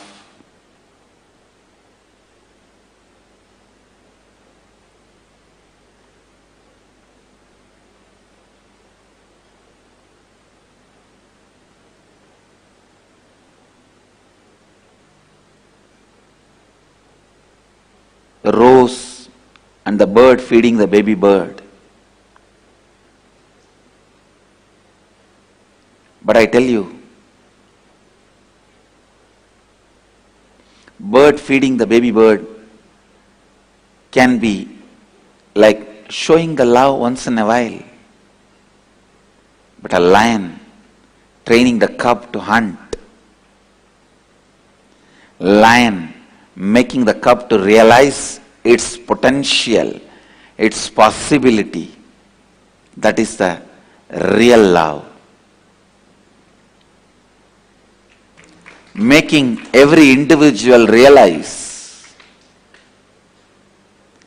Please understand, showing love to your weaker side is what society made you understand as love. When you are sick, somebody coming and giving you food, you call that as a love, because you know only that as a love. When you are sick, staring at you and saying, "Get up, throw this sickness out of your body, walk out of this disease," that is the love, real love. But you neither cooperate nor enjoy that kind of love, because you are never given the idea, impression that is love.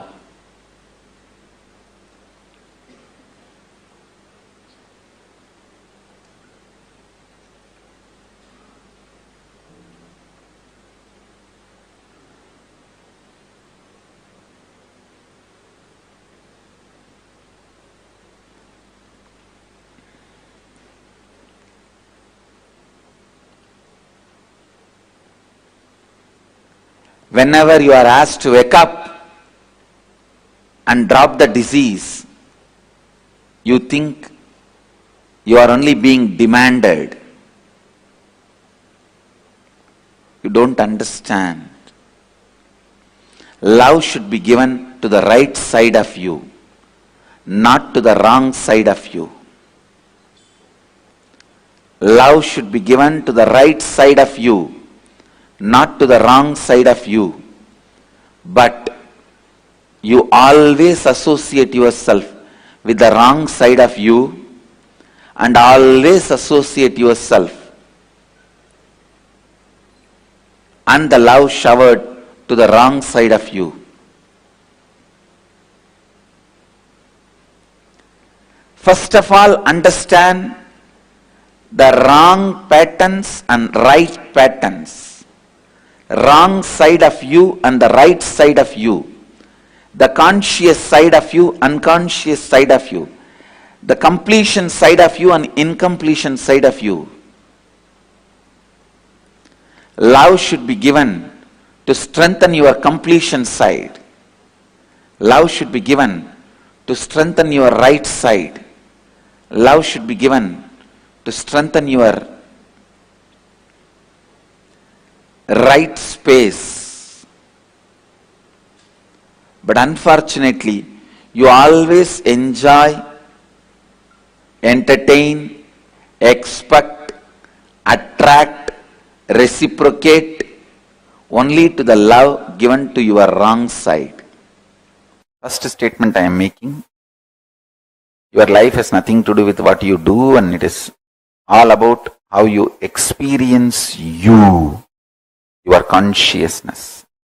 Second statement I am making, life has nothing to do, life is everything about what you are contributing to others, not about what you feel about yourself. Both looks very contradicting or paradox. If you understand in both words, in both statements, I mean different truths, different level truths. First statement when I say you, I mean different. Second statement when I say you, I mean different. First statement when I say about you, I am talking about consciousness. Second statement when I am saying about you, it's about that selfish, too much of me. That powerlessness, weak selfishness.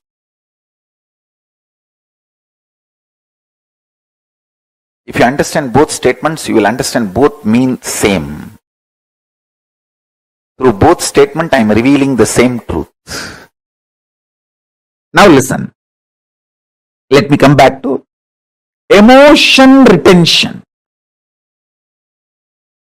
and emotion fermentation. You get multiple types of emotions, almost all emotions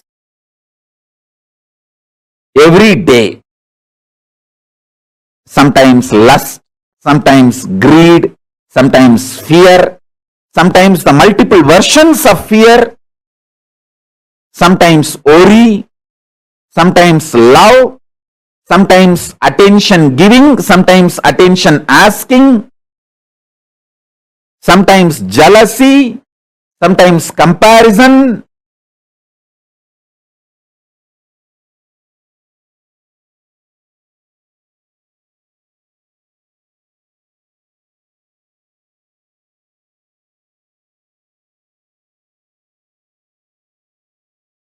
Various emotions, sometimes the willpower, sometimes arrogance, sometimes frustration, different emotions I can describe. All kinds of emotions you get. But logically, through your conscious decision, the thought currents or emotions which you cherish stays inside you and starts getting fermented. The good news is, no emotion gets fermented inside you. No fermentation of emotions happens inside you without your conscious support. You should understand that. I tell you, the good news is emotions coming and going may not be in your control, but the fermentation of the emotions is under your control. Only when you consciously support some emotions, the fermentation of that emotion happens inside you. All I am trying to tell you is stop consciously supporting the fermentation of life negativity. Don't allow the fermentation of the lust, fermentation of the fear, fermentation of the worry, fermentation of the attention need, fermentation of jealousy, fermentation of the arrogance, fermentation of ungratefulness, taking life for granted, frustration. Understand that. What you ferment inside you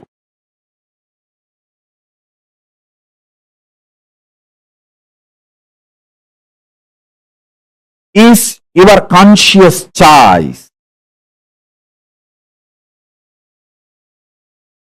And decide to ferment right experiences, thought current.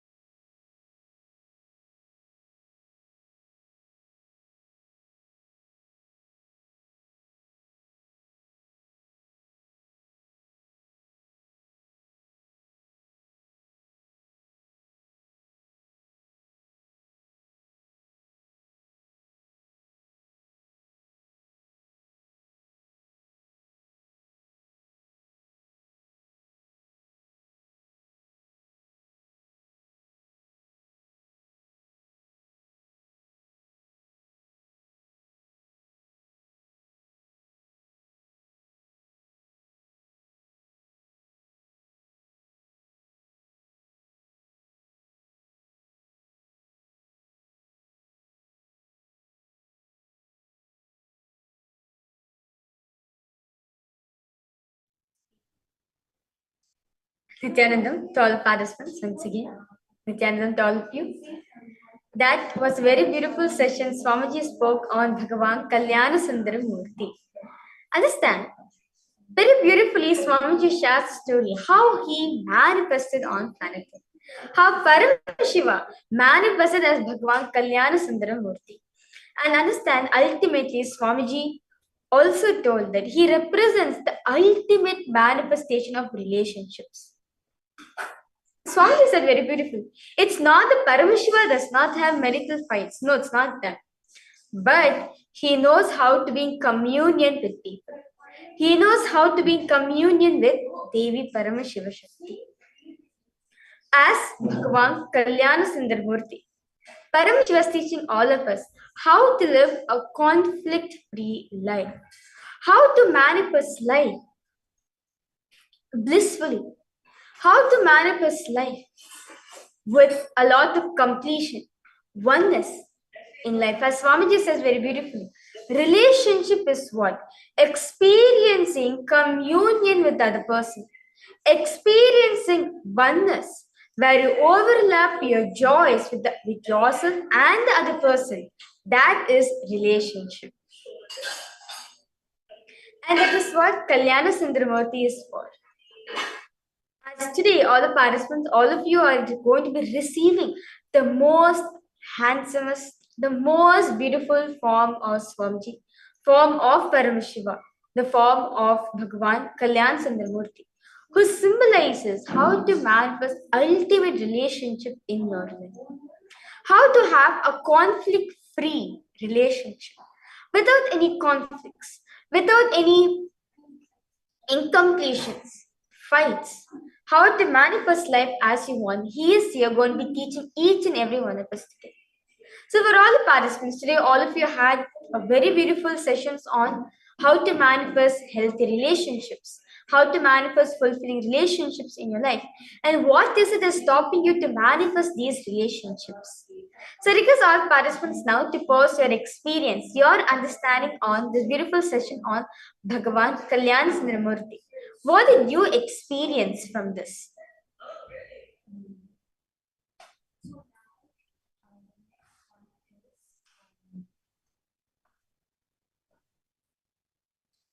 Because all participants to post, how was the session for all of you? As understand.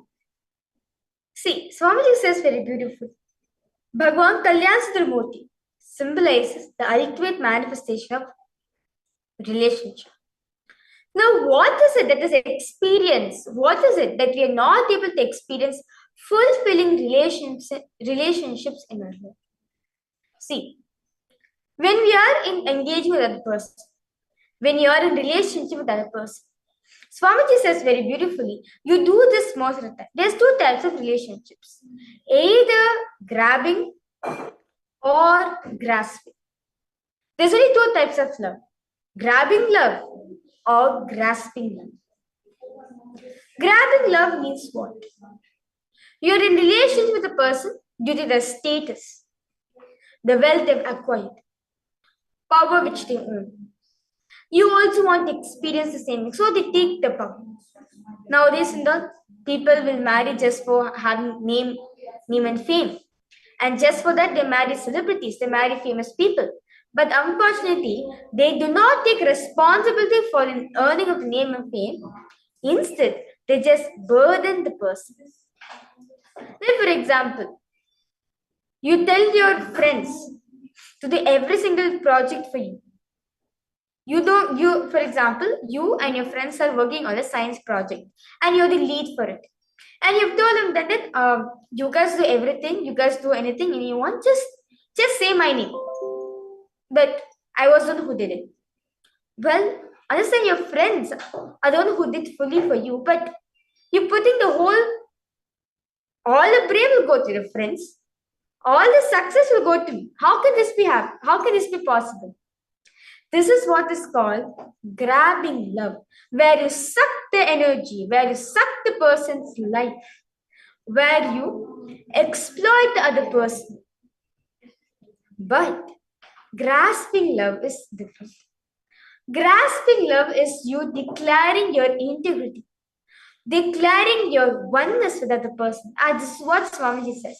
The first time when I met Arunagiri Yogeshwara, the first thing I decided in me is that let me have integrity towards him.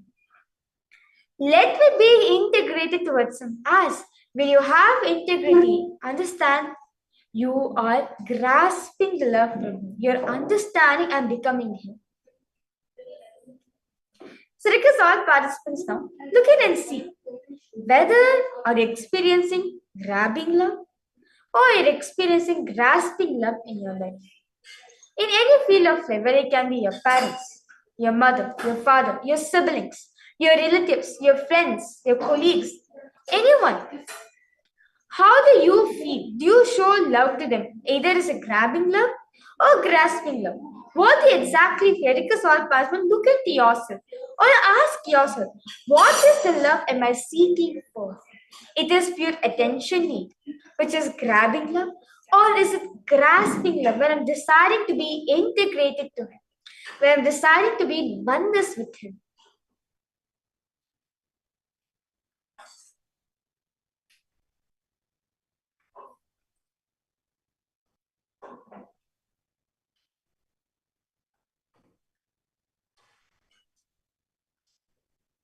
As today, all of you are going to be receiving Swamiji in the form of Bhagwan Kalyan Sandramurti, we are going to be declaring to Swamiji that hereafter, I am only going to have relationship. I am only going to entertain relationship which is only grasping. I am not going to entertain grabbing love, but I am only going to entertain grasping love in my life.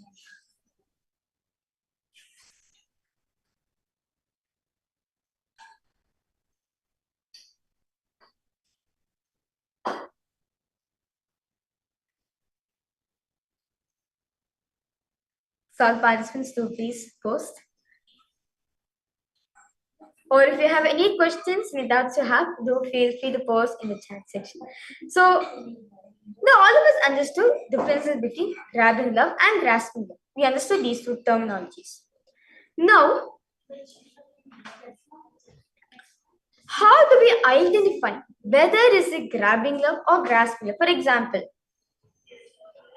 most of the time, whenever we relate with people who are very rich, who are very famous, obviously from a person who's from a little poor background, what do you think? I wish I could get all the wealth from him. Let me build relationship with him so that I can get as much as wealth I want.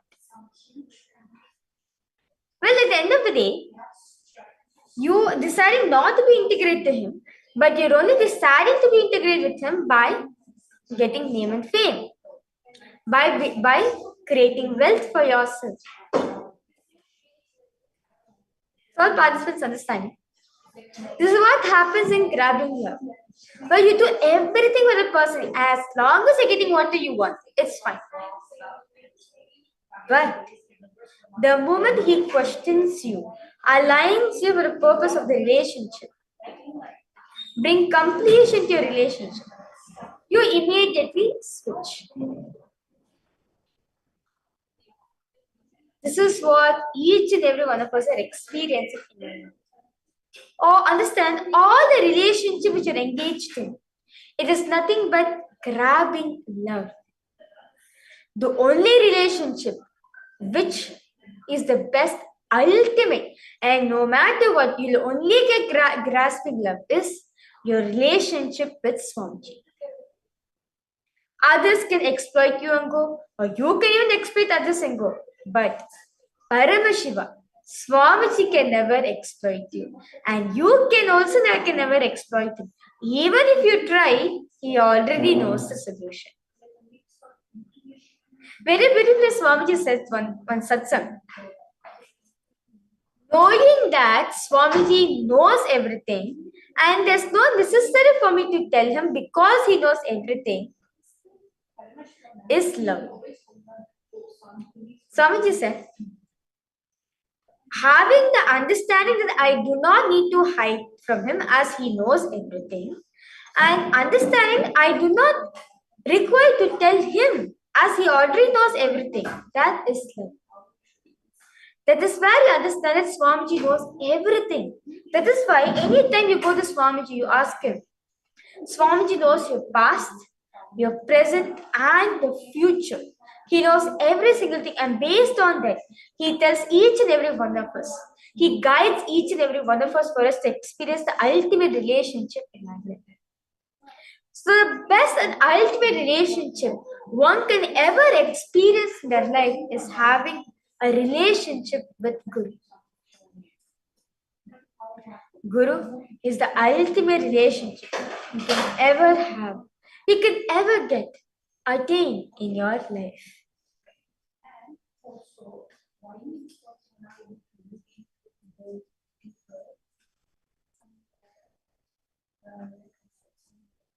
Because all participants to go ahead and post.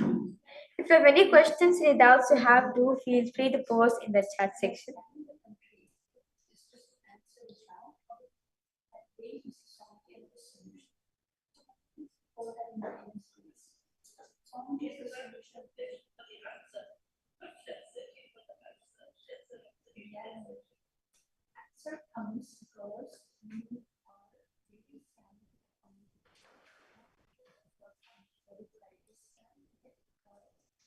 Look into yourself and see, am I seeking grabbing love?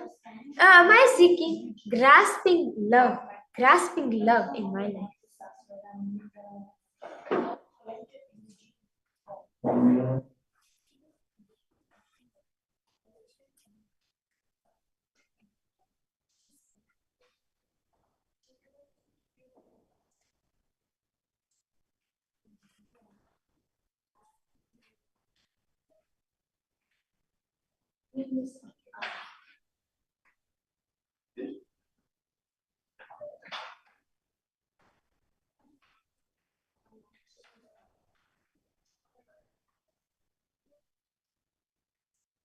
Yes. So, understand all the participants. Now, the ultimate relationship ever one can have in life is having a relationship with Guru. As all of us understood it, anybody in this world can exploit you.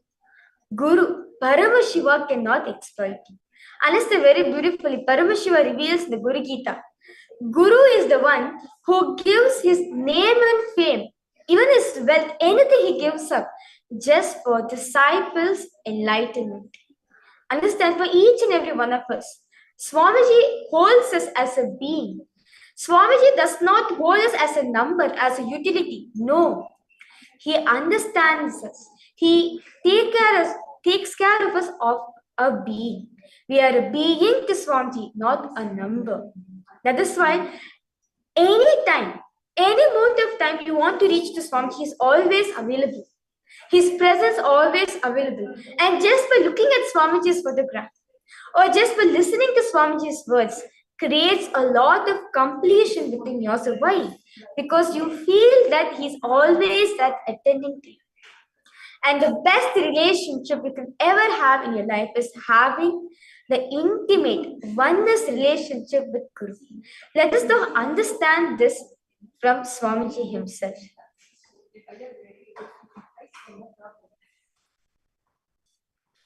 So nice, beautiful, team, Australia. Yeah.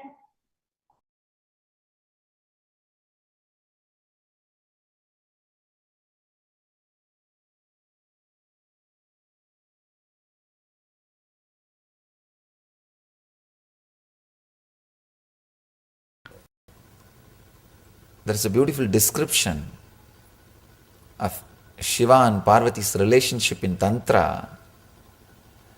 The description says the Shiva had the motherly attitude towards Devi. The relationship was described. I was surprised when I read those descriptions. It says Shiva felt Devi is his own mother. A strong motherly connection means what? The pure anahata. The pure anahata energy.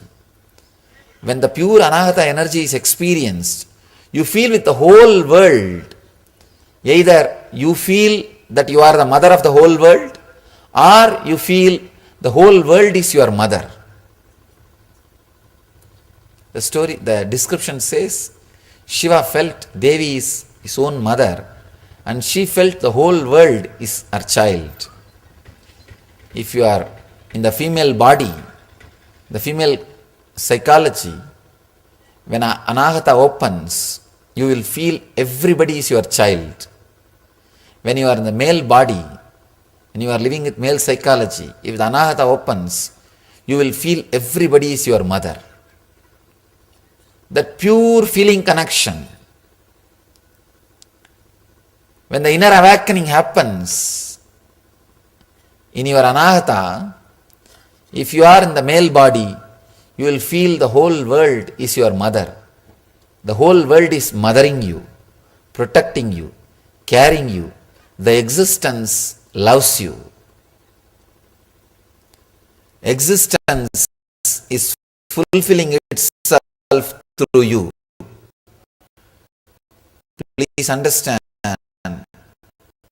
you are the expression of existence, strong, pure, are not an accident, conscious of existence. When your Anahata opens, I tell you even this one example you can understand. If you fall in love with somebody, suddenly, even if you fall in love with one person, suddenly you will see so much of fulfillment. And you will feel everything is so rosy, flowery, green. It's because of Anahata. Love has the quality to give you the feeling that whole world cares for you. Whole world mothers you. Shiva's Anahata is awakened Anahata. That is why even with Parvati, with Uma, he has such a deep feeling of motherly love. What Ramakrishna and Sharada Devi exhibited, that strong feeling of motherly love means awakened Anahata. Please listen. Now I am making a very important sacred secret. Going to make a very important statement. Please listen. Now I am going to make a very important statement. Love of the Master enters into you, completes you, fulfills you, and turns back as love for the Master and enlightens you. Listen. Love of the Master enters into you, fulfills you, completes you, turns around and flows as love for the Master and liberates you.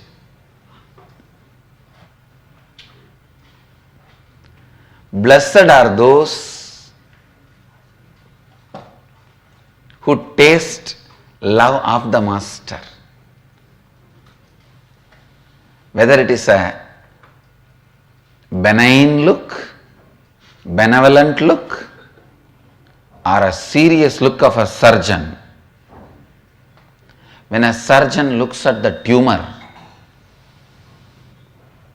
remember, he looks at the tumor, not you.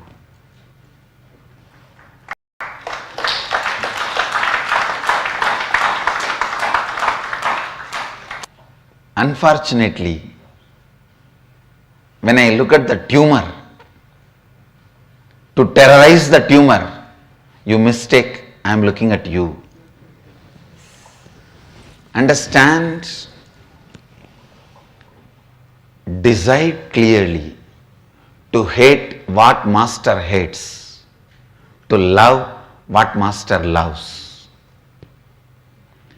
In every one of you, there is a part Master loves. Love that part, cherish that part, nourish that part, entertain that part, enrich that part, that will enlighten you. In every one of you, there is one part Master hates. Hate that, destroy it, complete it, drop it. That will be a great liberation for you. Listen.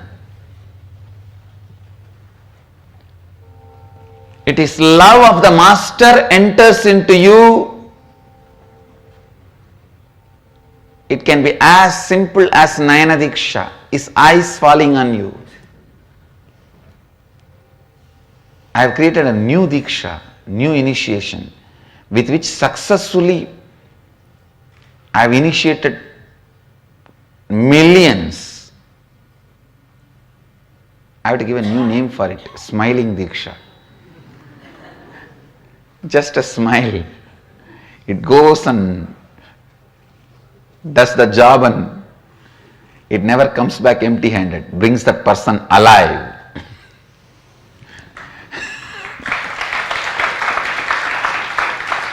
Understand, the Vishnu Sudarshana goes, kills the person and comes back. Shiva's Trishul goes and kills the person and comes back. Subramania's spear goes and kills the person and comes back. The master's smile goes and brings the person alive, more alive.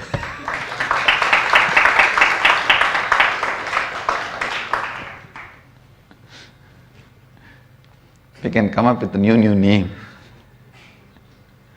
Smile Diksha. It can be as simple as a look, smile, or a blessing, Tatastu, or as simple as a like in the Facebook.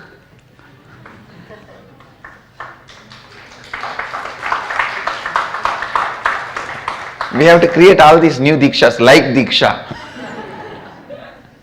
It enters into you through these as simple actions as just a like, or a smile, or a look, works in you. As I said, love of the master enters into you as a like in the Facebook, or as a look, or as an initiation, or as a energy darshan, or as a word, or as a tatastu, or sometime darshan in the dream, in various forms. He enters in your life and goes on working in you. When he works, when the love of the master works in you, all the tumor automatically starts melting down. Incompletions melt down. Anger melts down.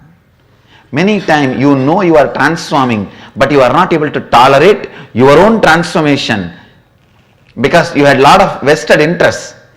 Payoff with your ignorance. Many times with your ignorance you are in a known, comfortable, cozy zone. But Master's love melts all that. You know your transformation, your own transformation is too much for you. And you even try to escape.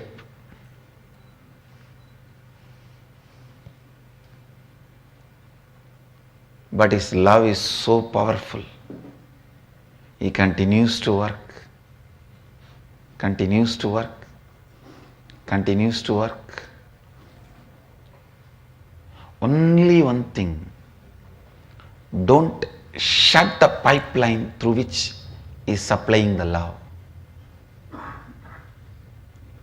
Shutting the pipeline means either escaping, running away, disappearing, or never allowing him to train you.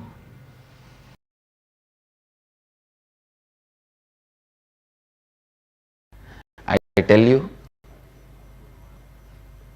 oh my dear ones, with tremendous love I tell you, do not be agitated to practice Advaita. And remember, my love is so powerful, it comes from Advaita. Allow it to sink in your life. When it comes back to me, by the time it would have made you Advaiti.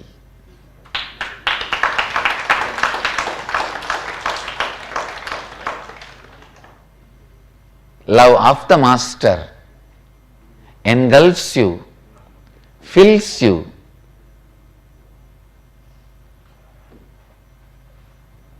completes you, and raises you to the space of Advaita and comes back as love for the Master. So just wait, allow my love to sink in you. When a Master's love of the Master showered on you, suddenly you feel nothing in the world matters anymore. Matter does not matter anymore. You feel you are on the top of the world. Everything is forgotten. That is what I call Visishtadvaita. Means you feel everything is part of you. You are part of everything. And then, when the love for the Master starts in you, you feel in the world there is nothing else other than you and the Master. Nothing else matters. When the circle is complete, you understand there is no you and the Master, you the Master.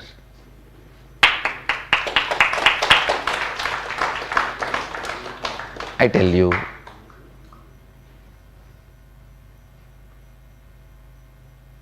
Advaita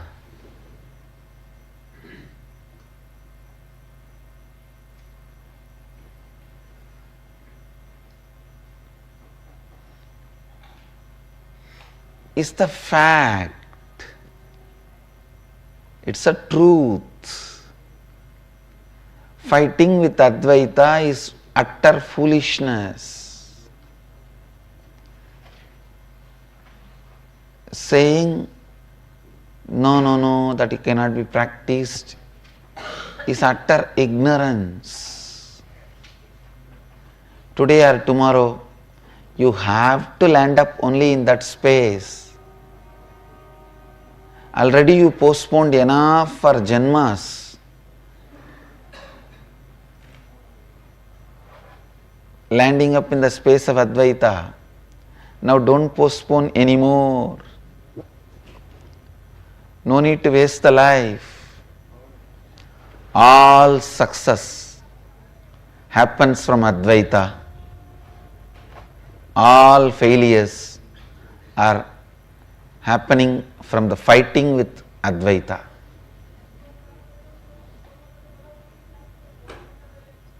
The space of Advaita, simple fact. I don't even want to use the word truth because it is loaded with too much of meaning. I just wanted to say it's a simple fact. The story of Bhatmapa, one of the great disciples of Adi Shankaracharya, proves clearly just by the feeling connection with him, feeling connection to Adi Shankara, he has mastered the nature. He was so powerfully in tune with the nature. He was so beautifully in sync with the nature. You may not know the story. There was a great disciple of Adi Shankara who is not that intellectually capable but highly devoted, dedicated, integrated to the Master, integrated to his disciplehood. One day he went to wash the clothes of the Master to the other banks of the river. He was washing there. Some of the other disciples of Shankara were discussing and they were making fun of Bhatmapada. What is this? This fellow is all the time washing the clothes and cleaning. Did he come here to become a laundryman? If he is not learning any scriptures and not studying, contemplating, when is he going to get enlightened, master the nature, prakriti, life? Shankara was just laughing.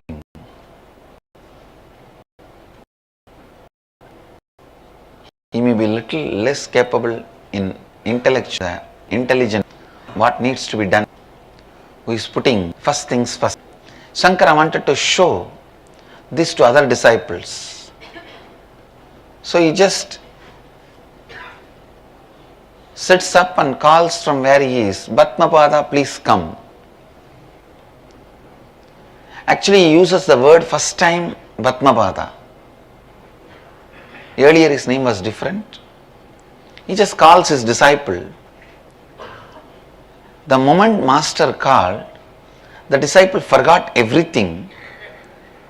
He just starts walking on the river. On the river, oh God, now I have to protect him. When somebody is in such a deep space of trust with the whole cosmos, master is a representation of the whole cosmos. I cannot allow him to suffer, I cannot let him down. So the river just makes lotus flowers and holds his feet wherever he puts his feet. Please understand, lotus will never happen in the river because river is flowing water. It happens only in ponds, stable water. But here, river produces the lotus and holds his feet when he walks and makes him cross the river. Usually, people will be anxious when they cross the river. Maybe first time, a river would have been anxious when a person is crossing the river. That she has to safely reach him the other side. Because every step is held by a lotus. He was called Bhatmapada. Shankara demonstrates to all his disciples the need for the loving space for the transmission of the Advaitic truth to happen, because your birth itself has happened when you denied the self, Advaita. Something that deep which is able to make you assume a human body and broken mind can't be transcended unless you trust somebody more than your human body and broken mind. So Master makes himself available for you to experience the completion of the love circle. He makes it possible for you to experience the completion of love circle.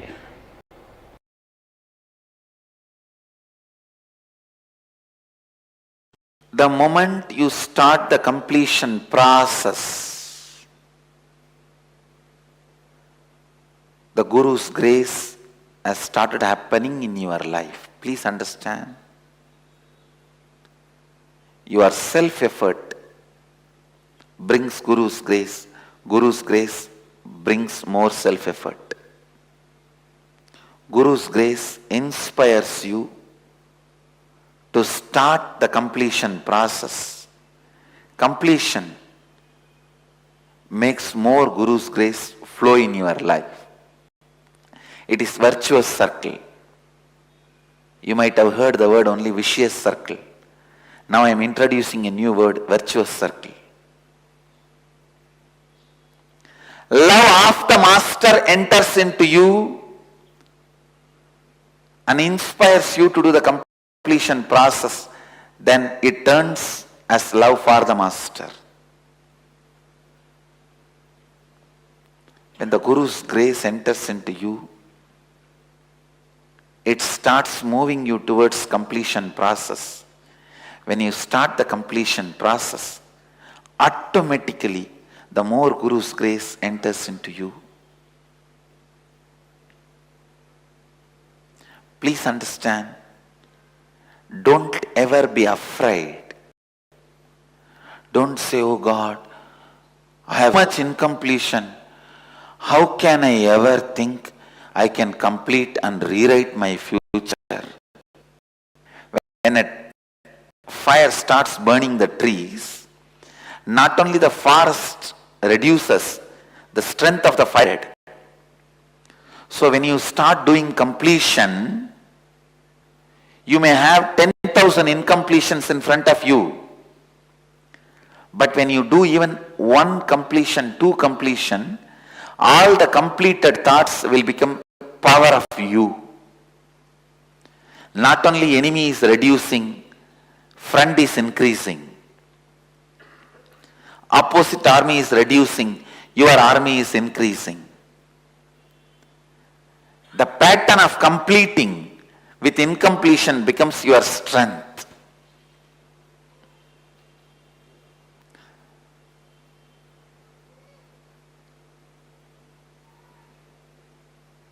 When you start walking or running, day one, don't start thinking, how can I run the marathon of 50 kilometers?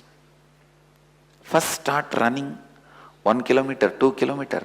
The stamina your body builds, that will take care that you run 20, 30, 40, 50.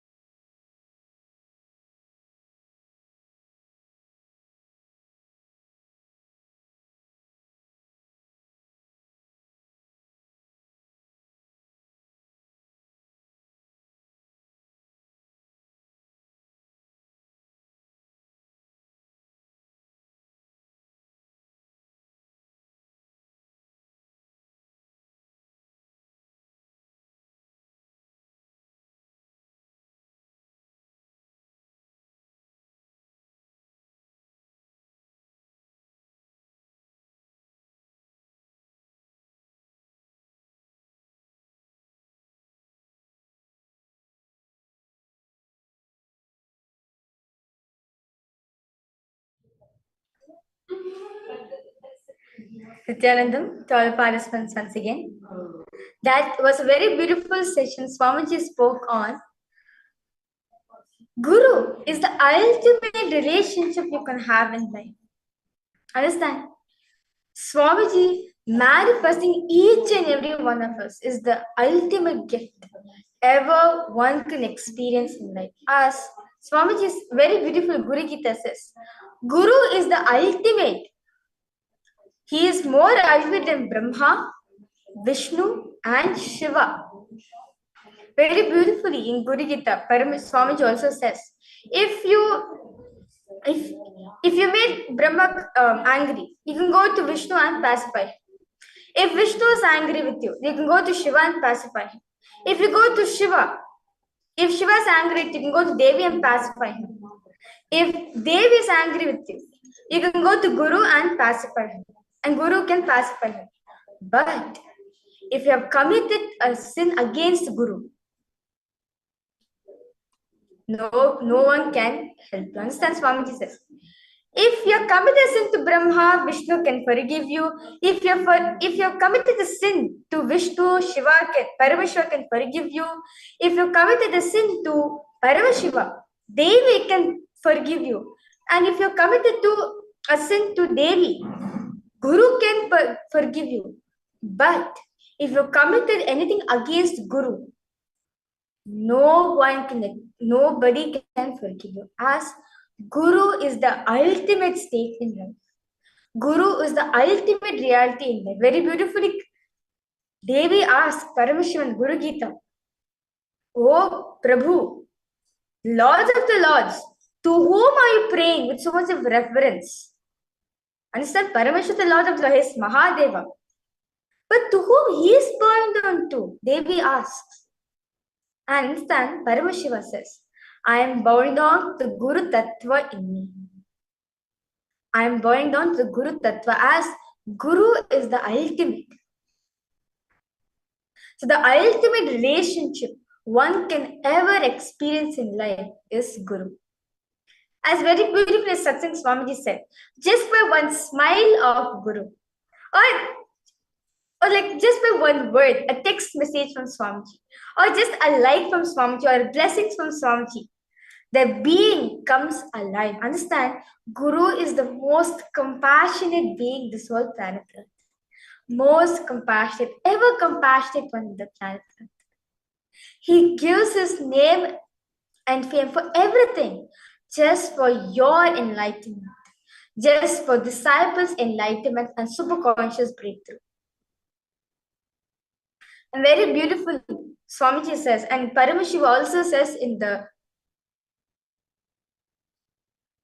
Guru Gita that Naguro Radikam, Naguro Radikam, Naguro Radikam, Shivasasanataha, Shivasasanataha, Shivasasanataha.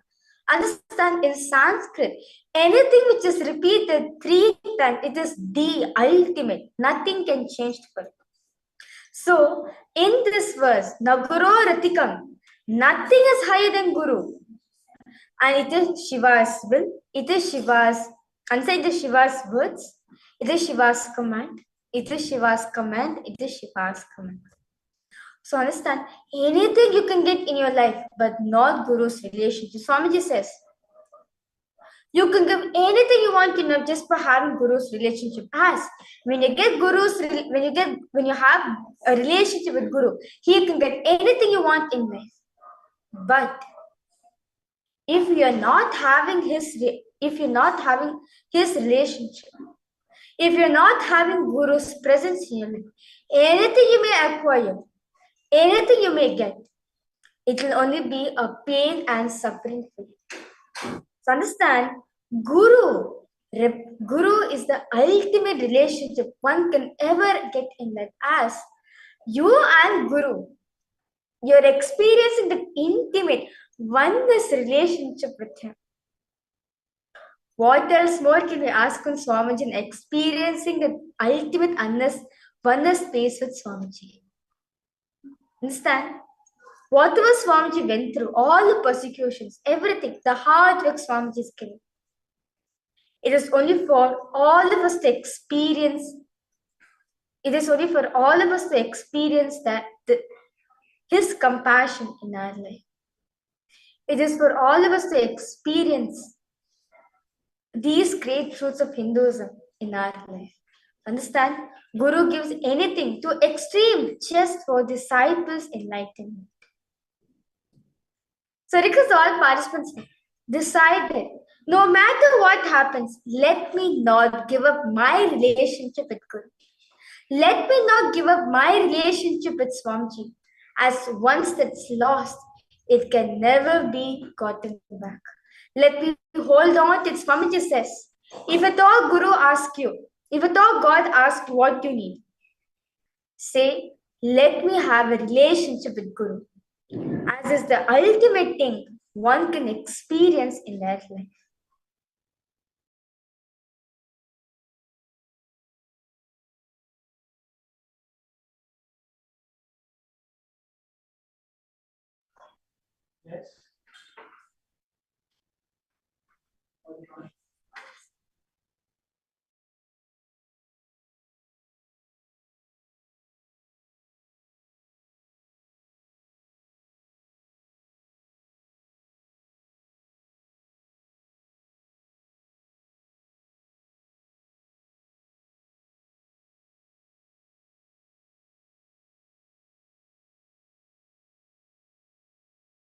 Made relationship with you, as the ultimate thing one can get an experience in his life.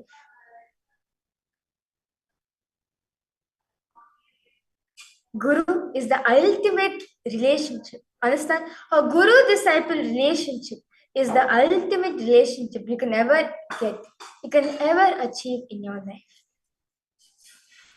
Never miss Guru in your life. So understand? So now request all participants now. If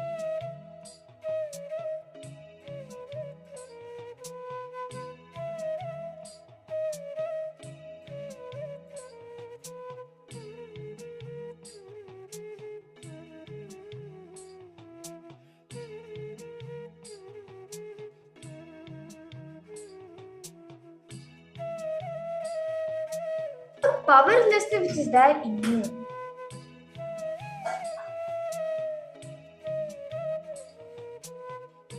catch that influence of the past happening in your thinking system. Understand, Swamiji says, purpose of completion is not just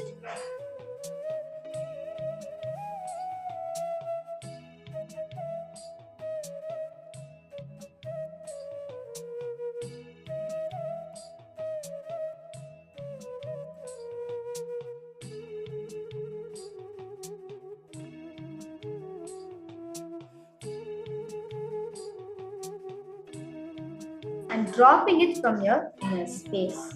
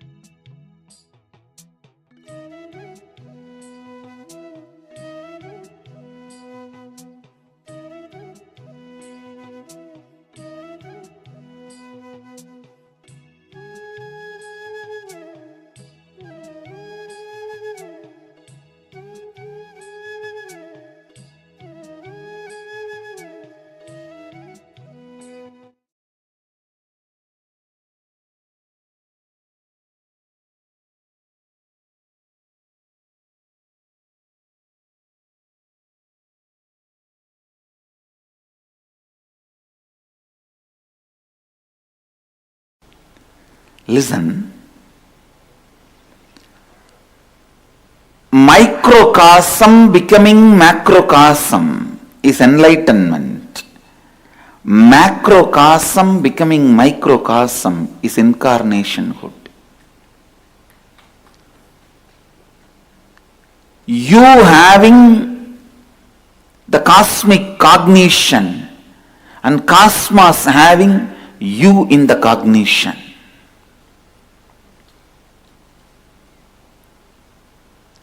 You dissolving into these great truths and these great truths dissolving into you. Both of them are totally different. Listen, catch it. Catch it. Listen. With Upanishads, not only those great truths will provoke you to dissolve yourself into those truths, even they will dissolve into you. Listen, even they will dissolve into you. Provoking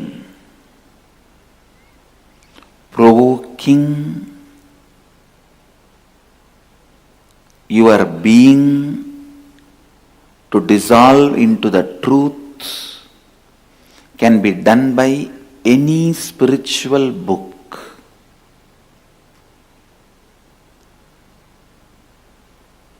Even if you read some stotras of saints, your whole being will be provoked to dissolve into the truth. That is what the great bhaktas did. The saints of Vedic tradition preaching devotion, the intensity of the passion and emotion is used beautifully to merge with the cosmos. Meera, Jnana Sambandar, Ramadasa, the great devotees, Chaitanya Mahaprabhu, here in Karnataka, Akkamma Devi, in Andhra, Annamacharya, Tamil Nadu, Jnana Sambandar, Manikkavasagar. I can go on listing. They all used the passion and emotion, intensity of the passion and emotion to dissolve into the cosmos. See, provoking you to dissolve into the truth, any spiritual book can do. But provoking the cosmos to dissolve into you, only Upanishads can do it. Only Upanishads can raise you to that height.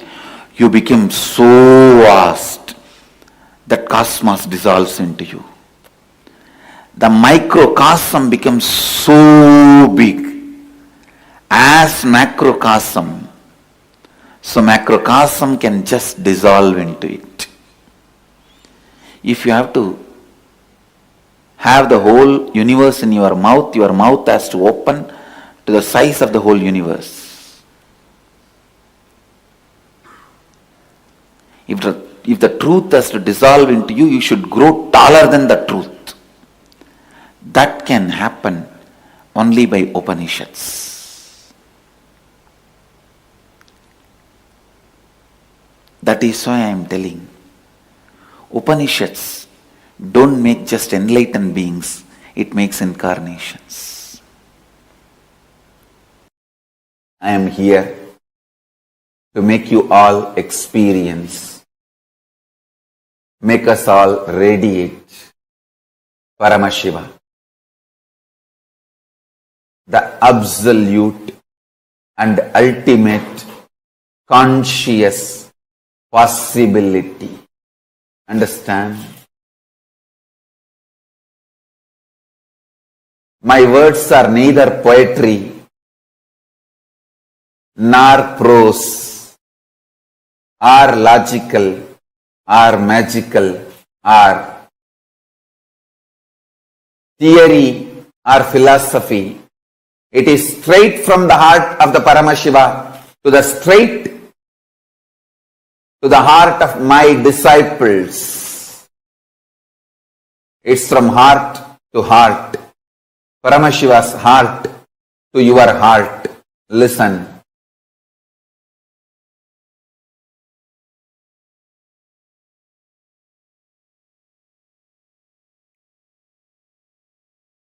My Guru, Vibudanandapuri, Kuppammal, she used to say, I am the explosion happened in Arunachala Linga, the Arunachaleshwara. And she used to say, she brought that explosion through Mahakala Bhairava. In Arunachaleshwara temple, there is a beautiful Mahakala Bhairava with 8 hands on the banks of Brahmadirtham, the temple tank. And she said, she brought through that Mahakala Bhairava's deity and kept it in Brahmatirtham to cool off, to settle, then brought it to my mother's womb. And she says, my mother's womb and my father's body both were prepared at the same time. Then through father's body, the male component was brought into my mother's womb and I was given form and manifested. Let me explain the science of Yajna and Aushadha. The great rishis, the scientists of the inner world, mantra drashtas of the Sanatana Hindu Dharma, people like Vyasa, Agastya, Kapila, Ankirasa, Bharadwaja, all these great beings, they sit together. Whatever reality they want to cause,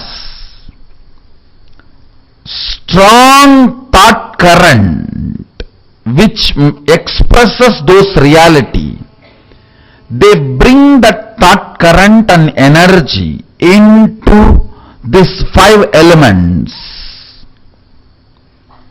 Bringing that thought current into these 5 elements is Yajna. They bring those gods, goddesses who are embodiment of that thought current. For example, if they want to manifest huge wealth, they bring down the energy of Lakshmi into fire and please her by offerings and receive the boon from her for the manifestation of wealth. If they want the divine city to be constructed, then they bring the energy of Vishwakarma and offer the offerings, take the boon to manifest the huge creativity and construction.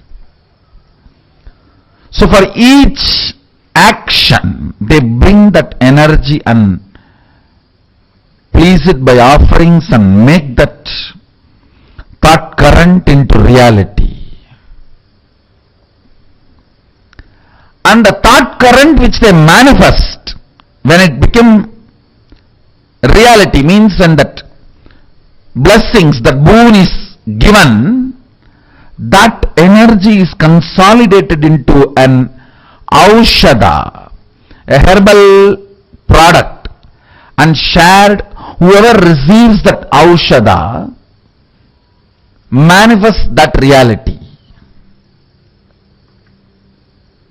Now, I am going to do 2 things. Understand, this Putra Kameshtiyaham was performed by Dasaratha And when the yajnam was complete, when the yagam was completed, the whole essence, the result, the phala was infused into a milk pudding, into the milk, and it was converted into payasam, and that was shared to all the three wives of Dasaratha, and Rama, Lakshmana, Bharata, Shatrugna were given birth. Same way, Meenakshi's parents have conducted the Putrakameshti Yajna, and it was so powerful. Devi directly landed into the fire and walked out of the fire. She did not even want that result to be converted into a matter and conceived, and she did not even want to go and stay in the Garbha of Kanchanamala, the mother of Meenakshi. Meenakshi's mother, father, both of them are not biological mother and father, because she just walked out of the fire. And same way, Draupadi, the Draupadi's parents did Putrakameshti Yajna and she walked out of the fire. We have huge references. I was trying to find who is the first person who did the Putrakameshti Yajna, and I saw it is Sadashiva himself. Because the science of creating the Putra, inheritor, without physical relationship. See, the Manmata's wife Rati has cursed Adishakti, Parvati, that you will not have physical relationship. Of course, the curse is nothing, they could have just thrown out. Anyhow, Sadashiva's form is beyond gender and sex. So without physical relationship, he has to create now Subramanya to destroy Tarakasura and Suravatma. So the first Putrakameshti Yajna, with the fire of his own third eye, he manifests that whole software with his 5 faces. The energy gathers and all the faces of Sadashiva contributes their energies. Then his unmanifest, the Avyakta component showers the energy. Then Adishakti showers her energy. The whole thing together becomes the form of Vishwarupa Skanda, Subramanya. And now the Skanda Sashti, auspicious time, when this process was done in Kailasa first time, now we are repeating the same process in Gupta Kailasa again.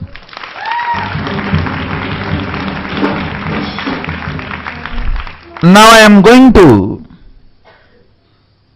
bring that same software through the third eye fire, manifest it, and once that energy is pleased and blessings are invoked, bring all that blessings into Aushadha and share it with you all. So now the process is 2 level. 1, release of that energy itself is going to be too powerful. Second, mapping it on the Aushadha and sending it to all of you. Understand, all, anyone who has the intention to have a child, your physical qualification, disqualification is immaterial. Doctors, medical science has no place here. Understand, in Hindu tradition, birth has nothing to do with sex. birth and sex is separated in Hindu tradition. Best births are always Putrakameshti Yajna and Aushadha based. It was never normal physical sexual relationship based.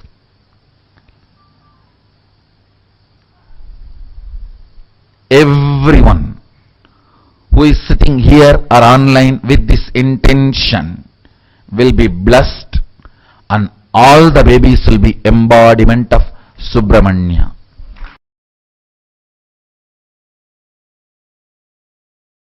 Again and again our traditions insist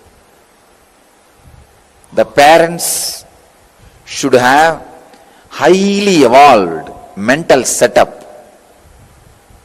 before giving birth to kids. Before getting pregnant, mother should prepare her mind, because the body is going to play a major role. The biomemory is going to play a major role.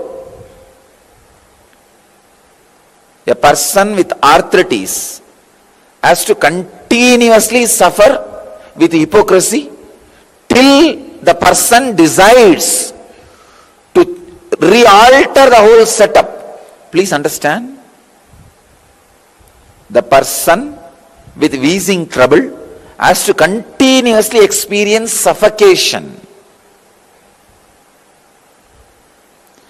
till he decides to break and alter the body itself. The genetical disorders and diseases you receive from the parents does not come just as a physical disease. It brings the bio-memories related to those diseases. If you inherited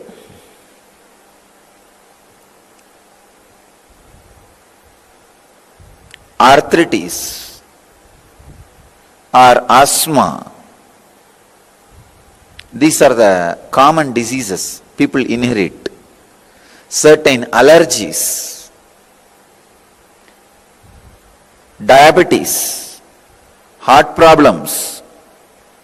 You don't inherit just the problem, physical disorder. You inherit the very mental setup, biomemory. Forget about all others. I can tell you from my own experience. I will have to do a complete dismantling and assembling of my body and my biomemory to get rid of the heart problem runs in my father's family. Not only the heart problem, the biomemories transmitted. But fortunately, I had the support of my mother's side biomemory. Very highly religious, cultured, spiritual. I had only one small portion which needed to be cleared. It was very easy. I wanted everybody to know, if you have inherited some diseases, it is time you dismantle your body and reassemble it. Dismantling the body and reassembling means 3 months spent completely only body related activities like a yoga, pranayam, weightlifting, became body. Stop thinking. Get into silence. Not just silence in the words you utter, silence even in thinking. Infuse silence into your thinking. Constantly remember, I am not going to think. I am going to think silence. It's one of the powerful samyama. Thinking silence. Wow, how it feels.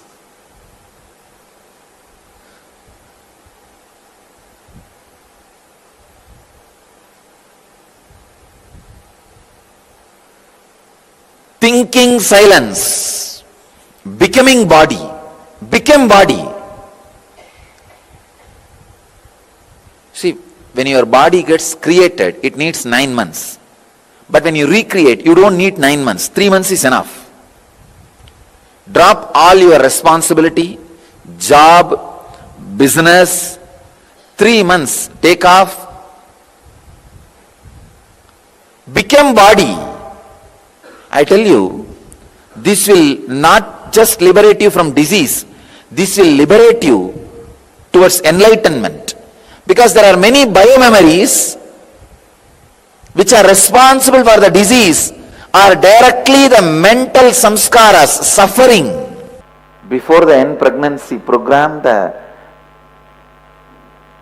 husband and wife, both of them should do samskara dagana kriya related to their own body and each other's body and lust pattern. Then they become a pure channel for enlightened being to land through them.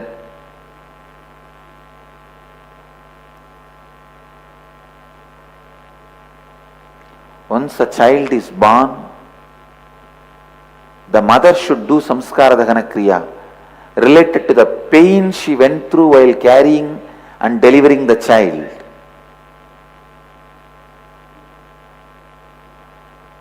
That will heal the child completely. Otherwise, the pain of the mother gets stored in the biomemory of a child. Please understand. When mother sleeps, the baby grows in the stomach. That is why the pregnant women are asked to rest maximum time. When a mother sleeps, when a pregnant mother sleeps, in Indian tradition, the moment she becomes pregnant, she is called mother. We don't say pregnant lady, no. The moment she is pregnant, she is mother.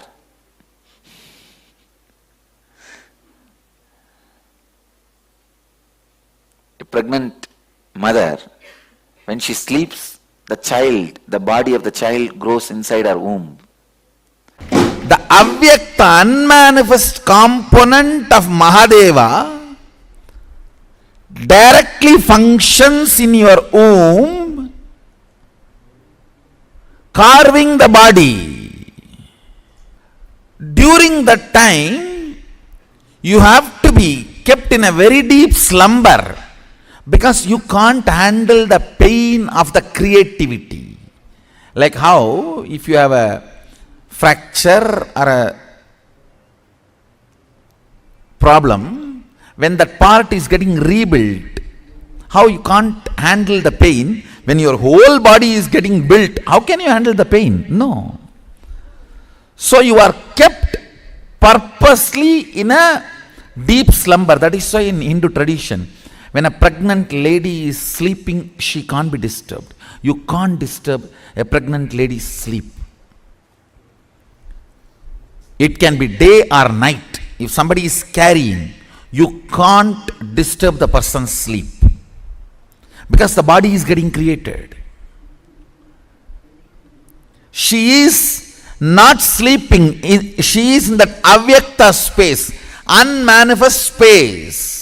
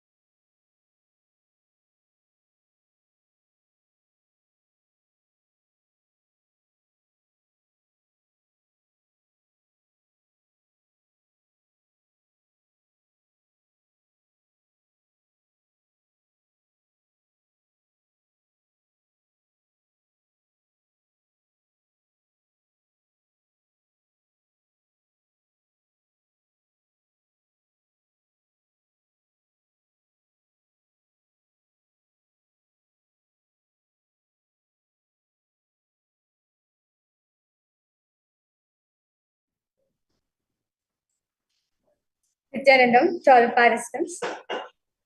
That was a very beautiful session. Swamiji spoke on conscious birthing. Understand, this is one of the most beautiful signs revived by Swamiji.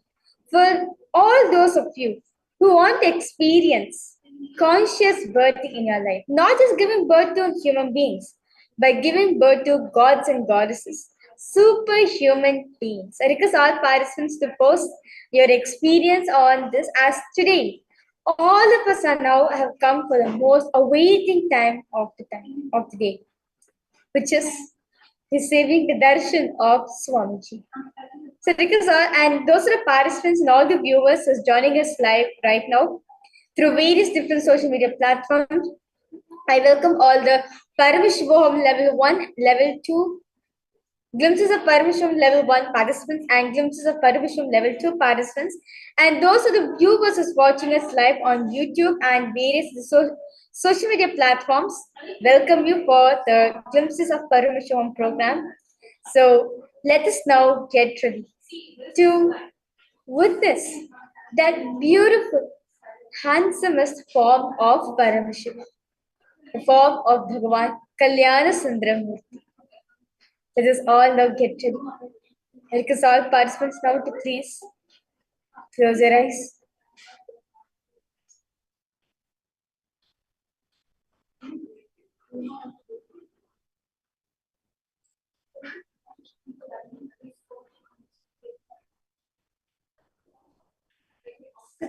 Request all participants to please relax yourself. And those are the participants who are not on cameras, request you to please switch on cameras, as Swamiji is going to be coming now and giving the darshan. So when Swamiji's eyes fall on, a lots of healing energy gets transmitted into your system, not just in physical level alone, mental layer, in your relationships, in every single layer. Swamiji is going to be healing all of us to experience fulfilled, successful communion relationships in our life. So request all participants now to please settle down in front of the cameras, sit straight, close your eyes.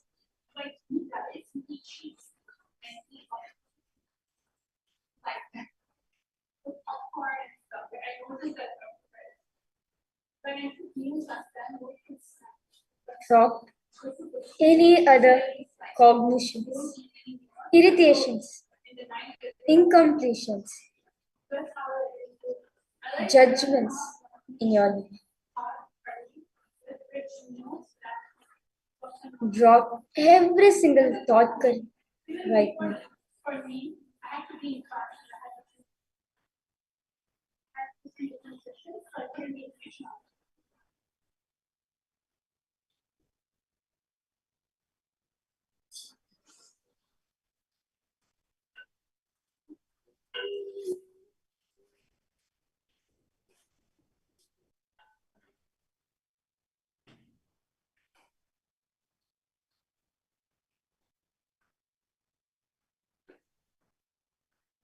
All participants,